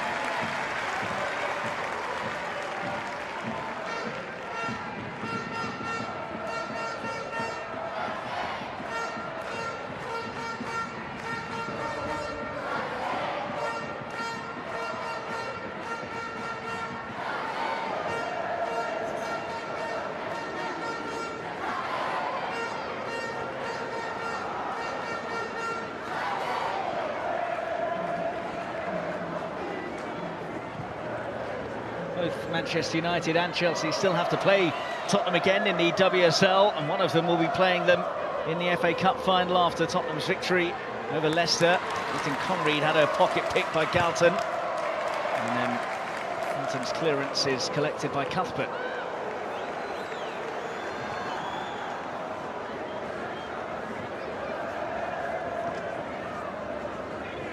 Manchester United's last game, Lucia Garcia operated on the left-hand side, but having a lot of joy on the right flank so far. And popped up with that opening goal.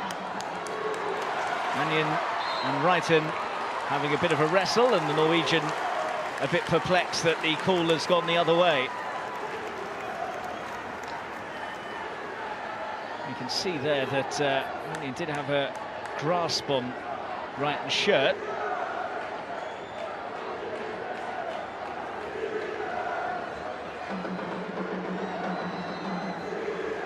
Still disputing the call.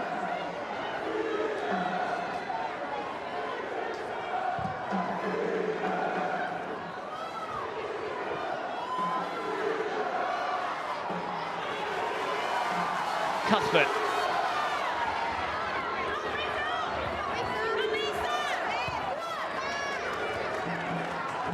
Charles. Here's Carter.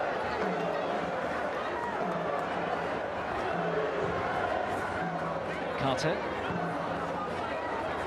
Popped across to Kadisha Buchanan. Buchanan again. Opens up a bit for Charles. Wrighton. James.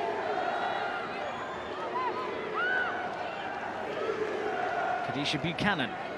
Good shape from Manchester United. James trying to find a gap. Perisset.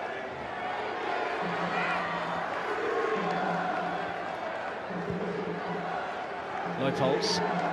James.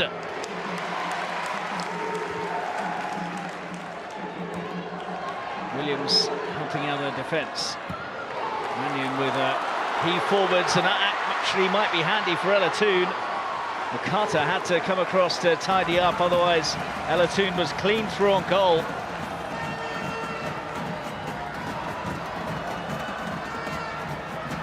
And a quick message for her defence as well.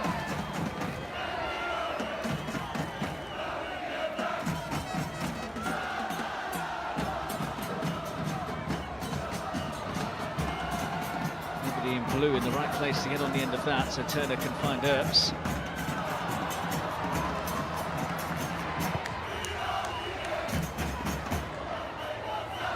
Distance on the clearance, and Carlton trying to turn it into something, and she's done that. Perisset snaps back with the challenge. Manchester United throw.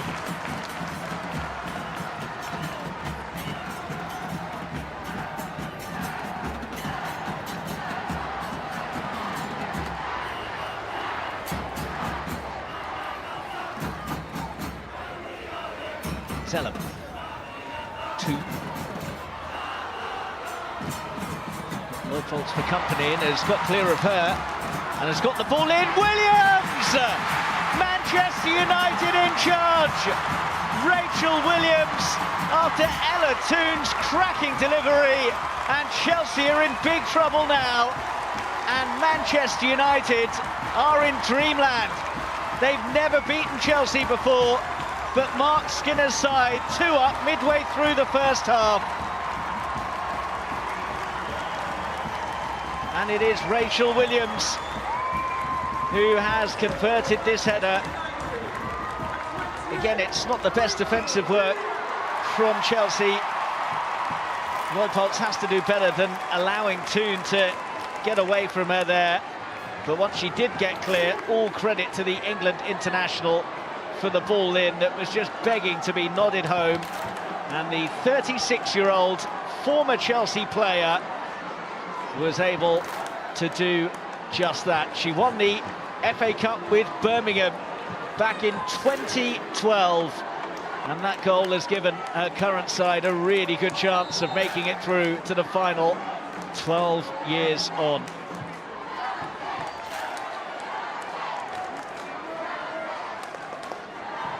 Cuthbert. Wrighton took it neatly, and the flag is up. Yet to really get going, Chelsea. I wonder if Emma Hayes is already looking towards her bench for some potential game changes. There wasn't too much in that, was there, against Guro Wrighton?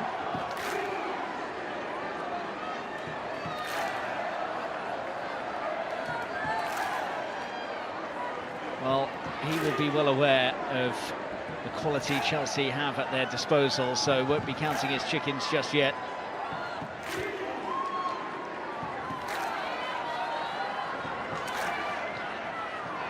Ramirez, Terrace, Britton Conread, Ramirez. Good challenge by Leah Galton.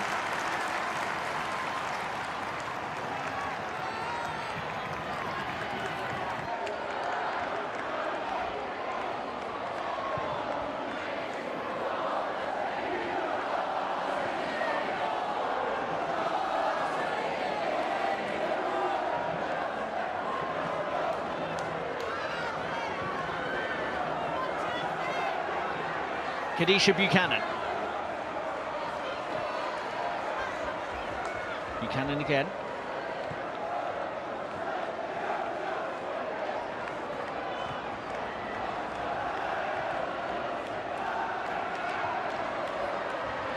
It's a good, strong, positive run, and there's space here for Cuthbert to hit. It's deflected, and deflected not too far wide of Mary Earp's post.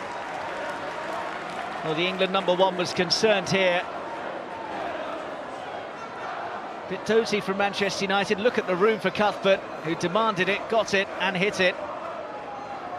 And struck it not too far wide after the touch of Maya Letitia.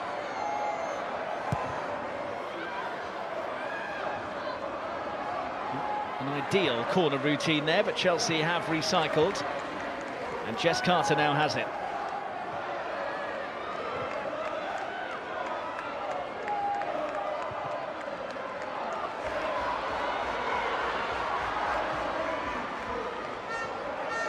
Terrace nearly found herself in bother. Charles. Here's Williams. Leah Galton. Nelson chasing. And again, it's that left-hand side where they've had both the crosses come in for their goal so far, that they have the ball in. Zellum, will she look to ping in the cross? She does. And Williams was in a handy position, but couldn't direct her effort on target.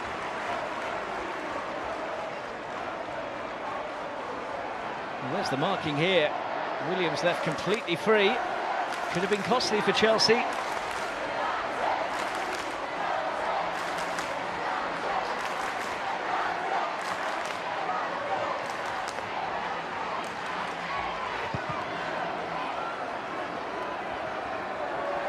Too strong for Charles to do anything with.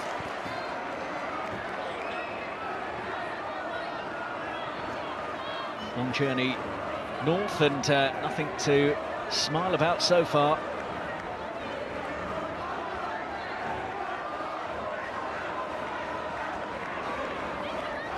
Well, the quadruple hopes were ended a couple of weeks ago. Might just be the double that they're looking at after today. Barcelona lying in wait in the Champions League, so that won't be easy.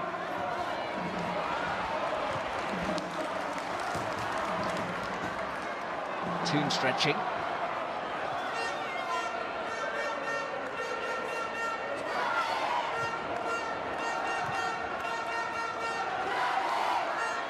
James.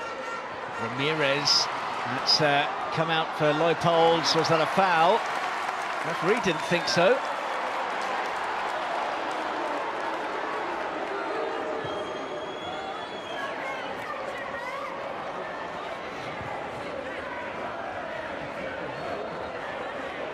Carter.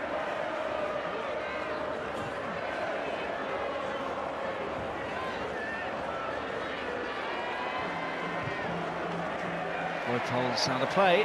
Manchester United throw.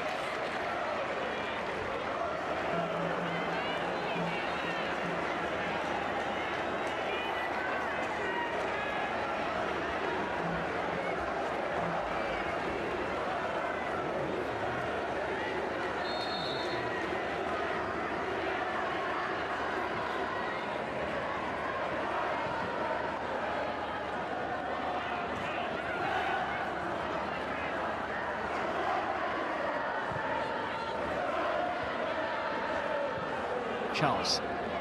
Buchanan. Big heave forwards.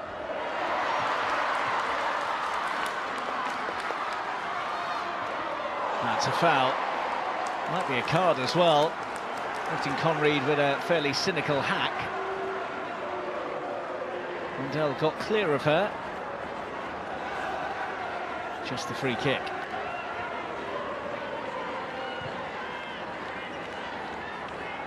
Half an hour played then, and Manchester United good value for their 2-0 lead.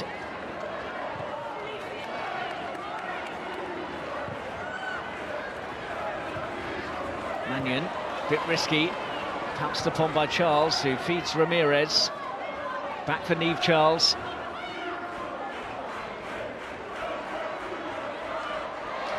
Lost away. Nelson's there for United, but then she missteps and Chelsea have the throw.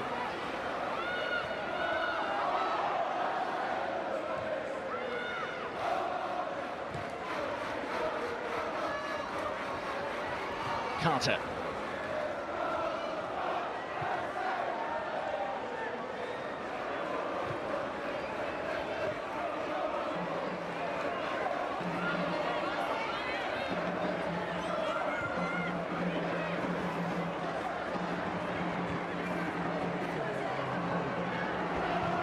Forwards by Ev Perisset.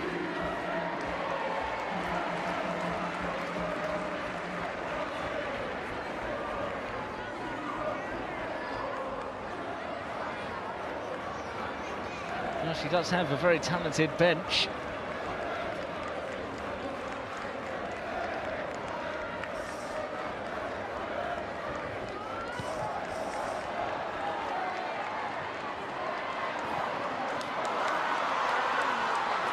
Stepping in was Carter.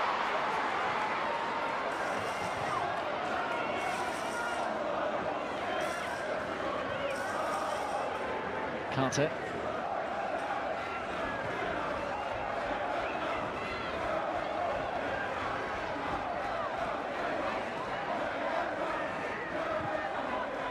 Buchanan.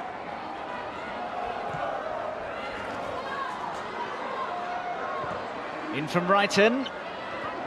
Not close enough to Ramirez, but it will be kept in by Martin Conread.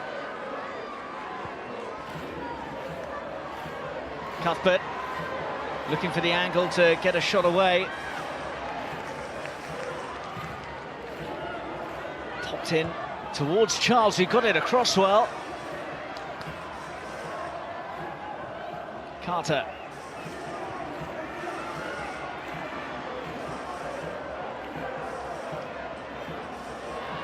Perisset offloads to Carter. Skipped away from Williams. Buchanan. Carter. James finding Erin Cuthbert. Popped across to Charles, who has kept it in. Cuthbert. That's handy. That was an important header as well to get it clear. Turner is in the right spot again for United.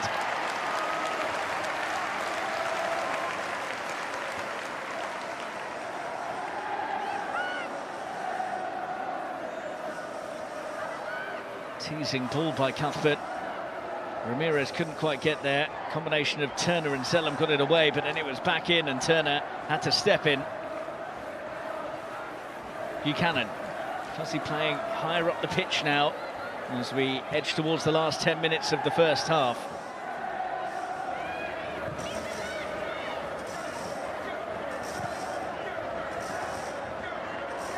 Carter.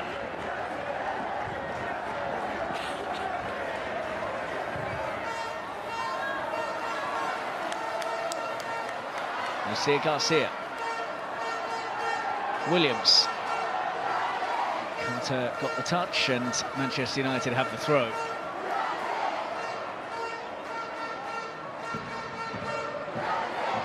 Chelsea have won 4 of the last 6 FA Cup finals, including all of the last 3 The last side to win 4 successive finals was Arsenal between 2006 and 2009, but their chances of matching that achievement feel a long way off right now.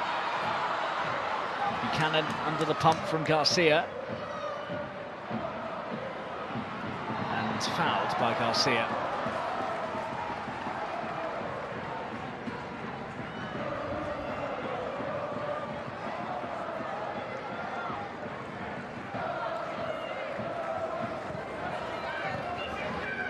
Brighton.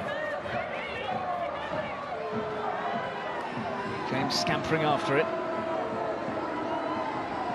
Oh, James has done brilliantly. Lauren James, well, she absolutely did Lisa Nelson, but then couldn't do the business with her finish once she got into the area. Nicely done here through the legs of Nelson, but then into the side netting of Earp's goal.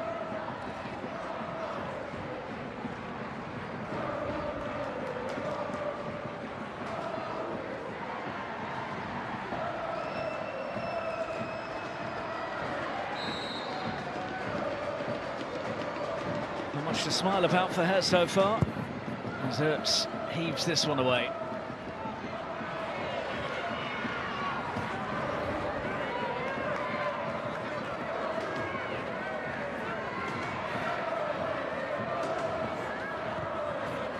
Charles.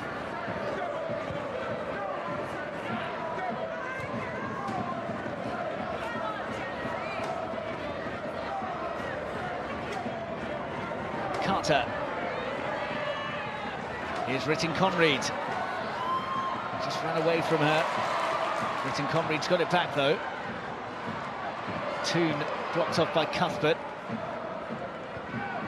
Early towards Ramirez. Turner, as she has been all half, anticipated well and got herself in the right position.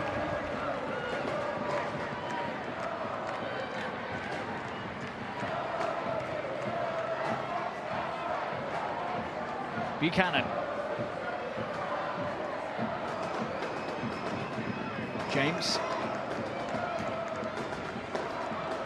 Oh, nicely through for Brighton, but Union judged it well.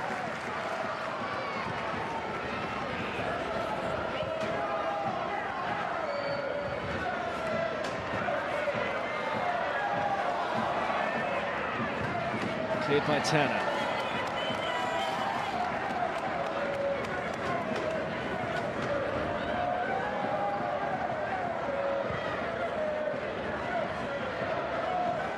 Buchanan.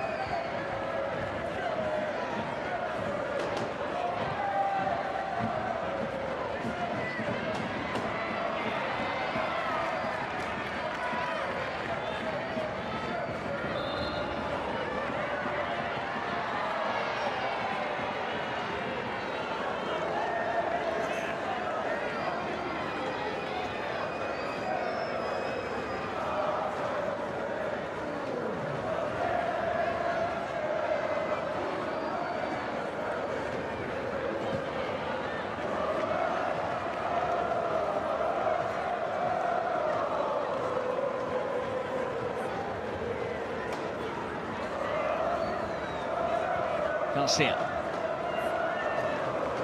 Crunched there by James, that's a free kick.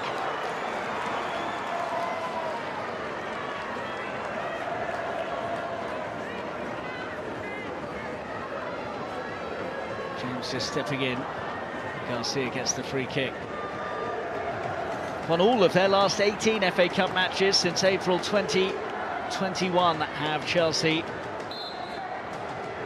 5 wins in the previous 3 campaigns and 3 wins so far this season. Their last FA Cup defeat was in the Northwest. It was at Everton in the quarter-finals back in September 2020.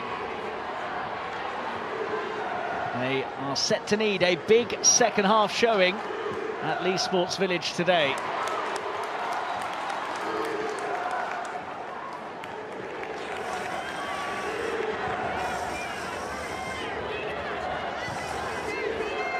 Mannion.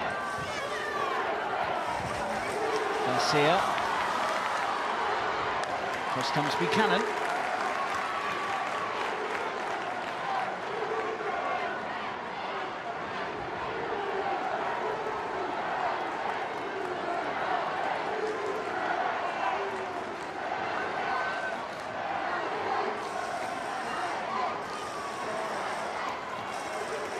Mannion's throw was not great. Ramirez back there for Chelsea. Last 5 minutes of the first period. Oh, that wasn't far away. Team decided to pop it into the area, and then the header back from Perese was slightly risky.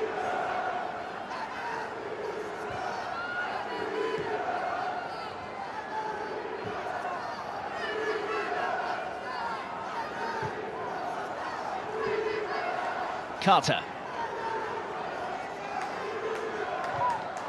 Oh, there was something off the ball there. Ramirez and Letizia seem to have a collision, and Ramirez has come off the worse for wear.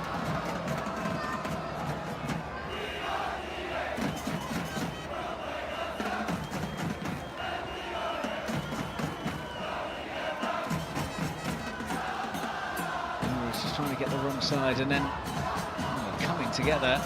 Ramirez is a pretty strong player, so take something to leave her in this kind of scenario.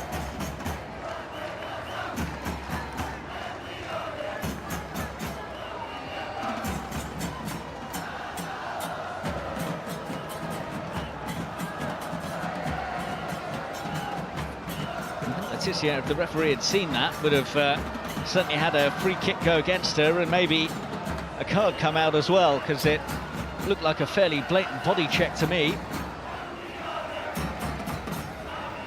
Ramirez is still down.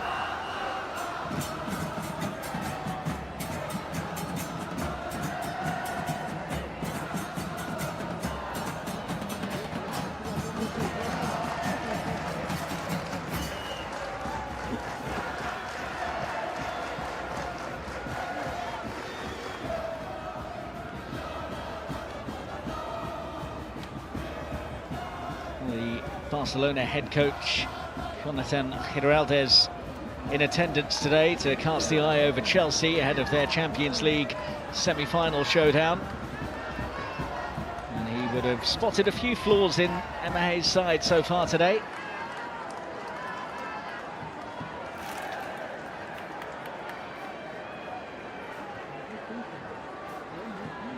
Toon here with the ball in that was met by Williams.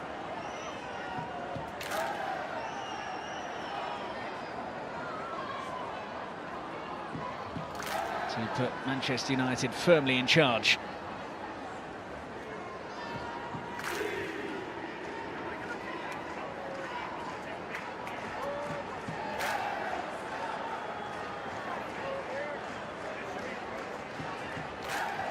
Well, doing the job very well indeed.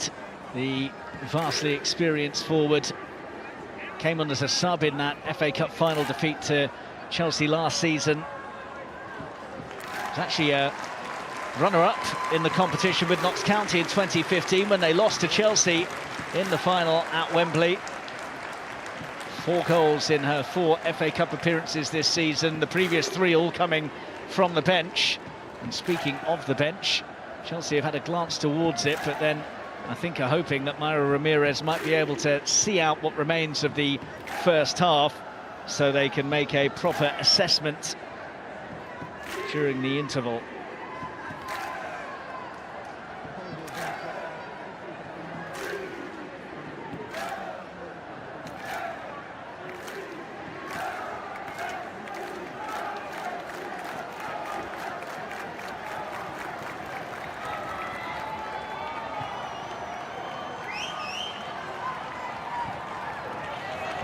Garcia. Like a hand by Wrighton, nothing given.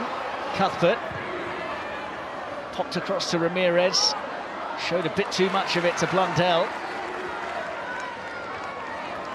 Ramirez held up by Blundell, but has then got clear of her, and Ramirez, well, she managed to force her way into the box, but it was a fairly feeble cutback.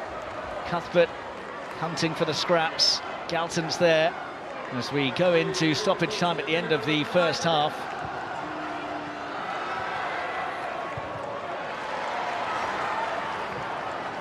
Buchanan. Cuthbert.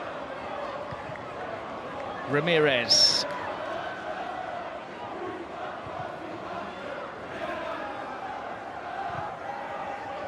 Here's Buchanan.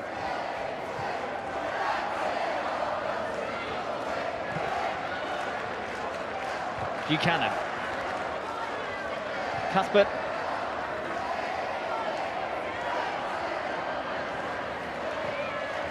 Well, that's useful. Here's Leupolz. Handy ball in. Ramirez got a head to it, but couldn't direct it goalwards. Better from Chelsea.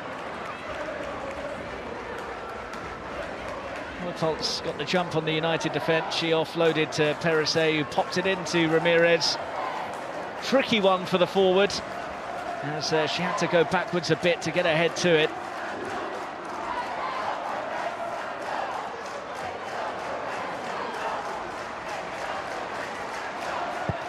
You look at her bench, she's got Caterina Macario, who's scored a winning goal in one of the FA Cup ties this season already. Eva Jones, the young forward, on the bench as well. That's off Ramirez for a goal kick.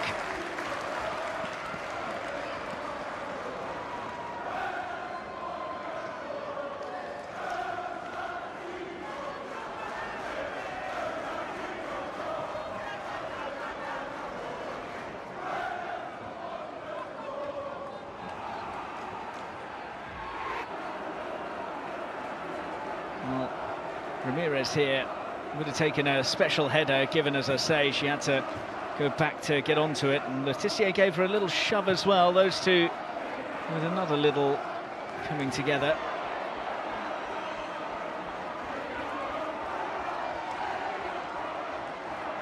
Zellum barged off it.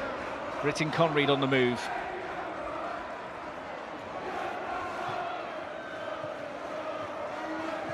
Carter for Buchanan. Carter.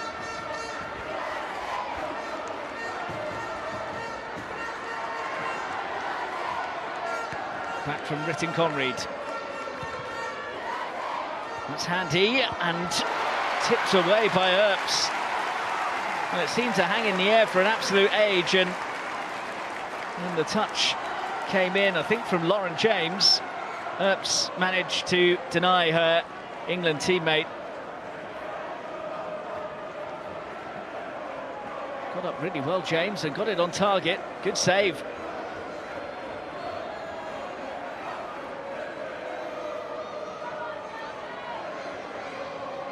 Chelsea just feeling their way into it as the first half nears its conclusion. That corner is disappointing.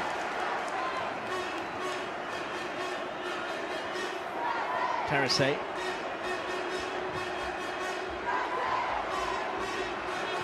Not been fully cleared. Leupolz, though, ran into traffic. And for the first time in the game, Manchester United needing to just soak up a bit of Chelsea pressure.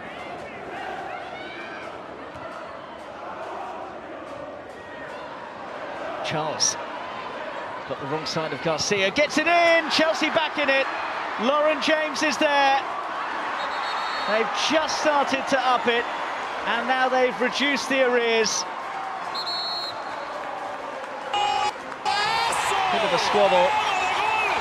And Chelsea tried to get hold of the ball as soon as they'd put it into the net. But Chelsea are back in the mix, courtesy of Lauren James, and the card is out from Kirsty Dowell. And fancy it's one apiece. One for James and one for Turner, perhaps. Hampton swung it out to Niamh Charles. Clever link-up between her and Guro Wright, and she got the wrong side of Garcia and then picked out James perfectly, put it on a plate for Lauren James, who was not going to miss that. And having been largely second best in the first half, Chelsea are set to go in just the one goal behind. Charles deserves so much credit for her part in the goal. And James powers it home.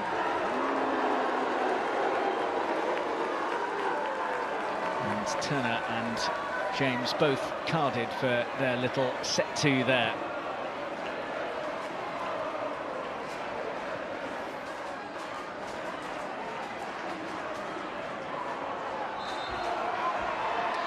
And we played the 5 minutes that were signalled. Might have a bit extra tacked on given that goal.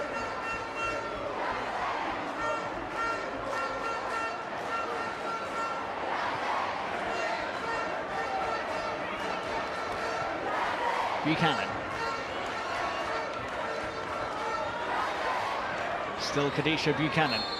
And there is the half-time whistle, and what a first half we've had at Leigh Sports Village. Manchester United off to that flying start, courtesy of Lucia Garcia's header.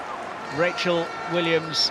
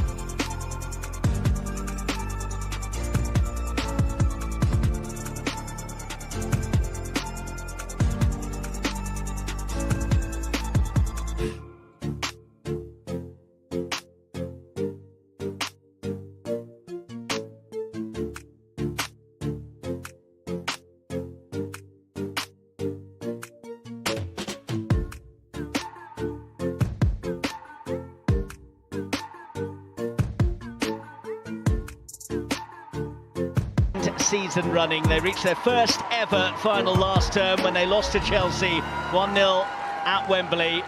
They have the advantage against Emma Hayes' side at the interval today.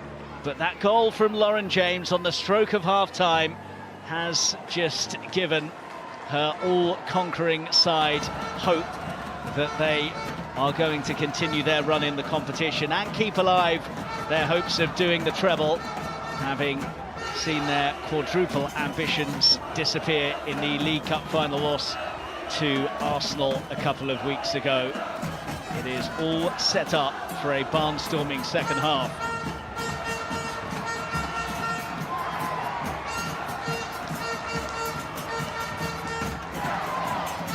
No changes from Emma Hayes at the interval. Did wonder if she might shuffle her pack, but perhaps that goal from Lauren James has just made her decide to stick with what she's got for the first part of the second half at least. So off we go then. Chelsea trailing by 2-1. The team that have won all of their last 18 FA Cup matches since April of 2021 are behind as the second half commences.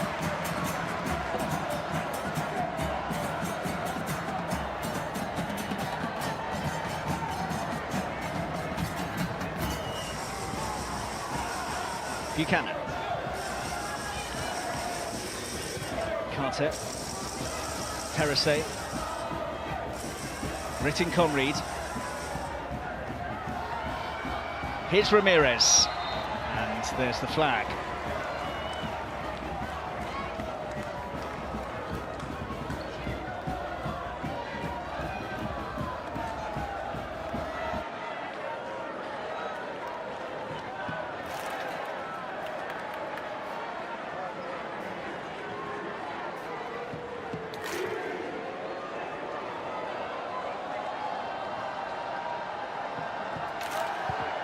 Cleared by Earps.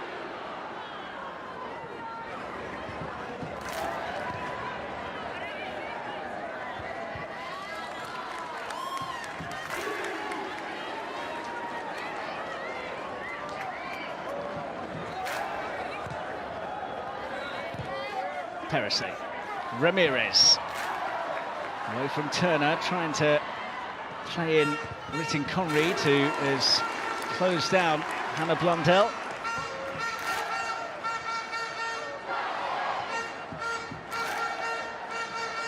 Chelsea just need a bit of magic, don't they?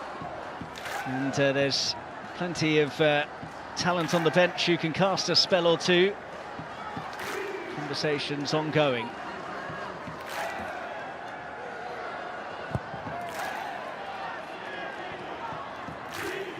Williams.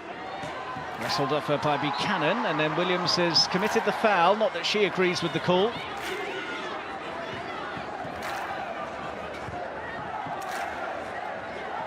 Here's Charles. Williams.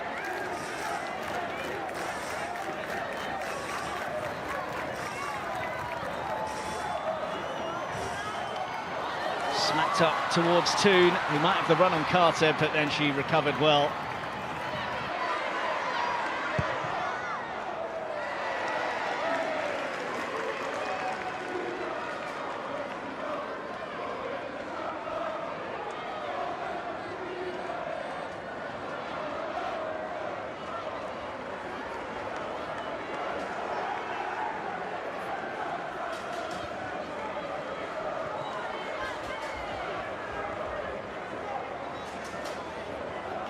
Ramirez.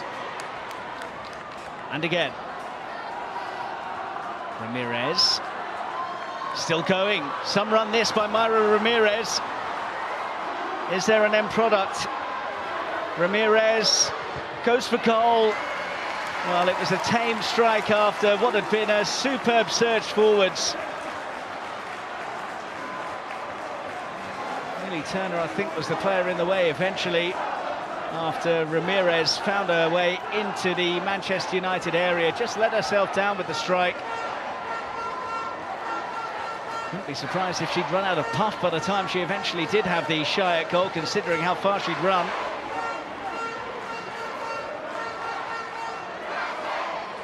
Guro Reiten to take the corner.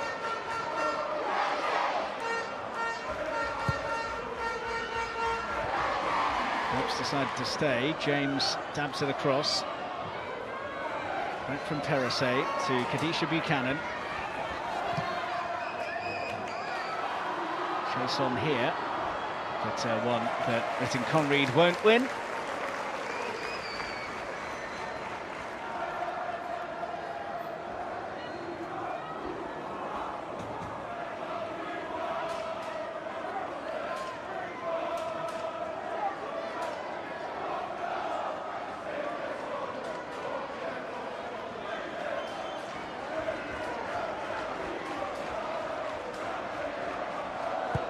Earps away.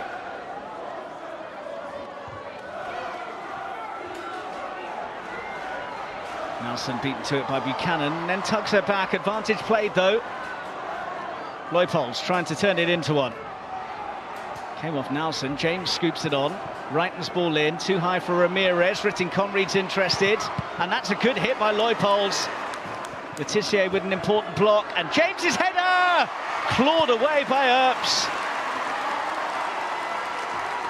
Typical celebration of a save from Mary Earps as she produced wonders there to deny her teammate at international level. Well, Letitia did well there because that was travelling.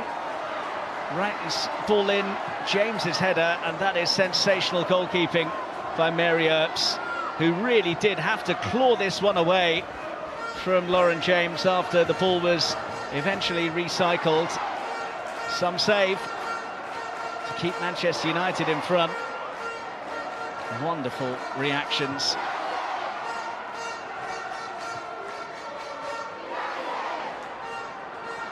And there's the celebration. Chelsea looking a lot better.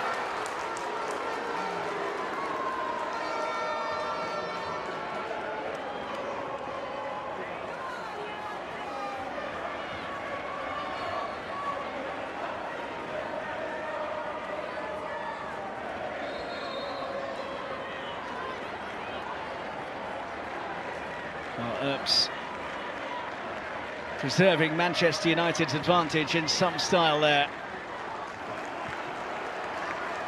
Buchanan will hope this rolls behind, which it eventually does.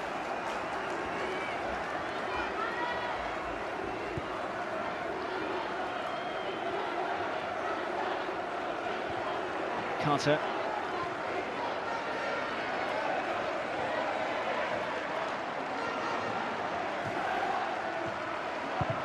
Hampton got fortunate there. Williams seemed to take that flush in the face, but has shaken it off pretty quickly.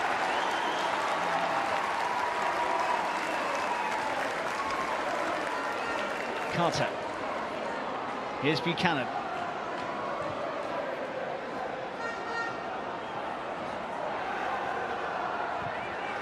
Carter.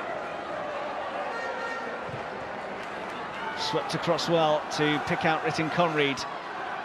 Johanna Ritten Conried, it's opened up. She's still going, and then tried to tickle it through to Ramirez, who wasn't quite on the same page.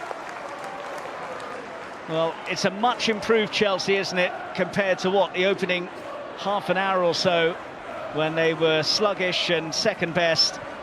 They have been making the running since the interval, and running into the area was Ritten Conried.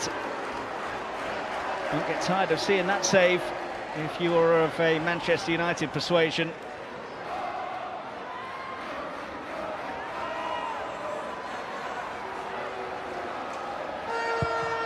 Smashed away by Earps.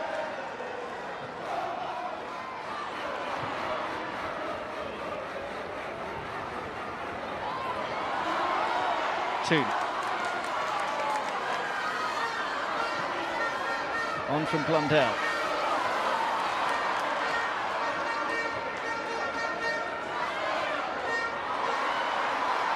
It's a crunching challenge from Perisset, and the two players collided. Galton Clutching her face, Perisset holding her leg.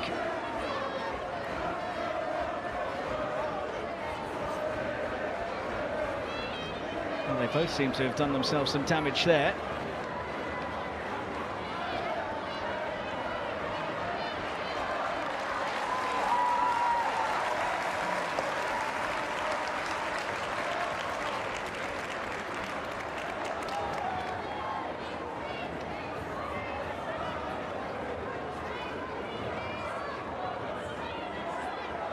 Bounce ball to get played back underway.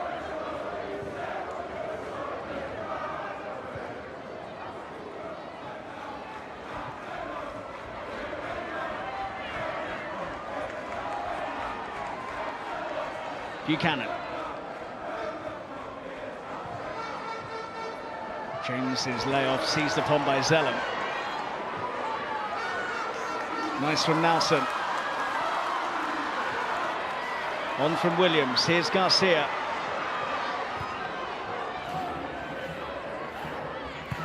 Charles. Leupolz. Ramirez. Skipped the challenge well and has tried to offload to James. I wonder if there was a little leg on that just took it away from Ramirez as she tried to play the ball forwards, and credit for that touch that got it safely back to Earps as Kirsty Towell is lobbied to award perhaps more than just a free kick for that challenge on Williams.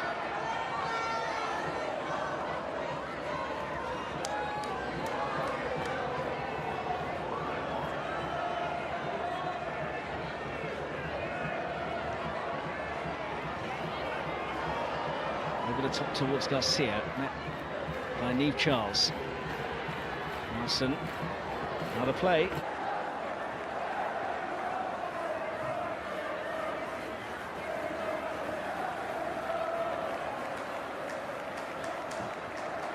Well, started so strongly, didn't they? Looked like they might just run away with the game, but different complexion now. Carter feeding Perisset. Easy for Earps.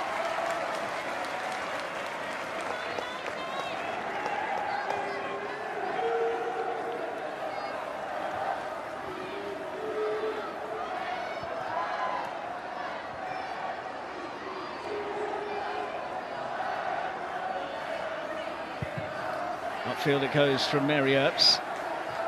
Buchanan up against Williams. Wrighton. This is Ramirez, who's growing in stature in the game as it's gone on, and Cuthbert sweeps it on. Rytting Conried.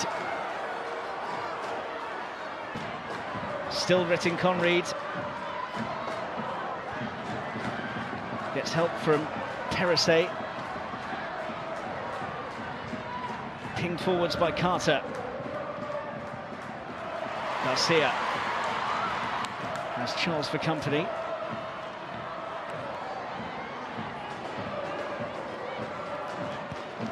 Oh, risky. James onto it, nearly. Was that a free kick? Cuthbert's got it for Chelsea anyway. And now lays off to Rytting Conried, who comes inside nicely and then asks for a handball against Katie Zellum. Chelsea absolutely convinced that should be a penalty. Kirsty Towell not interested. My first thought was that Zellum's arms weren't in an unnatural position, but we'll wait to see it again.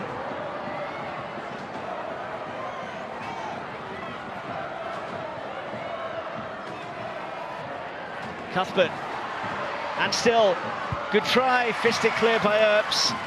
James, it's suddenly become one-way traffic. James still going, and she'll hit and be denied by Earps once again. Well, she has been mightily busy since the break, has Mary Earps. She can smile about it now. There's no laughing matter for a couple of minutes, though, as United repelled wave after blue wave.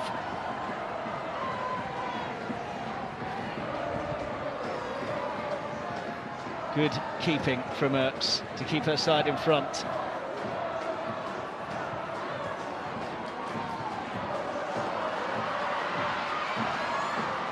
Ramirez goes for the hit.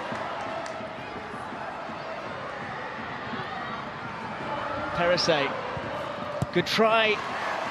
Well, United desperate at the moment and just about preserving their lead.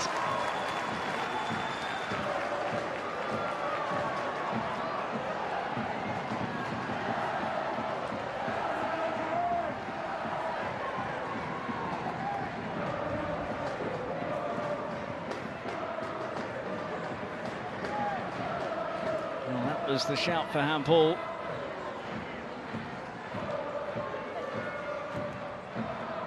From Perisset, and header goes over the top.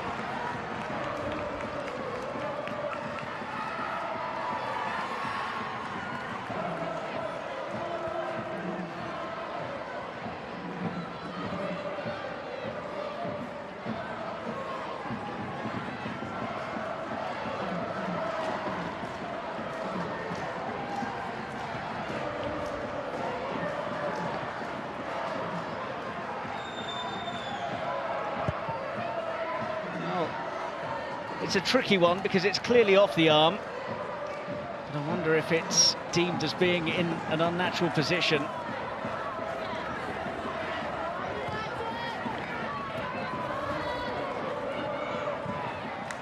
One thing is for sure, Chelsea have responded well to that sluggish start, so she'll be satisfied with that side of things.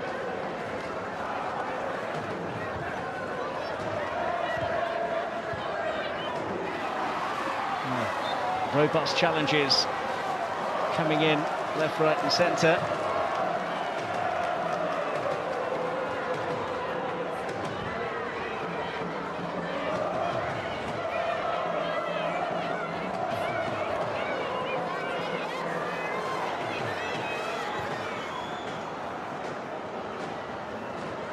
Here's Ritten Conried.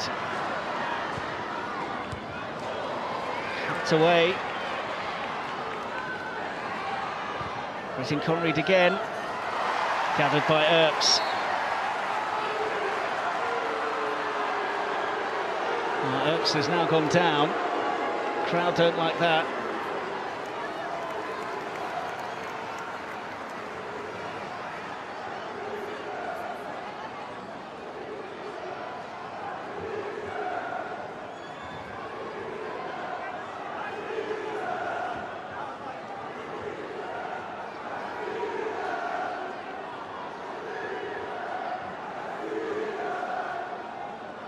There was a little bit left in there, wasn't there?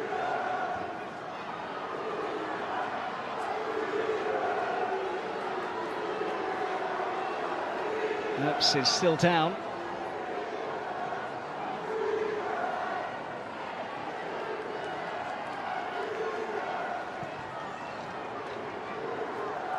Not quite sure what the damage was.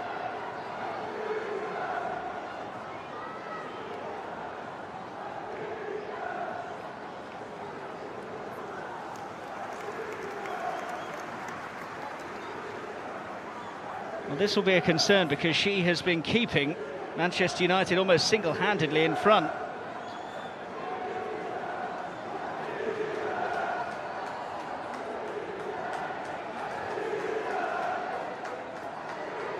And Emma Hayes won't be happy with this break in play, given that they were building up a bit of a head of steam.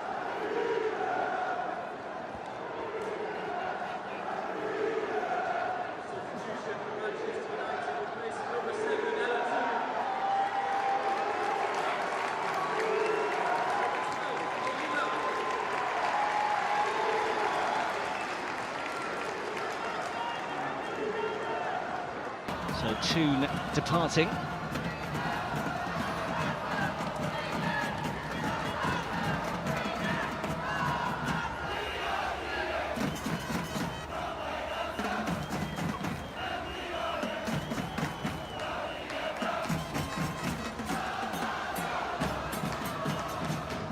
Hayley Ladd, who scored in the WSL defeat to Chelsea earlier on this season, is on.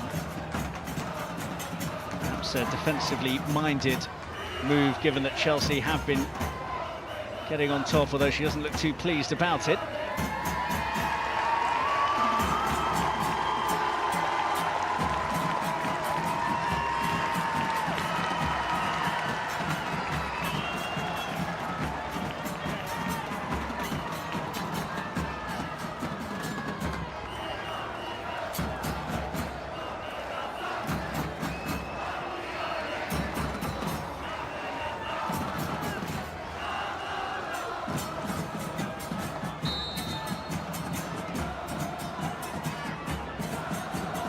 They're still smarting about that Chelsea, aren't they?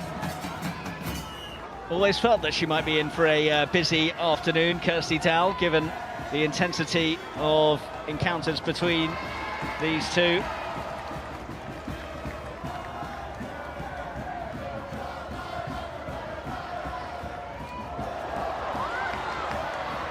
Garcia.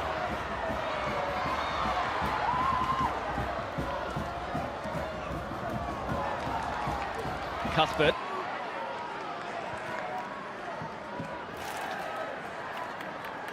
Ramirez. And still. Against Letizia. Oh, was that a hand in the face of Ramirez? Well, Letizier's been penalised for something, and I fancy it was for that.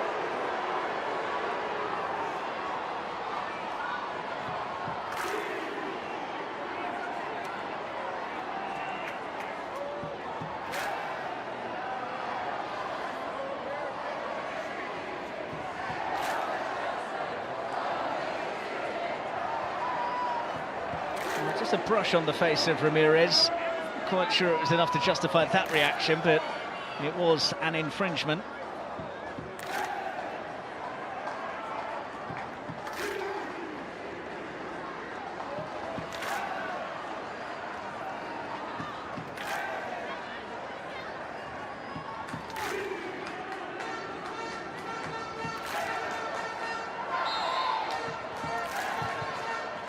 Good try.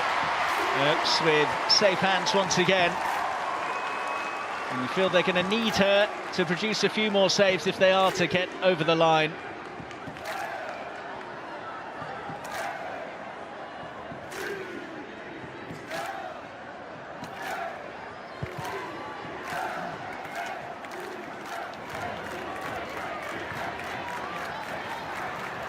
Buchanan scampering after it. Nelson. Here's Hannah Hampton.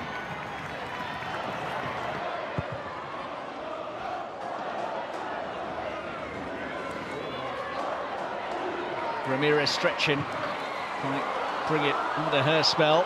Midway through the second half now. Yellow card is out here.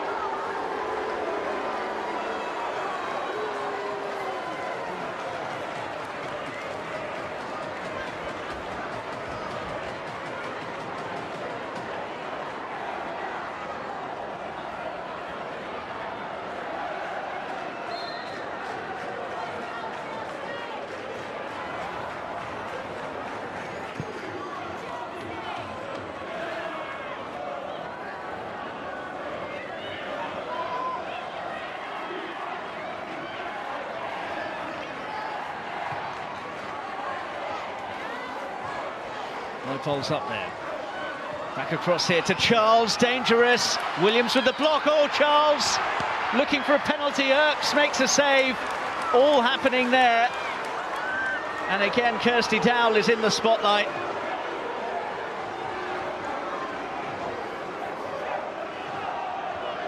Charles felt that she was impeded by Williams. Let's have another look at it here. It was rash, but having said that, I'm not sure it was a foul by Williams. Although, actually, on that viewing, Chelsea may well have had a case.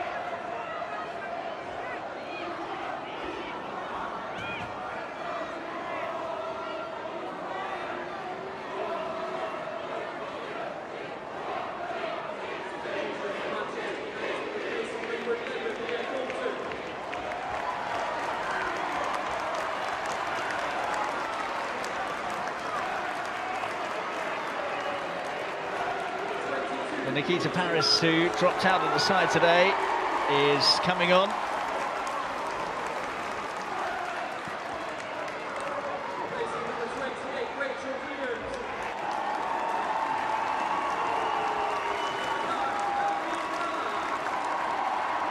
Off goes Williams, who has run herself into the ground.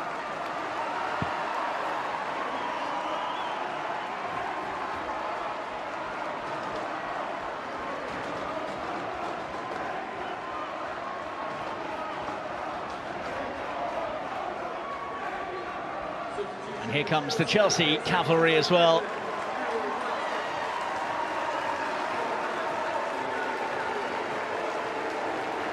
Katerina Macario, who was popped up with important goal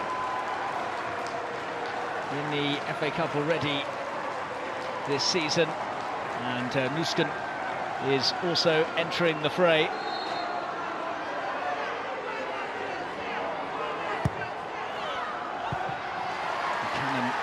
Departing as well, so an attacking change from Emma Hayes, as you would expect with 20 minutes left for them to try and rescue this FA Cup semi-final. Getting Conread, dug out the cross well. Lad got a touch. Cuthbert, James.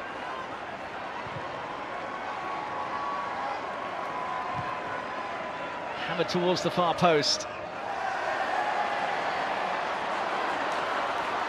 Here's Garcia. Intelligently looking for Paris, but Carter can tidy up. United need an outlet. They can't just sit in for what remains of this game. You wouldn't have thought. Chelsea will find a way through.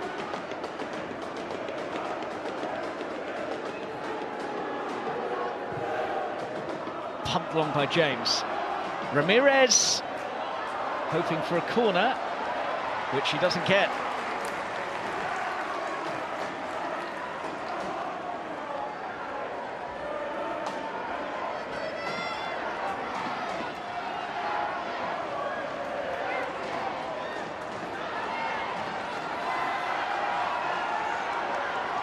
Is it going to be one of those days for Chelsea? They've certainly had their opportunities.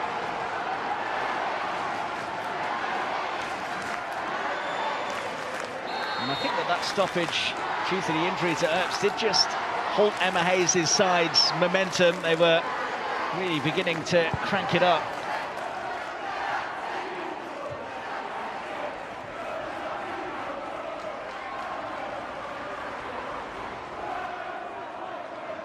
James, Macario.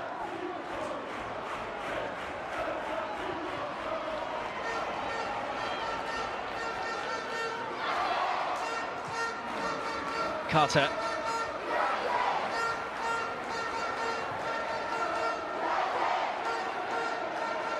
Here's Macario. Katerina Macario. Paris nibbling at her. Zellam's there too. Macario's not going anywhere fast. In from Charles.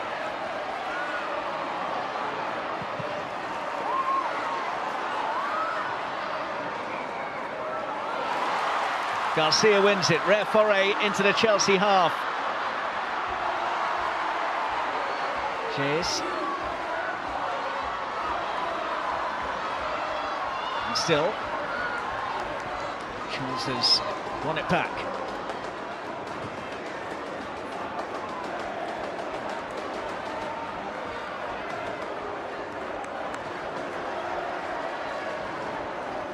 Oops, taking her time. Now collecting the ball.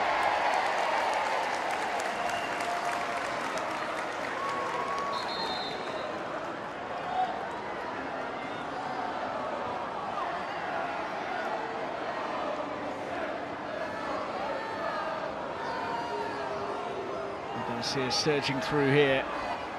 Cuthbert, well, you can see why they were asking for the free kick.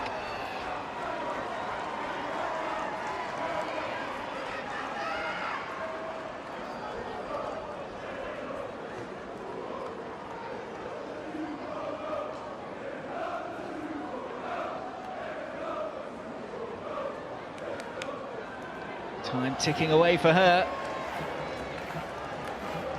As the prospect of a treble starts to disappear from their grasp.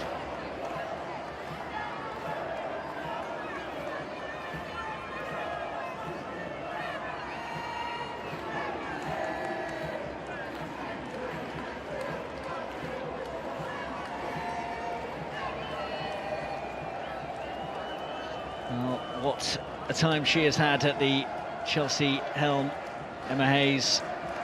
But is it going to end in disappointing fashion? She confirmed in November that she'll take charge of the USA national team at the end of the season. There's been some talk in recent weeks that the Lyon coach Sonia Bonpastor will succeed her as the Chelsea boss in the summer. 5 FA Cups she's lifted as Chelsea boss, as well as coming runners-up to Arsenal in 2016.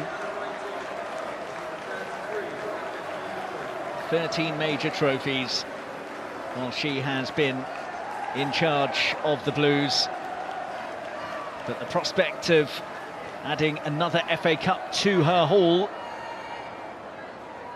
is diminishing as the clock ticks into the last quarter of an hour at Leigh Sports Village.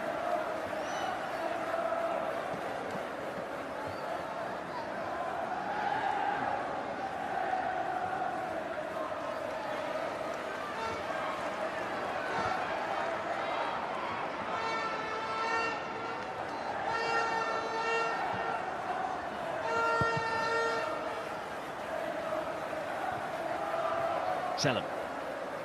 Ladd.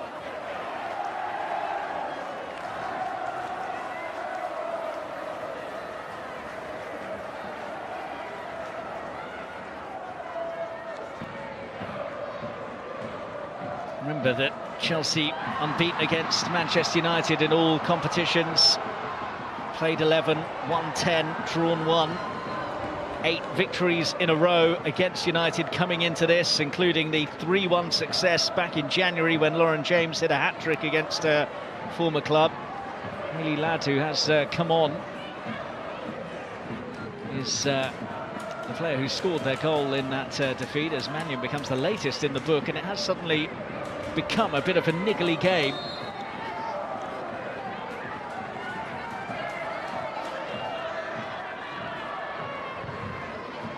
That's useful, and that's very well defended.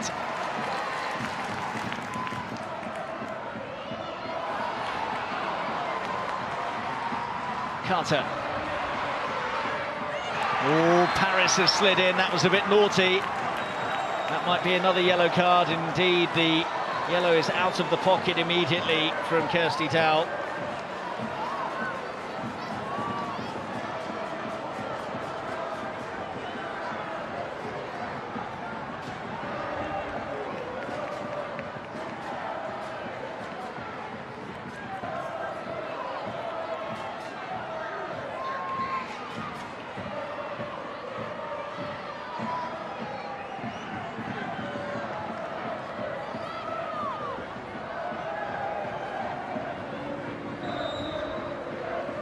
Macario to take. Deep one. Well defended again. Garcia got to it.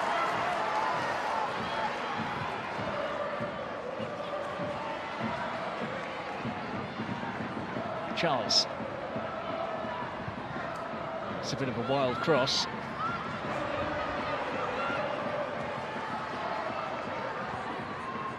Macario popped it in. Kirby got half a touch on it. Eva Jones is there, and it comes to nothing for Chelsea. You just need to keep their composure here, because with the time ticking away, they could get a bit desperate and become a bit hurried and rushed.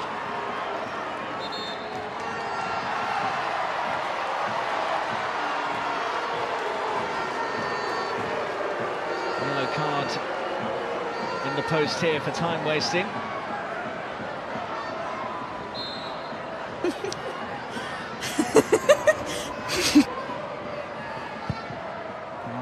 Just over 10 minutes left to play. It will feel like a lot longer for Mark Skinner and co. Chelsea are the only WSL team that Manchester United have never beaten in the league. are chasing this down. Cross goes Carter to tidy up. Well, they'll be glad of that, just to see the ball down at the United end, at the Chelsea end rather, for a change.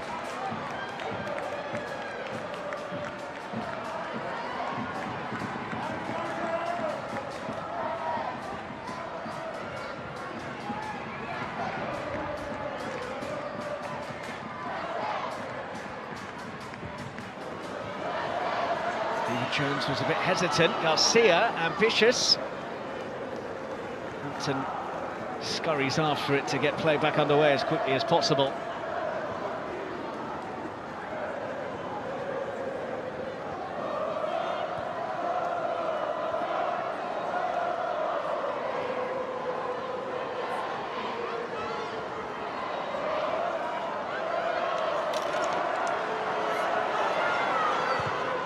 Hampton goes long. James hops it on. Ramirez was waiting. Kirby. Nuskin.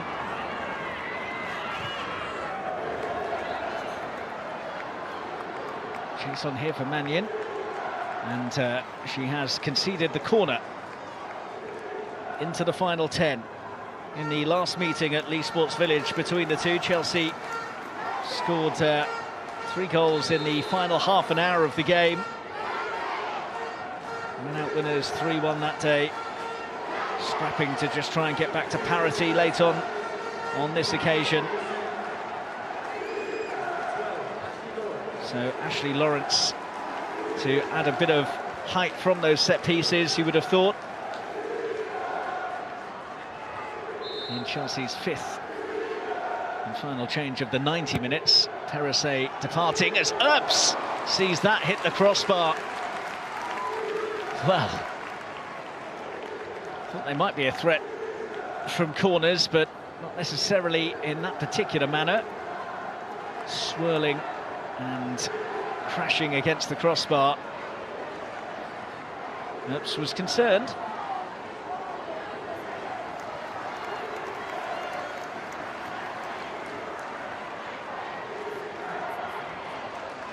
Well, fingernail biting time. A Wembley date against Tottenham Hotspur is within touching distance for Manchester United.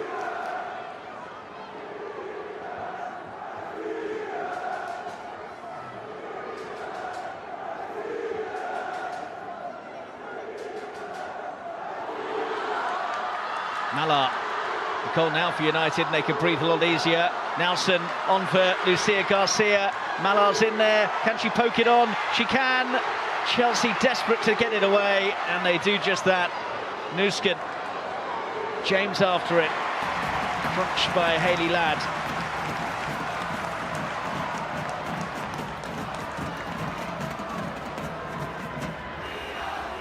It would have been curtains for Chelsea, you'd have thought, if they had been able to manufacture a chance here. Nelson nearly got the wrong side of Leupolz.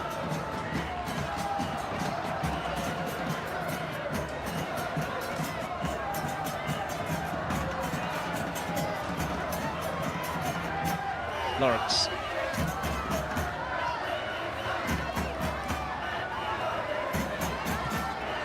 Beever-Jones goes all the way back to Hampton.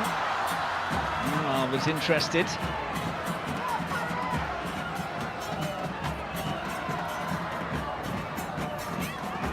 Whipped across for Beever-Jones.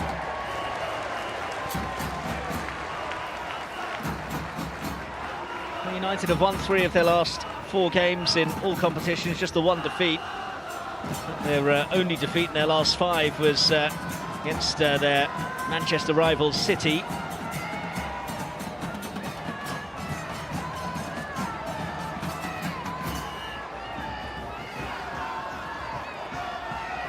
This will keep their campaign rolling into May, with the league being a big disappointment, unlikely to be able to close down the gap to 3rd place Arsenal and Champions League qualification.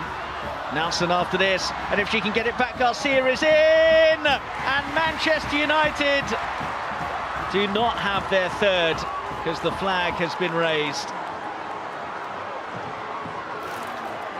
Just for a minute, they thought they could toast a spot in the final.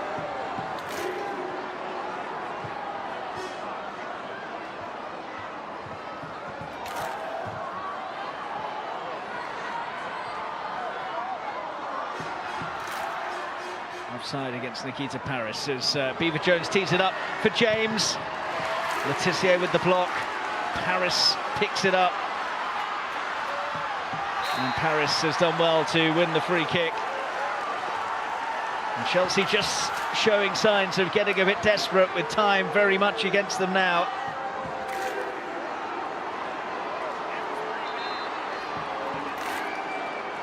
No wins in their last 2 games for Chelsea. They last went 3 without a win back in December of 2021.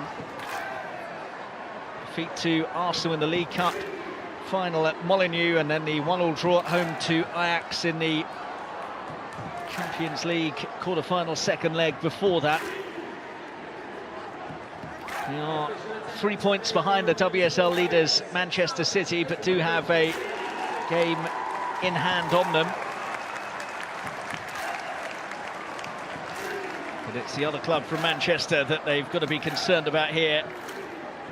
Letitia shutting the door really well on James here. Manchester United's defending has been spot on. And of course Earps has done her bit as well.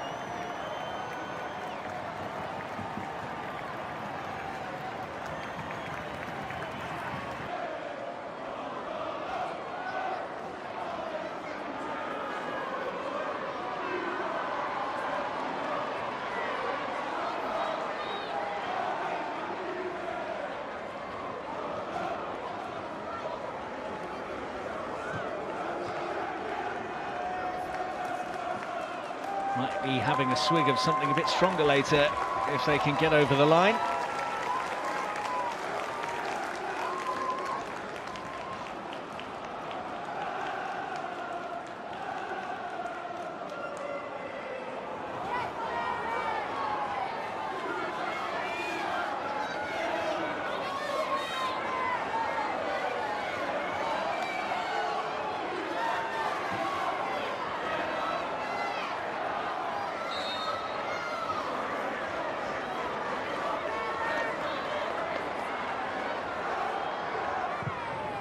Fired away by Earps.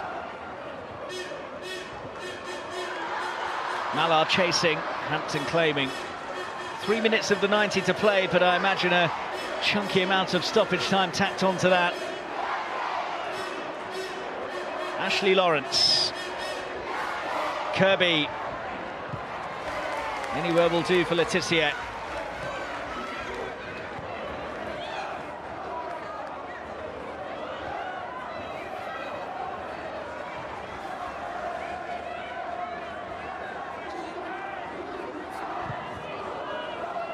Sure that we'll hear plenty about the penalty shouts that Chelsea felt didn't go their way if they don't find their way to a leveller.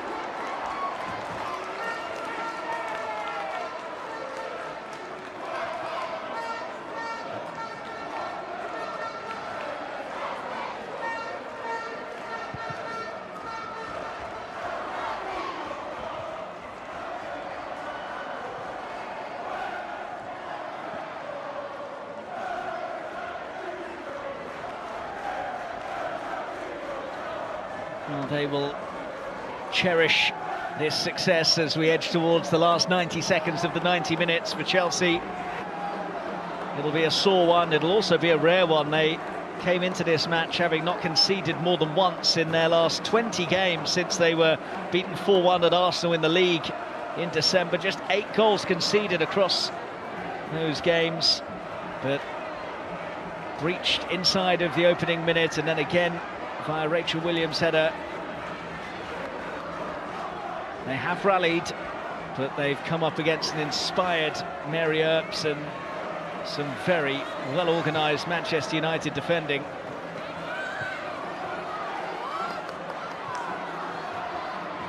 Garcia did well, Nuskin with the foul, and United will take as much time as possible as we tick towards stoppage time.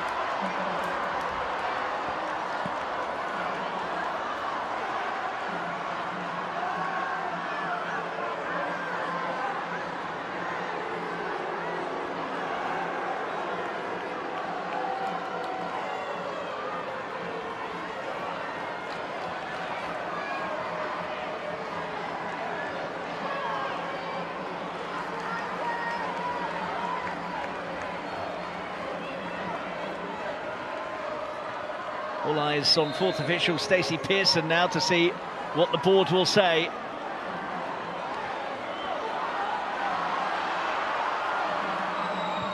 Zellum spots Ladd in a bit of room. Her early ball in was trying to find Mallard.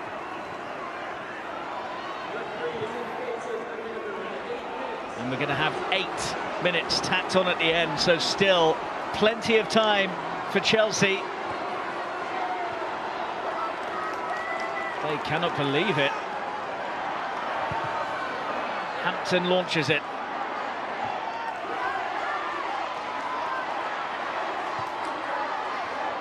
Worked out wide to Beaver-Jones. Maggie Beaver-Jones. Her and Kirby with a bit of miscommunication. And Chelsea are going to be a bit light when United come forwards like they do here. Garcia has Mallard further forwards. Charles has checked her progress. Lucia Garcia is still full of energy and full of invention with the little scoop forwards for Nikita Paris. Nelson in the middle, Mallard as well! Hampton keeps Chelsea in the FA Cup. Macario.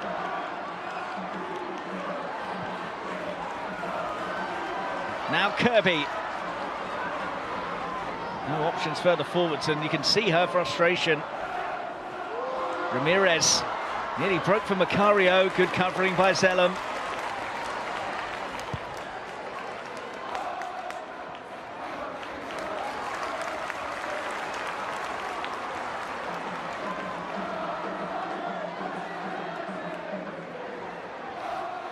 Beaver-Jones.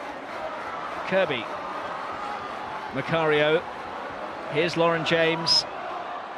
Charles. Not quite.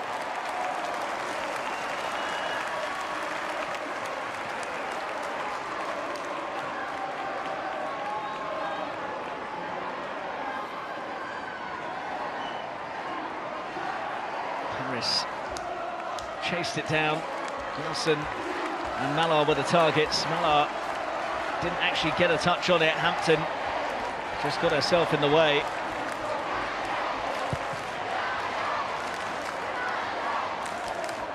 Mallard's touch. Carter gets a clearing header. Zellum.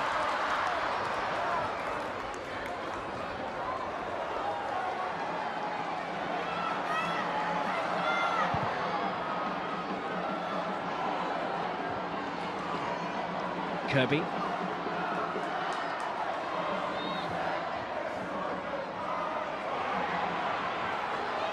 Macario. Handy ball in. Mallard helping out their defence. Nusken. Carter.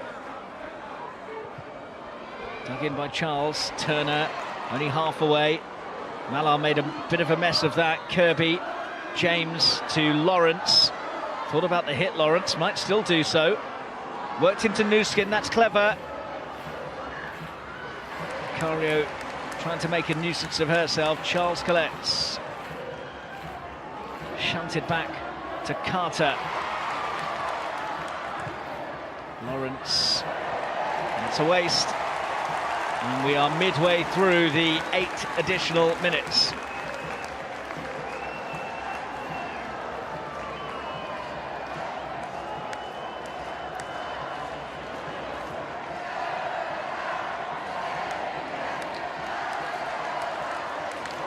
It's not been the fairy tale run-in to Emma Hayes' last lap as Chelsea boss has it.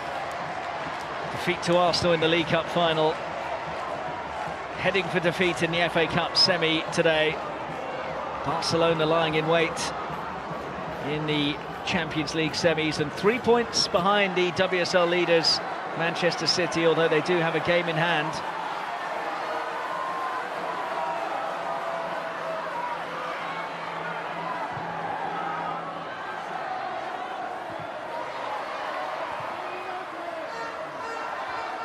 Beaver Jones, Macario, Charles after it, Paris gets ahead to it.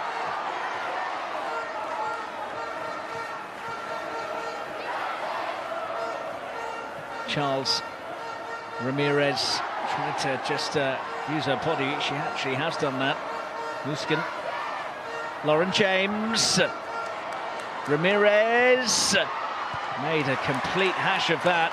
Lawrence picks it up. 3 minutes of injury time to play. Muskin, here's Beaver Jones. Well, would have needed to have been some finish from that kind of angle, and she didn't get the angle she was hoping for. Picked up a handy position here, mind, and she was certainly onside.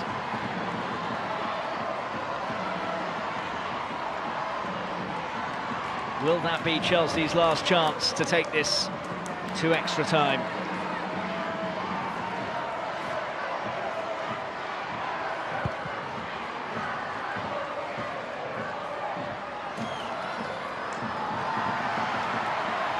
No free kick for the challenge on Garcia. Kirby, that's behind Lawrence. Good stuff by Malar. And Malar! Almost wrapped it up in style. Great thinking. Hampton was out of position, and she was not far away here. Very smart idea. And Hampton wouldn't have been getting there had it been on target.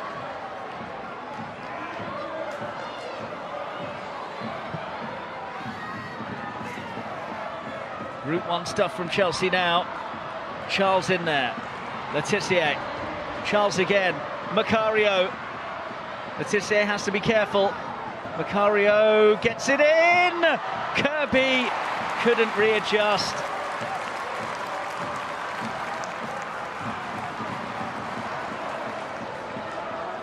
Lawrence. Ramirez! Did Earps take that behind? She did. Chelsea corner, final minutes of additional time. This is pretty much the cup tie here, right now. Hampton is up.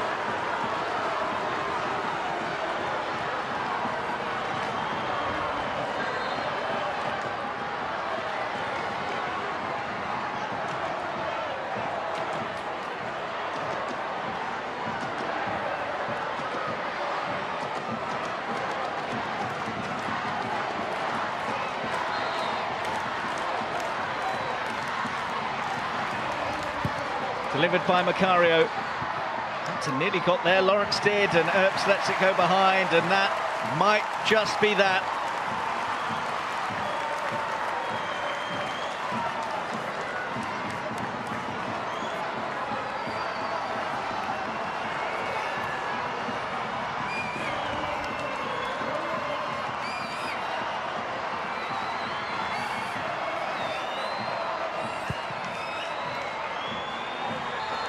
Manchester United gain revenge for their defeat in the FA Cup final to Chelsea last season by beating them this afternoon and going through to the FA Cup final for only the second ever time. Mark Skinner masterminding Manchester United's first ever win against Chelsea in any competition, and Emma Hayes' farewell tour as Chelsea boss will not have a stop at Wembley on it, as another of their potential pieces of silverware disappears off the radar. Beaten in the League Cup final, eliminated in the FA Cup semi-finals, and Manchester United will face Tottenham Hotspur in the showpiece at Wembley. A seesaw FA Cup tie that Manchester United started so strongly. Lucia Garcia inside of a minute. Rachel Williams adding to the advantage. Chelsea rallied. Lauren James got them back into it. And Mary Earps pulled off some wonderful saves to preserve their advantage. And Manchester United have got over the line. A thrilling FA Cup tie at Lee Sports Village. Finishes Manchester United 2, Chelsea 1.